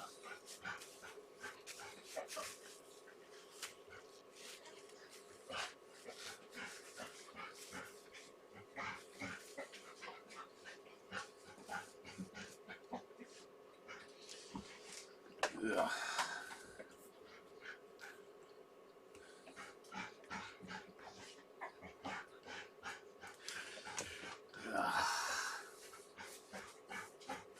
Sounds like the puppies are going out for a walk with puppies, dogs.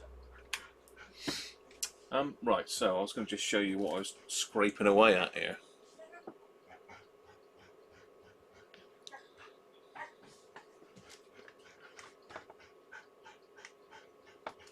So you can see on the capacitor there's a little black stripe, but more importantly it's got negative written on it. Some of these grey caps, not particularly this one, have actually got this black line is actually positive, and they've got like a little symbol like that with a plus on it. So you've got to watch it because it'll catch you out else. I've got all this muck all over the desk now, look. Oh. Look at that. Boom, it's gone to pieces, that has. It's a very basic power supply, this. It's nothing fancy, but it has got a transformer, so it won't be noisy like a switch mode, which means you'll be able to use it on long wave and medium wave, which you can't with a switch mode power supply, unless you buy an extremely expensive one for amateur radio use, and they're pretty well filtered. But most of those plug top ones you get, if you plug your nice Hacker or Roberts into one of those, you'll probably get it to work on FM, but you'll have a massive amount of noise on anything else. Right, I'm happier now, it's clean. Right, so the negative is going to the 0 volt. It's like 0, 8 and 8 on this one by the looks of it. It's got 3 tap-ins. So positive up to there, negative down to there.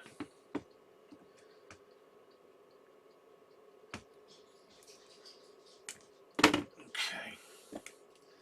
That's a pretty long leg. That's not a capacitor with a leg that long.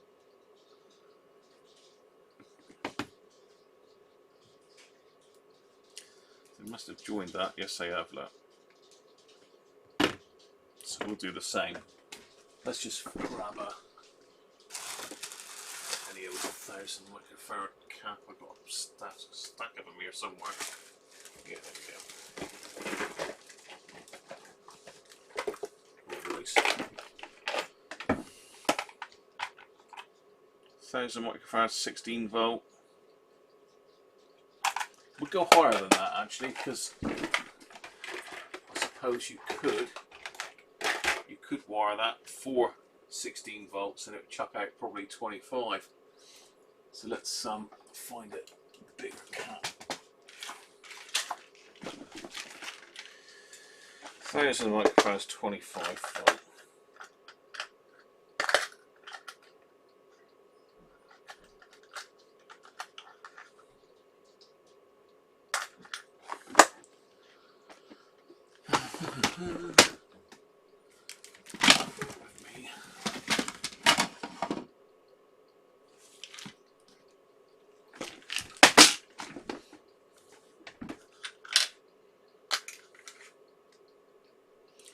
.35 volt, even better.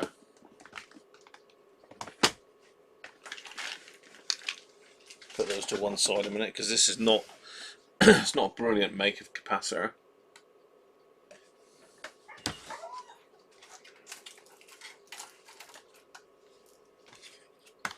Put the SR meter in the holder upside down, am I?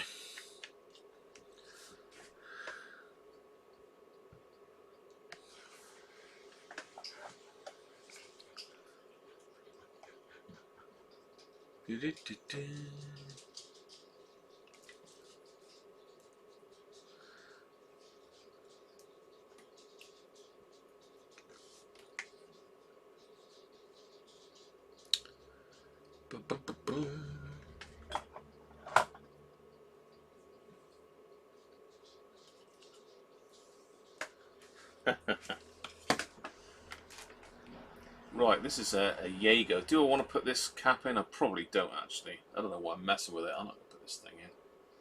Just to see for a laugh what it actually is.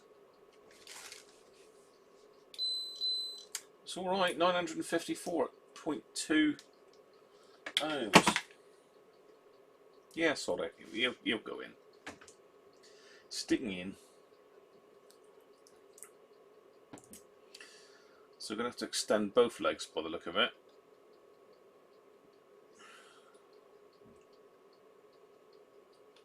Saying that did live down in there, didn't it?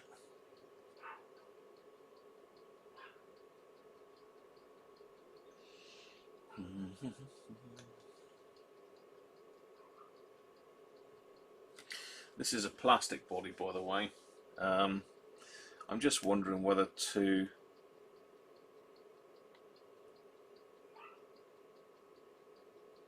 it's got to sit in there really,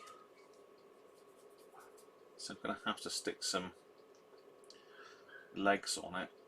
Should have been sat in there, so possibly this is not the original. It is long enough to have sat in there, I suppose. Got to find some foam for it, which I've got somewhere. Let's solder some legs on there then. My tin of solder legs. Or should we solder a couple wires on it?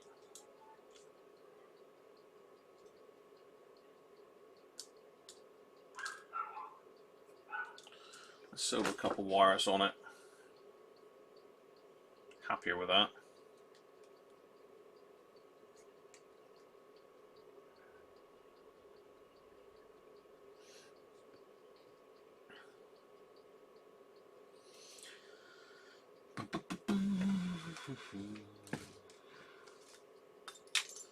get the old third hand tool down. Let's catch up a chat a minute. I said someone else then.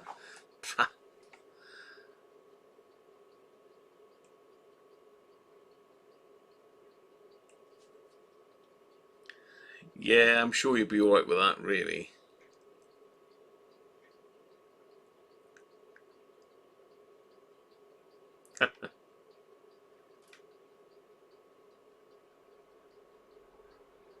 Yeah, it's nice.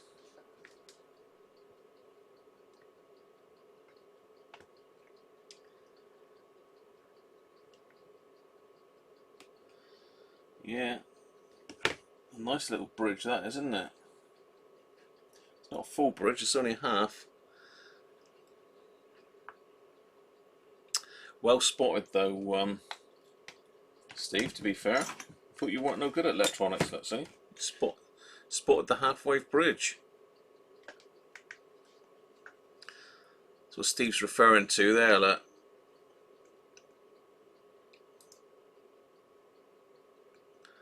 So there's our two diodes.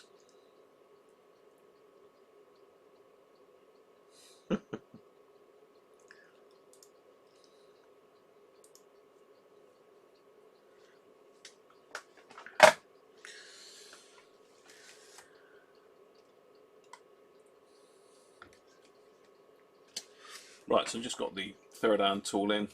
Just makes this job a lot easier, doesn't it? I'm sure you've all got one of these of some description or other.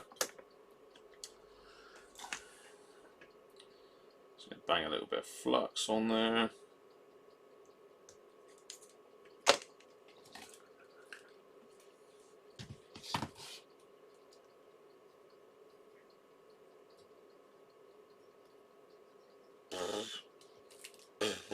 Put your fan on, Graham.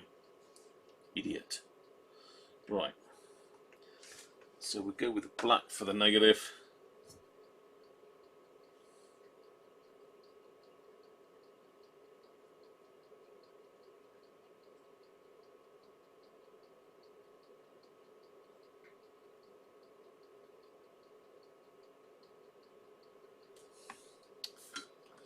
That's not very good, is it?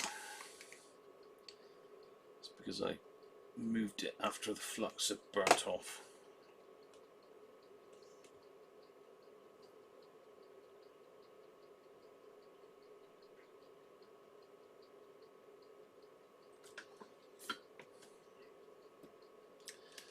Same with this one.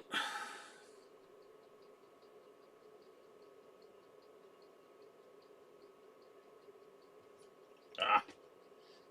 Moved that one too quick that time.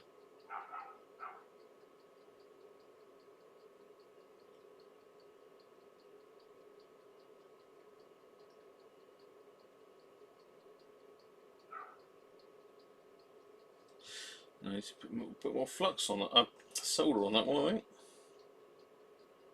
I need five hand tool, I need. A third hand tool. Trouble is, once you've used up your flux, you've had it, haven't you?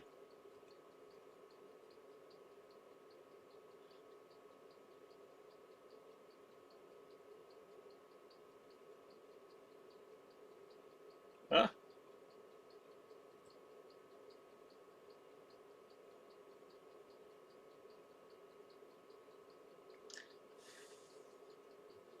Got it at last.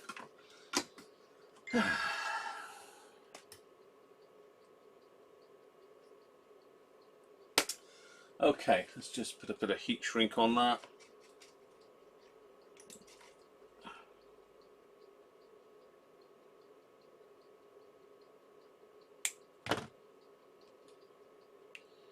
Let's get some more of this smaller heat shrink actually.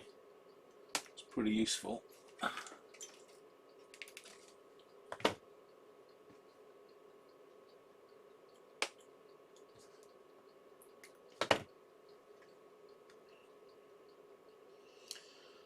Hoping you can see what the hell I'm up to.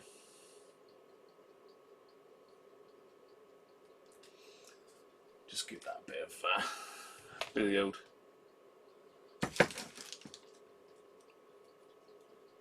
lighter treatment, save me getting the heat gun out. I do prefer to use a heat gun, to be fair. I don't like using a lighter for this, but a lot seem to. Does the job, as long as you don't hold it on there for too long. There we go. Foam.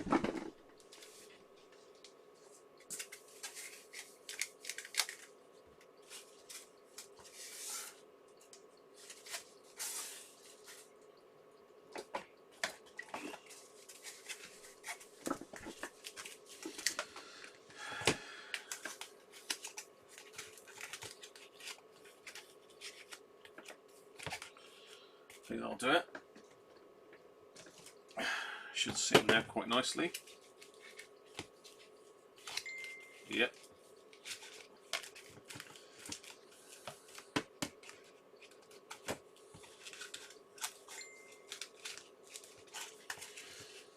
So, to be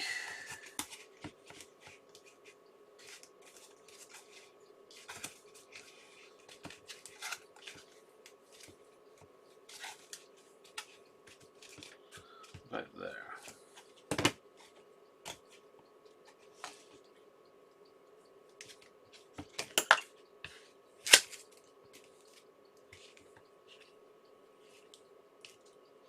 Should I cut through the wires? There's my bit of foam.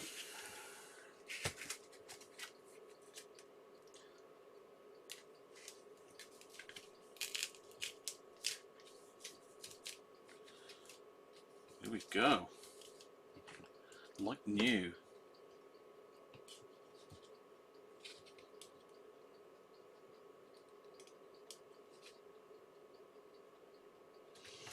Just shorten that one a little bit. What I haven't done yet is have a look to see what that other cap was like, can I?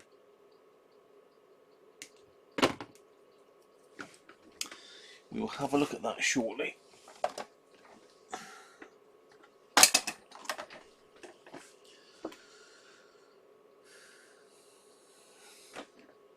I will catch up on the chat in a sec.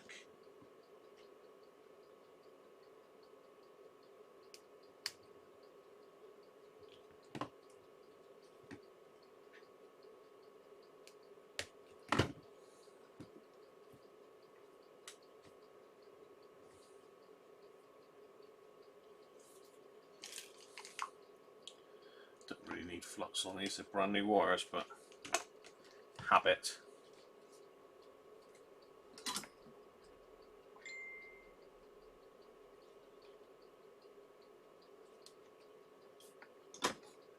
I could, for authenticity, stick these sleeves over as well, I suppose, couldn't I?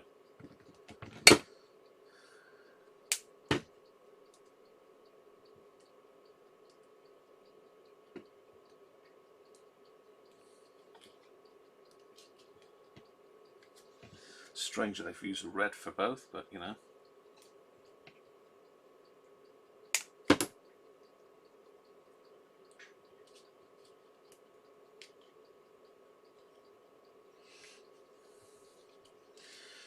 Right,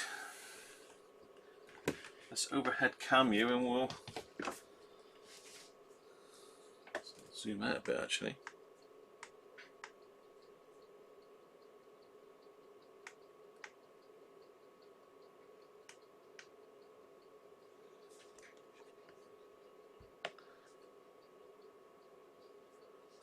You're playing with big boy scissors. Right, bear with me, I'll get this soldered up and then I'll catch up with the chat. So we're soldering our negative to there and our positive to here. Let's do the negative first. Just put a nice fresh blob of solder on there. I think that looks a bit manky, that solder.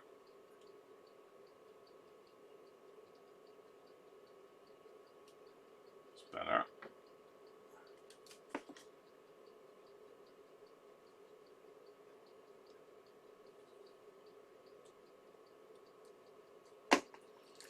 Right, where's my tweezers or my forceps? Let's use the forceps on it. That's forcet.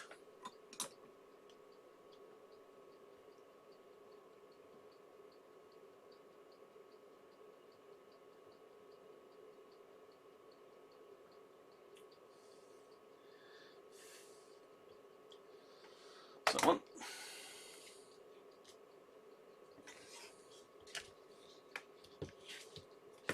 I'll have to move this around because I can't see it myself. Come here. What are you doing, daft thing?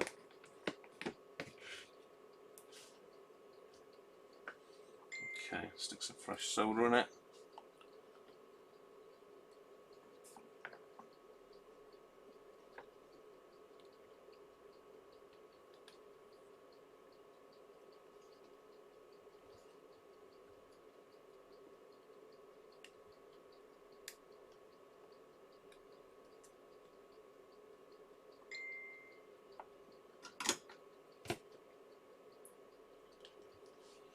Right, there we go. That should be a bit safer, shouldn't it?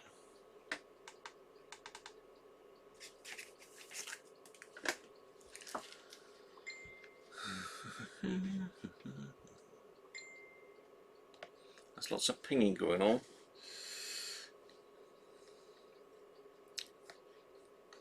Wine o'clock, yeah, Tony, that's my next move, mate. I shall be down for some wine in a minute. Mind you, I've got some ancient wine that I actually bought wine at the auction as well. That.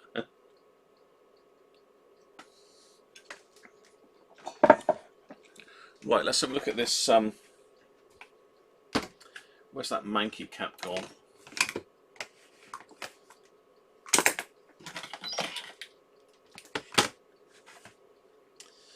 So let's see if this one was worth changing then. I think someone's changed this one, to be fair. So I think probably this one's alright, but we'll see.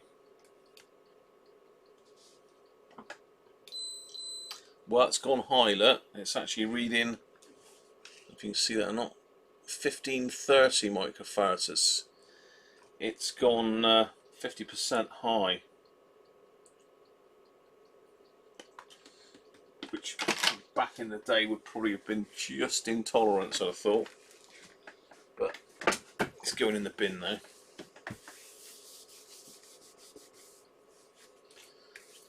Okay. Let's check that fuse in there as well.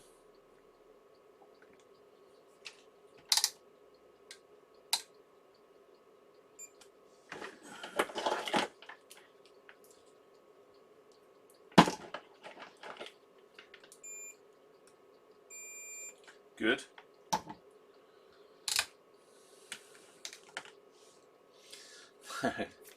So look at the wiring on this. Make sure we've got no split wires or anything.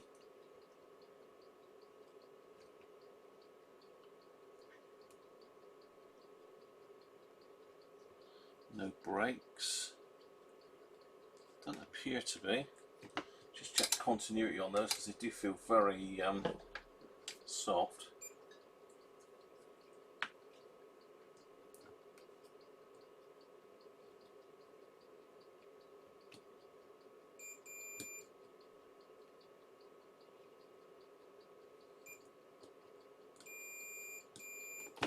Yeah, they are connected. Right, let's get this this capacitor off. I suppose though that normally in a power supply like this you do see a capacitor on the outlet. It's going to be really noisy, I'd have thought, so I can see why someone's put that one on there, to be honest. Because there's no... Oh, hang on, there is. Of course there is. What are you talking about, you idiot? There is a capacitor there, but very often there's another one. But yeah, this one's a monster as well. It's 1250 microfarads at 50 volts.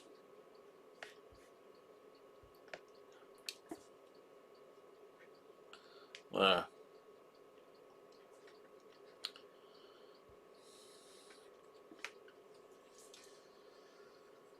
could check that one as well.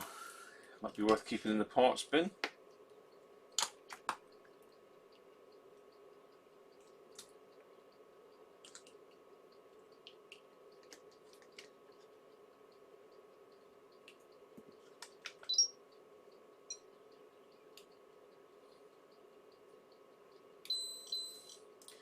$13.80, so he's risen a bit.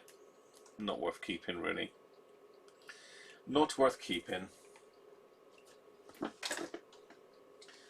Right, what should we stick on the end of that then? Or shall we measure it first?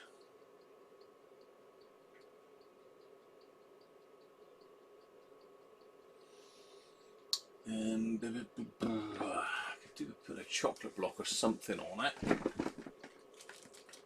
just to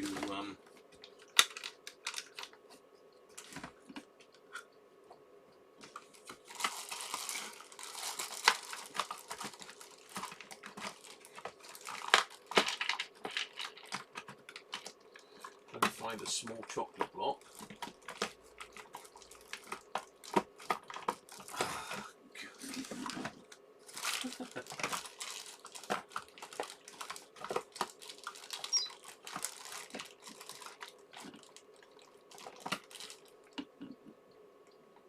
That's huge. There we go. Oh, can't get the bloody thing out. Come on. Get out of there.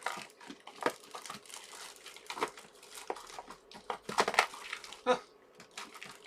I'll tell you what.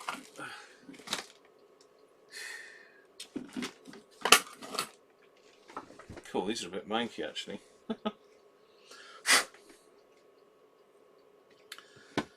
Right.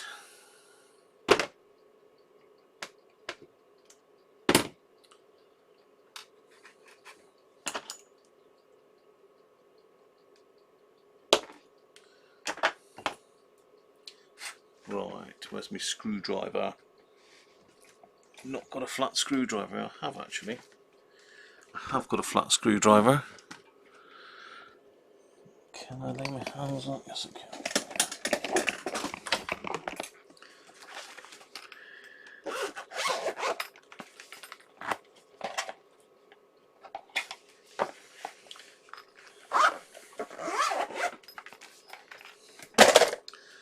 Okay.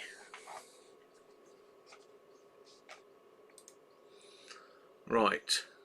Let's just catch up with the chat a minute.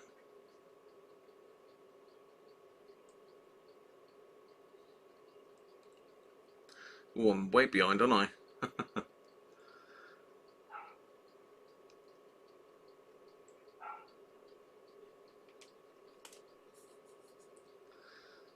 Okay.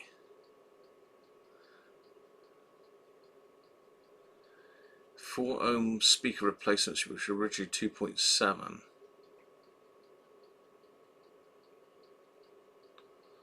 Should be alright. It's better to go higher in ohms than lower, I believe, is the rule of thumb.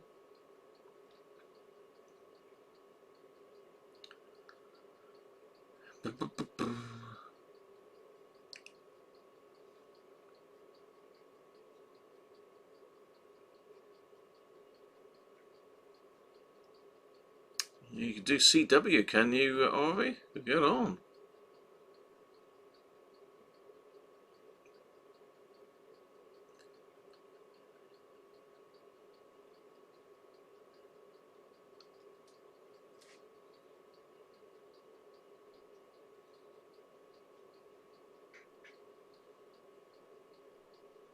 Cheers, Mike. Great overhead shot.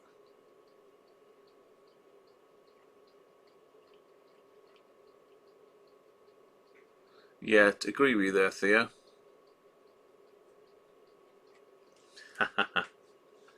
Is it a Legrand? What's that? You mean a beer? Yes, it is 7.3%. Good stuff. McEwen's.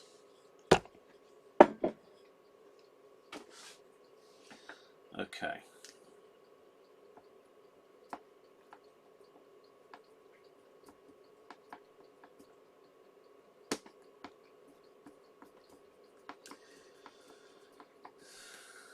stick these in here for now.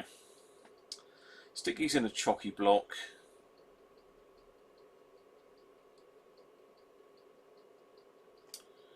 They're not really marked positive or negative, I don't think, either.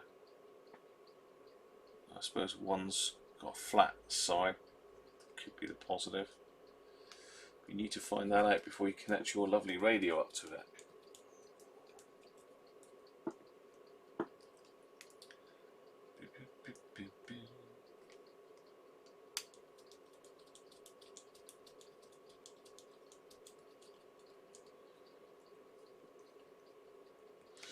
There we go. Right. I haven't put the case back on this. I wouldn't recommend doing that. So don't copy what I'm doing unless you know what you're doing, if you know what I mean. I'm going to stick this in my isolation transformer.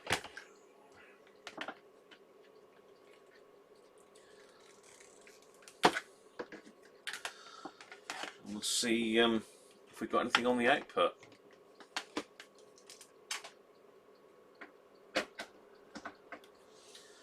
So let's get that multimeter in the shot somehow.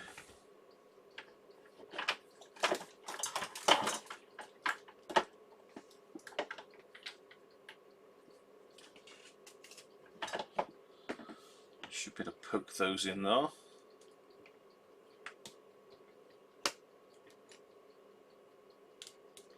I could screw them down, I suppose.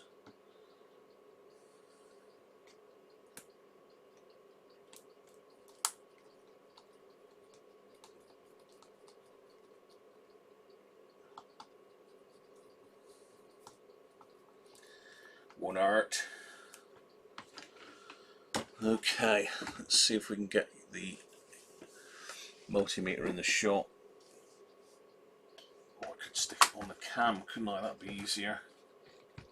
It's going to be upside down though, isn't it?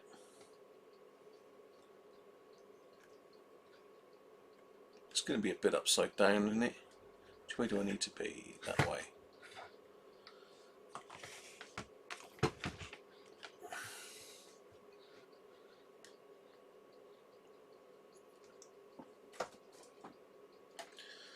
Okay, I should better do this picture in picture. Shall we do that as picture in picture now?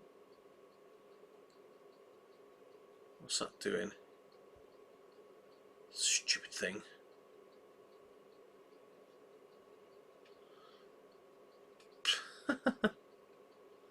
Turn off, you oh dear.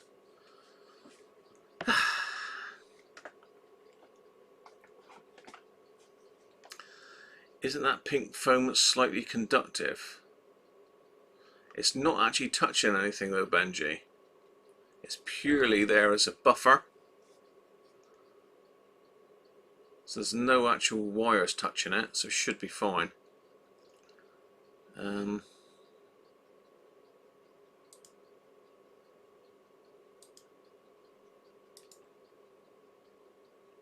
Okay.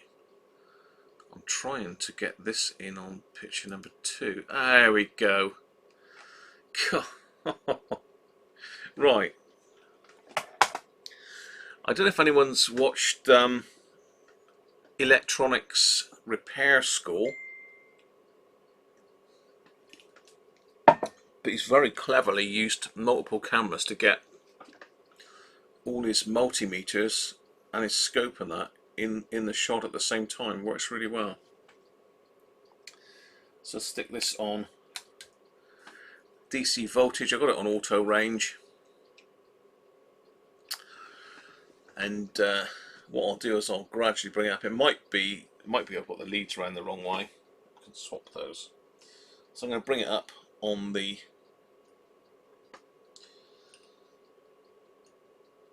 variac. So you can see as I'm climbing in voltage on the variac, I'm on 80 volts at the moment.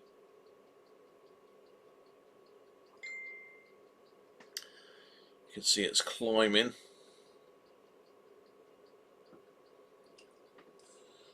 I'm on 170. So let's go up to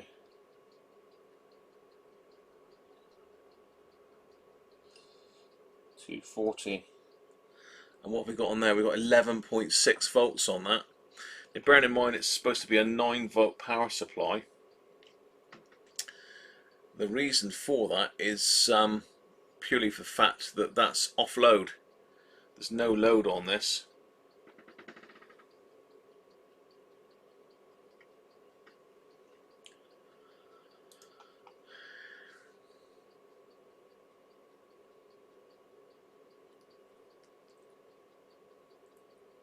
Yeah, you're right there, Theo. Brilliant. Does large cell phone rob it for the 8-track? It is large cell. I've got some more here. It's very large cell actually. Watch out, RV will be after that. It's probably too thick actually. I don't know, it might be alright.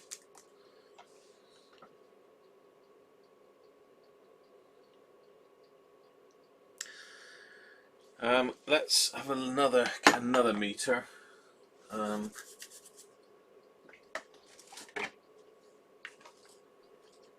Let's get another meter and we'll just measure the AC input. Again, don't mess with AC unless you know what you're up to.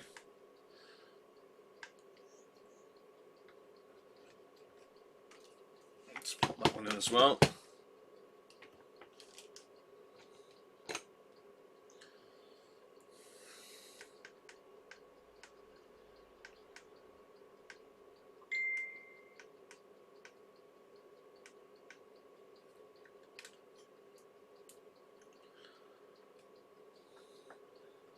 Bit of glare on it, isn't it? You can see pretty much. Let's get rid of that light off of there. Get off. Right. So I just want to check the. These are fuse leads, by the way. You notice I've got quite long ends on them, so I'm well away from anything. So we've got 235 on there. It's always a thing when you've got a variac, you just need to tweak it. It's not a particularly accurate output on them, so let's go right up to 240. Saying that, whose main supply is dead on 240. So it's giving it 11.8 look at 240 volts. Okay. So let's pop that off. So shall we connect it up to radio and see what it does? That'd be interesting, wouldn't it?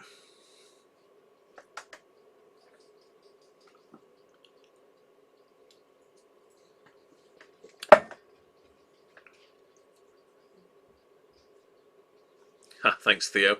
I did watch Glass Slinger's latest video actually. Really good. Guy knows his stuff, doesn't he? Really, really does know his stuff.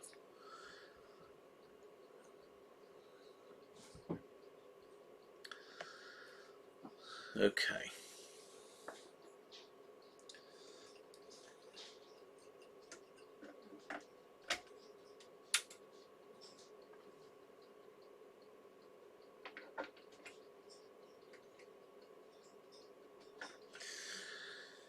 Right, what radio can we fire this up with? Let's find a 9-volter.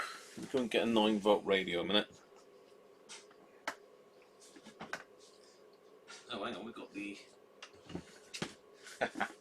we got this one, haven't we? I forgot that. We got this one. It's a little beauty. Let's have a clean up first.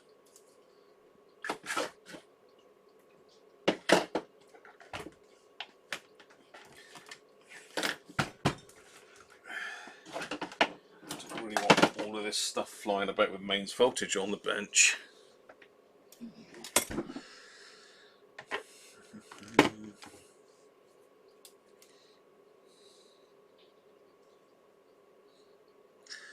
You wonder how much AC ripple is on the output. We could have a look at that. If I can set the scope up to do it. It's always fun trying to set the scope up.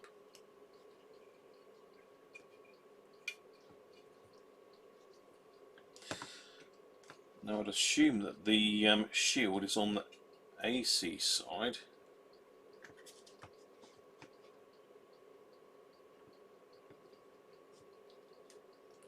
Oh, it's got on both sides, idiot. I may have to trim that down. I may have to trim this. I may have gone a tad mad with the defoam.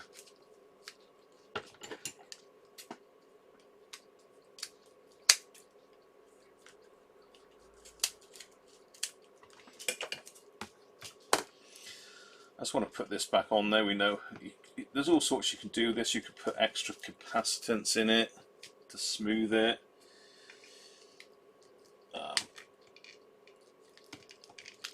There we go. You could put some sort of variable resistor in it. I don't like that right in there.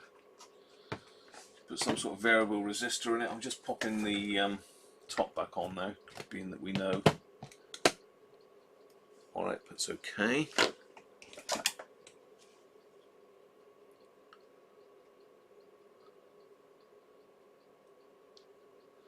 Hi Chris is back in the room. You got the legs for it.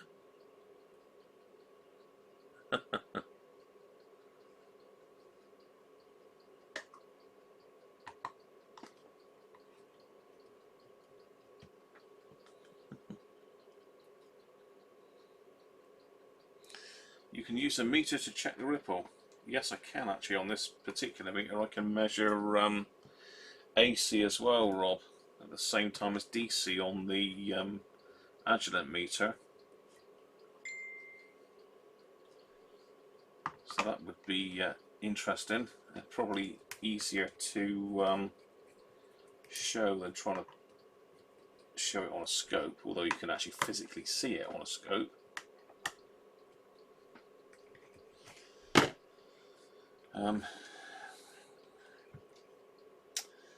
Yeah, so let me think. I've got to do dual on this one. I'll show you that in a minute anyway.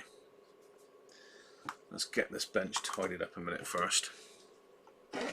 Way too much stuff on here.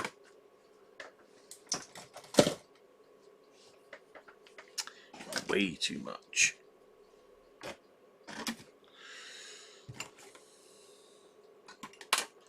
And I've still got the soldering iron on as well for some reason.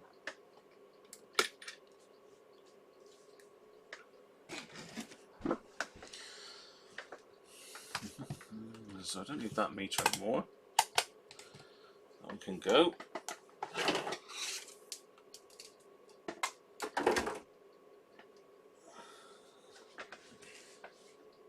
Plug that one into the actual mains socket now.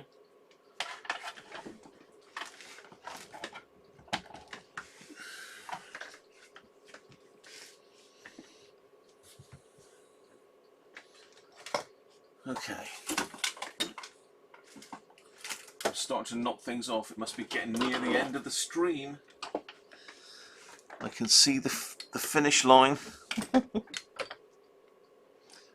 keep that out, so I need to file that one off. Right. Let's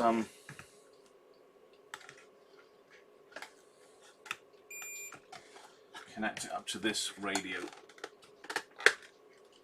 This is 9 volt, 369.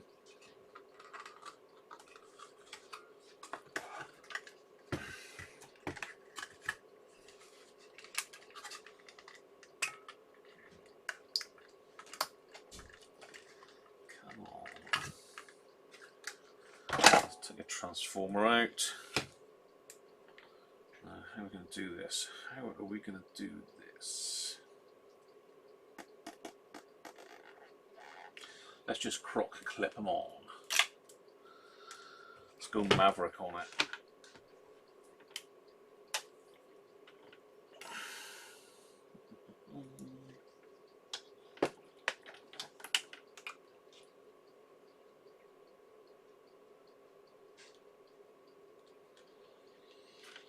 sure we don't touch. Otherwise our 606 MB will be toast.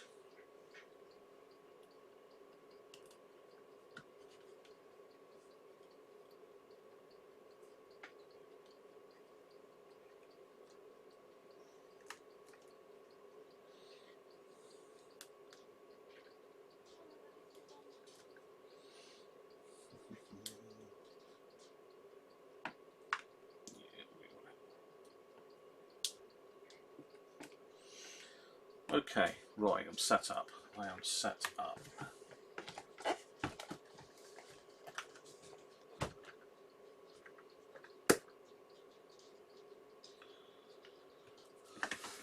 Right, let's picture in picture here. Let's catch up on the chat a second.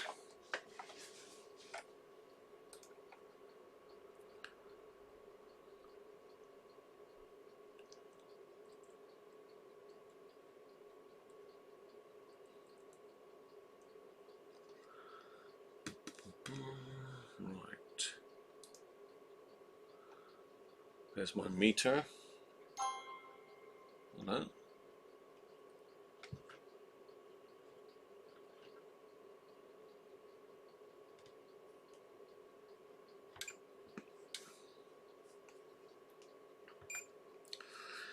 So on this one I've got a dual facility.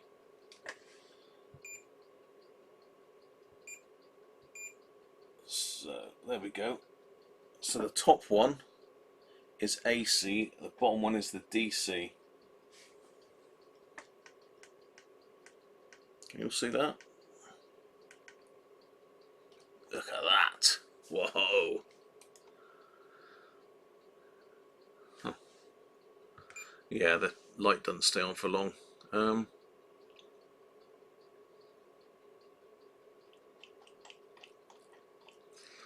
Yeah, we can measure both because we want to see what it's like under load, Chris. That's the idea. So let's turn it on.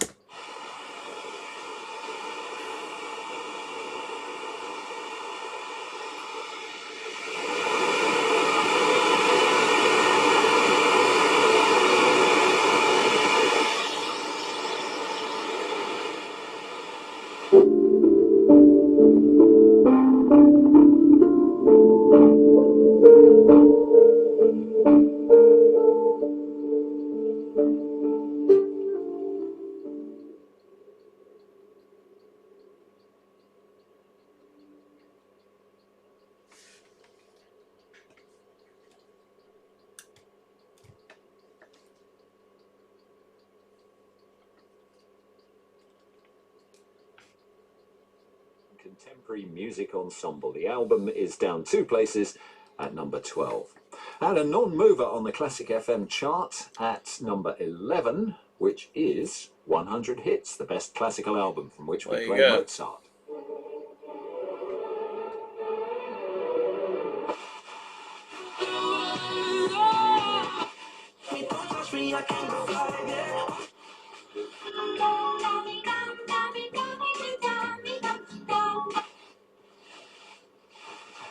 Against Beijing, taking a grip on their city and on their future. If this doesn't work, I just come back next week.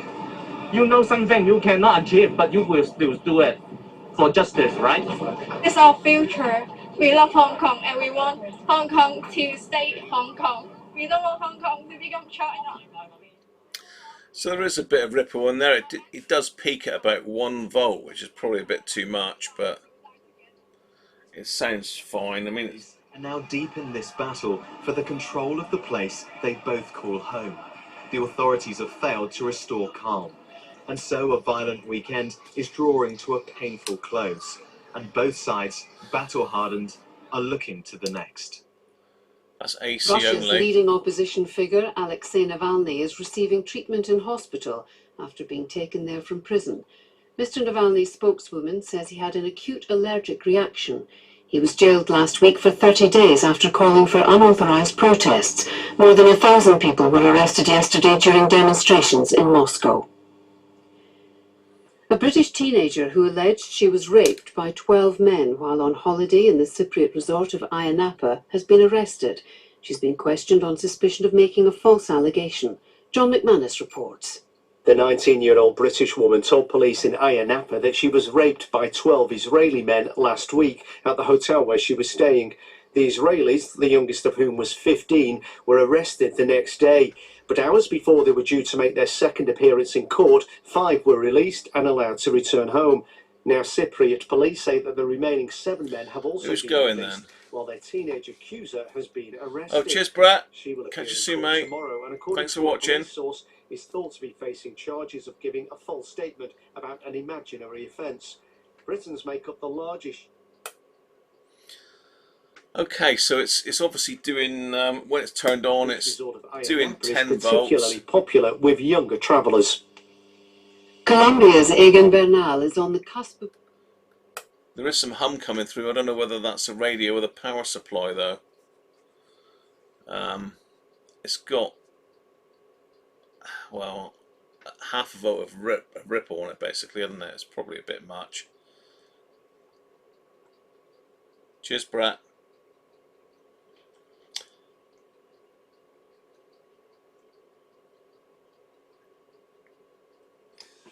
I don't know if we can see that on the scope. We should be able to, I suppose. We can try that quickly before I go. Try it. Whether it will get a picture, I don't know. There's a lot of cables in the way here. A lot of cables. Come on, Mr. Scoopy. I'm sure there's a way I can actually view this scope on the camera itself, but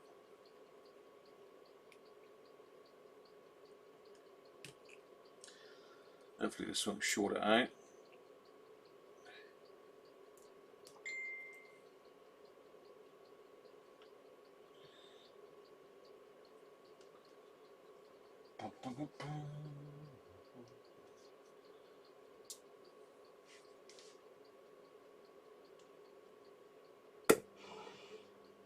In other sport, the Dutch driver Max Verstappen has won the German Grand Prix, and Britain has won another gold medal at the World Swimming Championships. With the details, here's Shoujo Sarkar.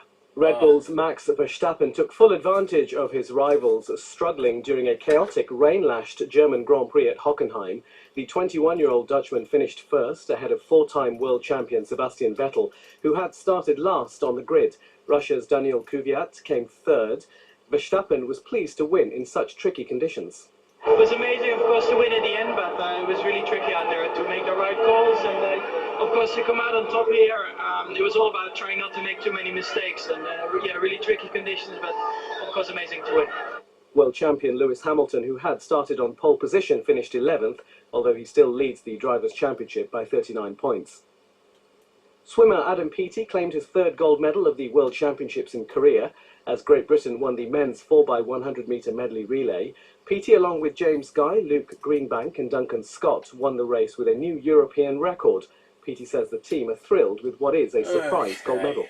A completely unexpected gold. Obviously we always dream, we always hope, but we knew after America that we could have been strong all week, and it just shows you, if you put your head together and everyone comes together, minus the arm swing, we've still got a lot of room there. So I dived in honestly like a loaf of bread. So it's yeah, I mean it's just a testament to really what TV are about, and that's going into next year is going to be very exciting. In football, it appears the Wales winger Gareth Bale will not be moving to China as had been expected. It's understood his current club Real Madrid have cancelled the deal. Only last week, the Real manager Zinedine Zidane had said Bale was very close to You can't leaving, really see and that on the scope, to be honest. would be best for everyone. And in the women's Ashes, Australia beat England by 7 wickets in the second T20.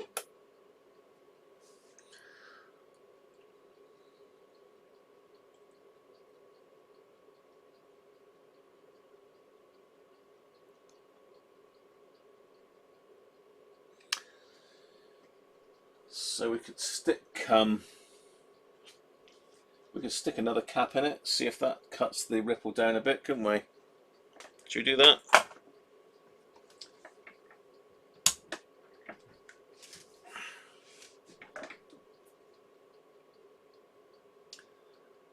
So that other cap's holding its voltage quite nicely. That's my oscilloscope. It's still reading 11 volts, look.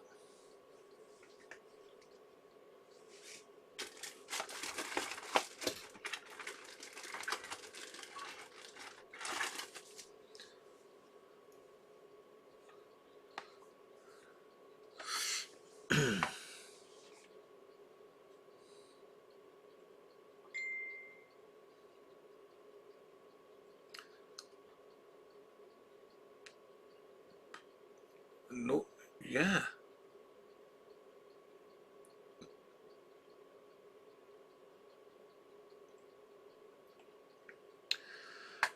Sean's free beer and food. Nice. Like it.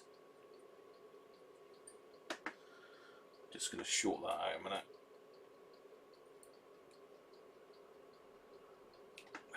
Come on.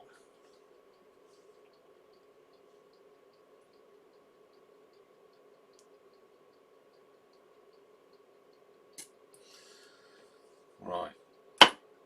Let's hold on, let's just stick 100 across it, shall we? What's this? 100 at 63 volts. That's a bit overkill. Now look at these little ones here. 16 volts. Too small.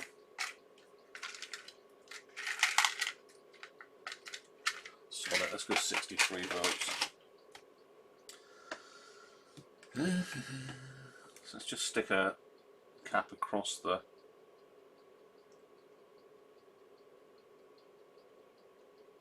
hang on, I've got to work out which is positive and negative here, haven't I?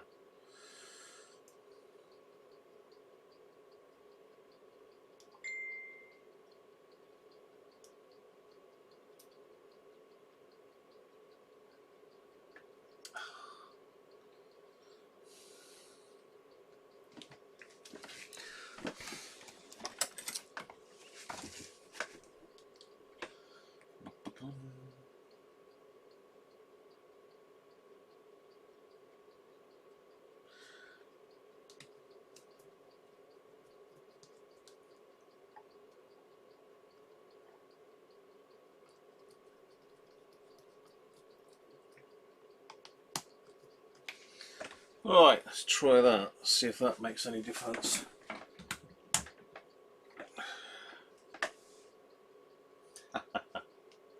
Hole is essentially a region or an object in space where nothing can escape. No difference. So we talk about the escape velocities of things. So to escape the Earth, to blast a rocket off from the surface of the Earth, you need...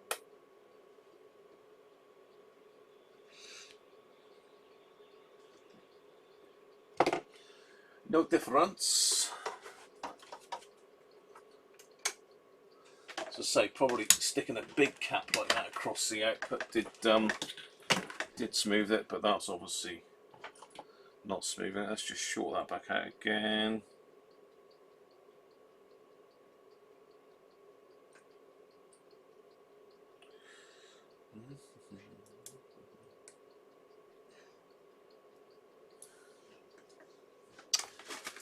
There we go. So it works anyway. That was the point, was to see if I could get it working, or if it did work, and it does. So useful little thing to use for.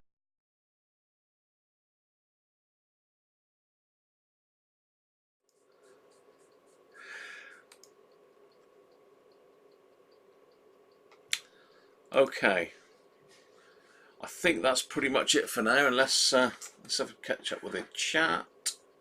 Let's catch up with the chatteroony. So Sean has disappeared possibly. Hello VSE, Wheeler Dealers. They seem to be in America now, don't they, Wheeler Dealers?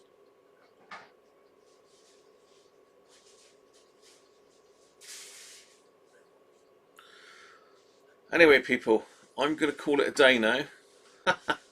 He's back here now. Apparently it's free beer and free food, I think. Sean, up at you're hosting something. Anyway, I'm going to call it a day. Thanks everyone for joining me. Hope you've enjoyed it. So I could pull the hacker deck further apart next week and have a look at that, or no doubt there'll be something different by then anyway. I've got to stop looking at the screen and look at the camera, really. I am sort of looking at the camera, but not, if you know what I mean. Right. Yeah, Ed China was good, wasn't he? Used to like Ed. He used to know his stuff. Proper old school mechanic. Loved the old spray cans, didn't he, Ed?